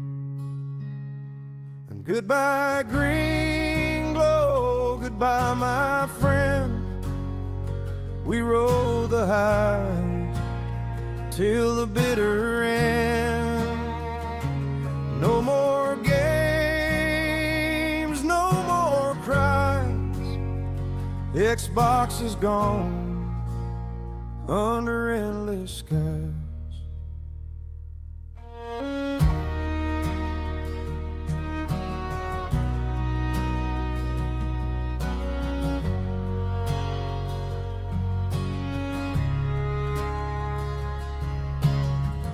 Achievements hang like fading stars. Memories locked in virtual jars. Controllers rest their final fight. Echoes linger in the night. A golden age now turned to dust. We built a world we learned to trust. Goodbye, green glow, goodbye, my friend. We rode the highs till the bitter end. No more games, no more cries. Xbox is gone under endless skies. Remember those midnight raids and the laughter we made. Pixels fade but hearts remain. We'll never play the same again.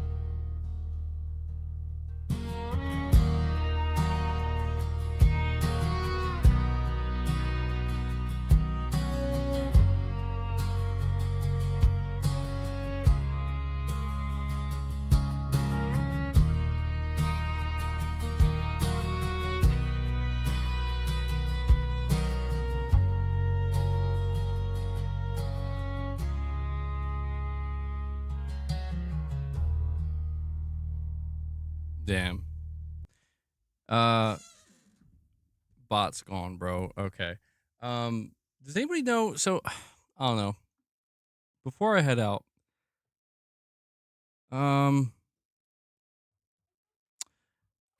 I would really like to figure out what's wrong with this microphone because I paid so much money for it, and I'm gonna have to go really out of my way to return it. Does anybody know if there is a software I can download, like an official Shure software? So, like, I typed in because it's a Shure SM7DB. It's a Shure SM7DB software, audio software on the official Shure website, but they have so many, and I don't know. Shure update utility. Like, is there just something where I can mess with the EQ settings or whatever? There's so much, like, dude, I'm like so overwhelmed. I don't even know what I'm looking at. Like the green light. No, I am. I pushing polygons. That's not what it looks like. Let me see. Mode of audio.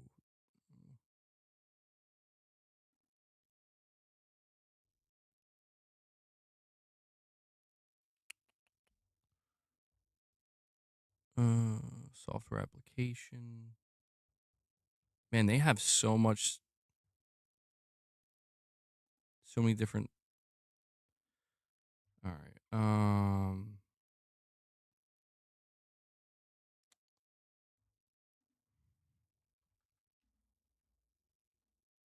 I'm just wondering if at like the end of the stream here, if I could just test this out.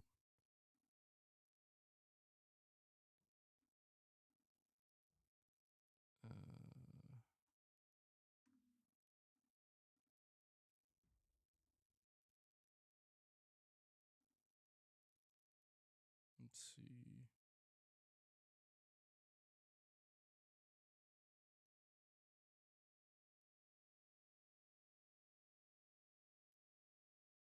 I guess I'm wrong. So, like, hold on. This person says, I think you're out of your element. There is no software that makes a physical mic sound better. There's hardware that makes the mic sound better, but it's not anywhere close to free. The software you'd use to record the SM7B is where you'd edit the recorded audio.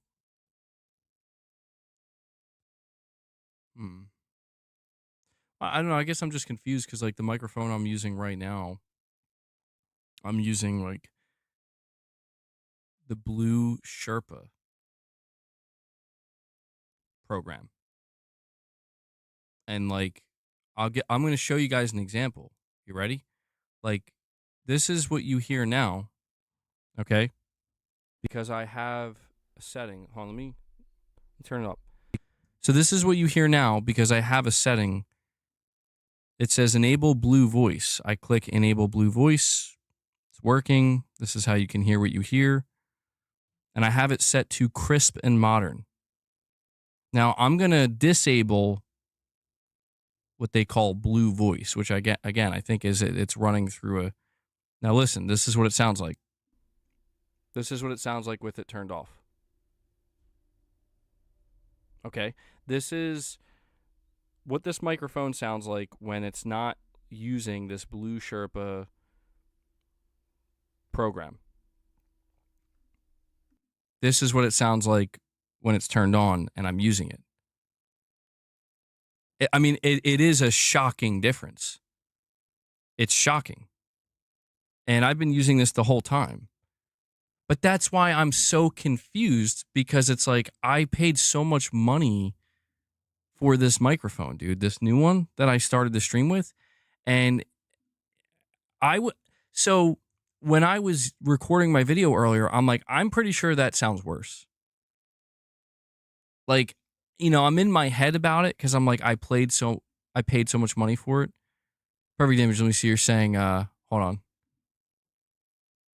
Give me 1 sec. I'm gonna check what you're saying.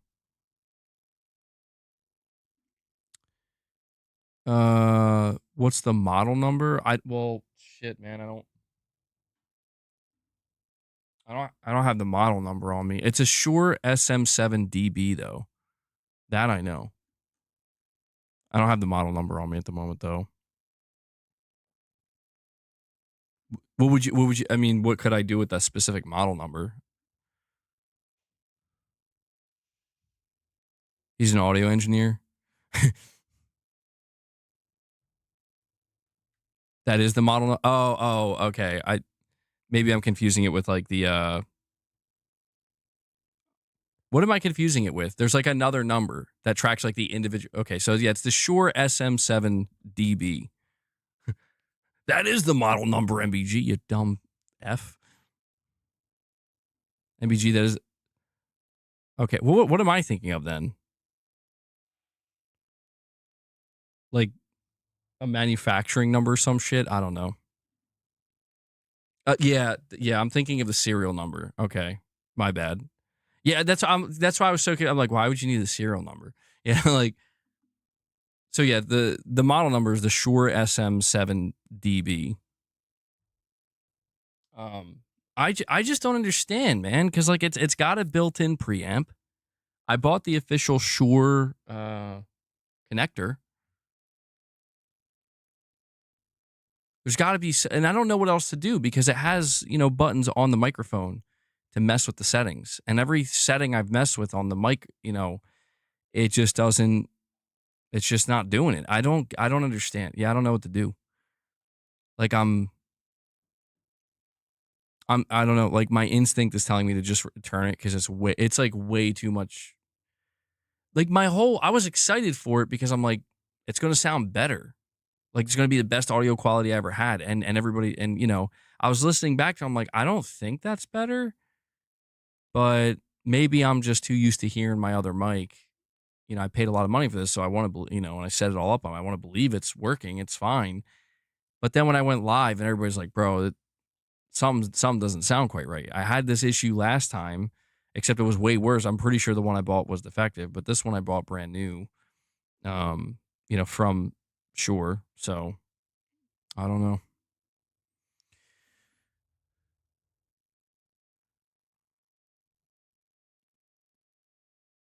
Ray, you're saying the Yeti mic is plug and play. You have to tweak a Shure mic. See, that's what's weird to me because like everything I was reading was like the opposite. But I guess you're right.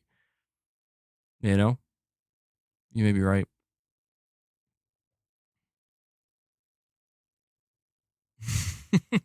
There you go, Gaming Sorry. That's how I'll figure it out. Yeah, I don't know. I'm a little bit stressed about it because I don't know. I want it to work. I want to be able to say like I have the best possible audio quality. There's no way this is the best possible audio quality. Like it's not possible. How could that be possible?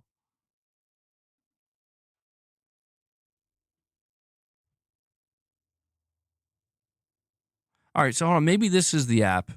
Maybe this is what I need to download. So it says, oh, okay, hold on, wait. To manage multiple audio sources.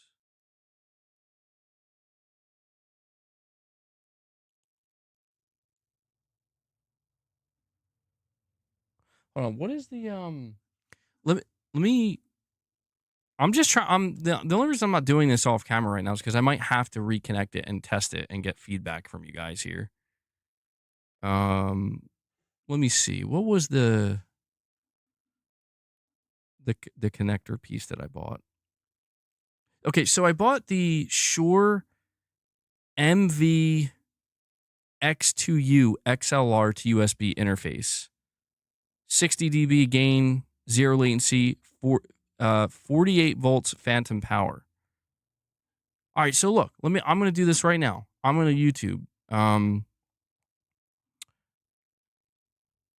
Shure SM7DB with, what is this called again? The Shure MBTU XLR USB. I'm going to see if I can bring up a video of somebody setting these things up. And I'm dying to know what they do. This is like the only thing. Maybe this is where I fucked up. I didn't. Let's see what comes up. Somebody's had to have made a video on this.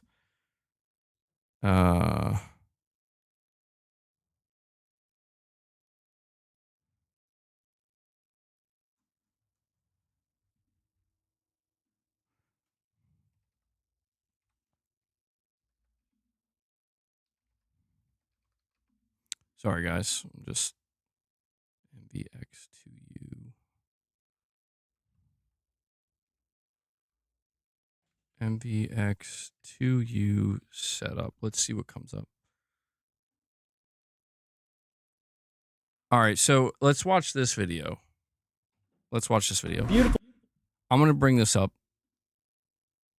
We're going to do a different type of reaction video. All right. I'm pretty sure this is the one I'm looking for. Let's see.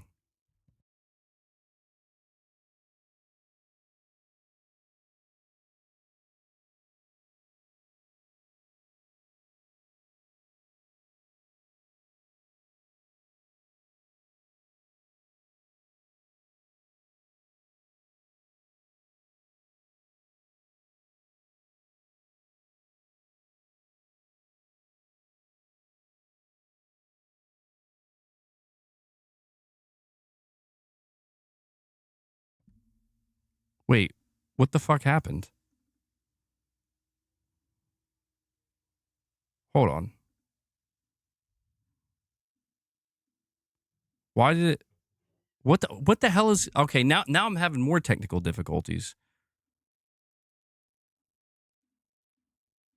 Which screen capture is which here? I can't even get my screen captures right. Oh, okay. For some reason, it was screen capping in my screen cap. Anyway. Whoa, what's going on with this guy? We're going to watch this. Okay, we're going to watch this because I want to know. This guy apparently has the exact... I don't know. He's going to show me how to set this shit up. Let's see. People of planet Earth, once again, it's Chris, and I'm here to tell you a little... So I just want to say, like, you see how his mic sounds? Why didn't mine sound like that?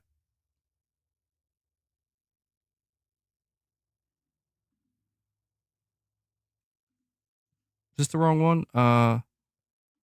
And Shure Plus Motive app. Oh, maybe that's what it is. Maybe that's the secret. Let's find out. Okay, that would make sense.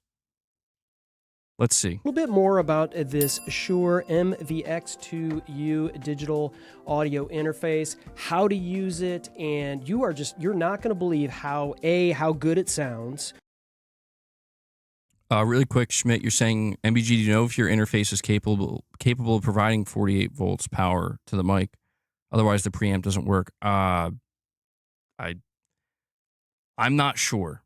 I'm hoping this video will help me understand better. B, how easy it is to set up, and C, how versatile this thing is when you use the Shure Plus Motive app. I'm using it right now as my interface. What you're hearing right now is the MVX2U, which is in line right here with the Shure SM7B. It has enough gain to power it, as you can hear. And I've got this thing rocking and rolling, and I'm going to show you how we did it. So here it is. Here's the Shure MVX2U. This is going to give you 60 dBs of clean gain. You could put it right on into your microphone like I'm doing here with the Shure SM7B, or you can go XLR cable out of your microphone and then go into it from there and then into your computer. There's the USB-C cable that I'm hooking up to my Shure Gator boom arm, and I'm putting it in line there. You can keep it nice and clean with your cables. You can see the little red light that's right here, the Shure Plus Motive app. And so what you're seeing right here on the screen basically is my Shure Plus Motive app, which is right here in the center. And what I've got over here is a program that's just showing me my levels, so I can make sure that I'm not clipping, I'm not going into the red, and I'm staying in the yellow. So the great thing about this is you just go to the Shure site, you download the software, it is free, and once you connect your Shure MVX2U, this will automatically detect it. You will then just download the most current firmware for it, which takes 2 minutes. depending on your internet speed, and then you're off to the races. So you're going to hear this thing maybe go quiet for a second and then come back on. That's because I'm going to be switching between what's called auto level and what's called manual. And so as you can see right here in the center with the Shure Plus Motive app, there is right around here, it shows auto level and it shows manual. So if I click auto level, now you're going to see, and you probably heard a difference in the sound of my voice.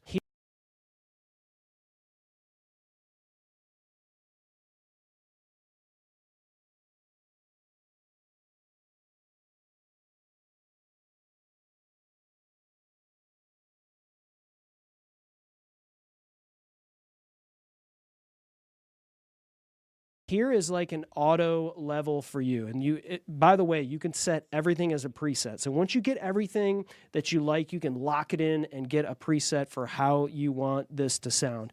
So this is speaking near to my microphone. I'm getting as close as I can without eating the microphone for proximity effect, and I'm speaking across it. So I have it on the near setting for auto level, but you can hit far, which would give it a little bit more gain. So and if it's far, I would click far. And I would be more back here. And it's definitely, if you want to get your mic out of the shot, this is the setting that you would use right here.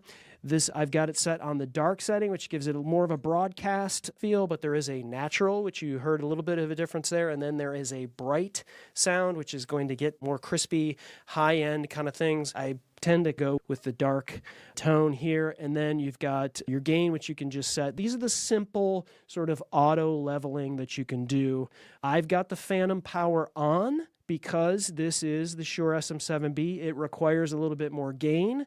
And so when I turn on the phantom power, this is going to engage the clean gain that you're going to get out of the Shure MVX2U interface. You can mute your microphone right here. And so if I click this, and I'm just going to continue to talk and hit the mute, and so you'll be able to hear my voice be affected by this. So here I am talking, and boy, isn't this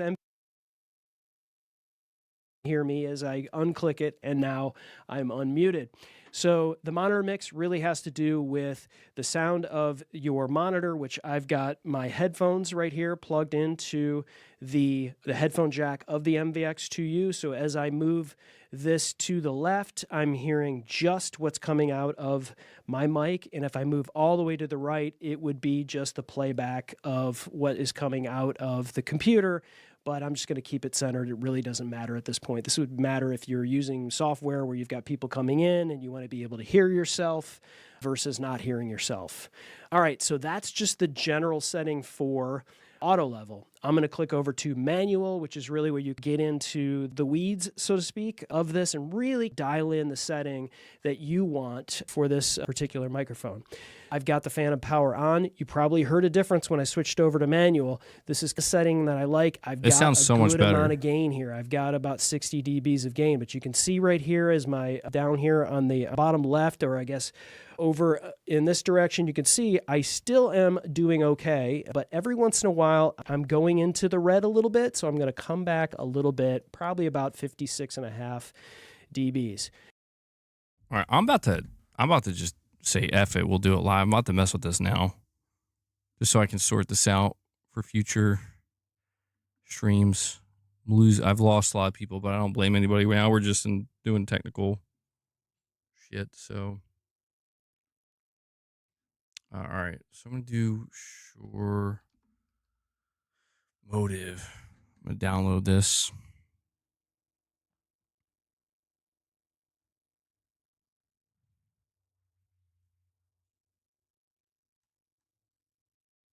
It says it says this one's discontinued. I guess it would. Wait, why does it say it's? Of course, it says it's discontinued. See familiar or similar products. I guess it would have to be Motive Mix,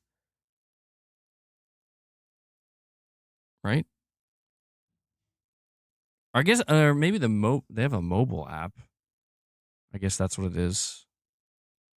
But it's not for. All right, are you kidding me? Is this a joke? All right, I'm gonna have to do this on my own time. I'm not gonna do this live. All right, guys. I'm sorry. Yeah, so it says for some reason the desktop version is discontinued. I guess I have to look into that. I don't know, man. I didn't think it would be this stressful. I thought I would, All right, guys, that's going to wrap up today's stream. Thank you for hanging out with me. Sorry for so many issues today. I'll mess with this and see what goes on. You know, worst case scenario, I just stick with what I have. Best case scenario, I figured out we have even better audio. I'll mess around with it. But before I head out, I want to thank everybody for your support. Thank you, Schmidt. I'll try my best. Thank you for any membership gifts. If you became a member, Microphone Members Lounge. I mean, maybe. I might. We'll see. I might have to test it out. But yeah, thank you for anybody who dropped any super chats, direct donations. Yeah, MRPD, we're wrapping it up now, bro. So thank you all for your continued support. I can only do this because you make it possible. Sorry I was a bit ranty and off topic today. I was just thrown for a loop today. So we'll get back on track hopefully tomorrow. And yeah, Ray, if I continue to have problems, maybe I'll reach out to Perfect Image. Both of you guys can help me out.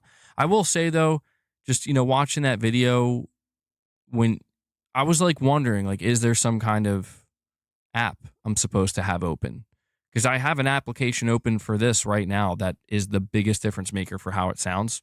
Might just be the same for that one. I guess I just assumed for how much it costs, like it would automatically do it, but you know. All right, guys, that's it. Oh, and shout out to Devil Shooter for doing the timestamps. If you guys see him in the comments with those timestamps, show him some love, give him some thanks.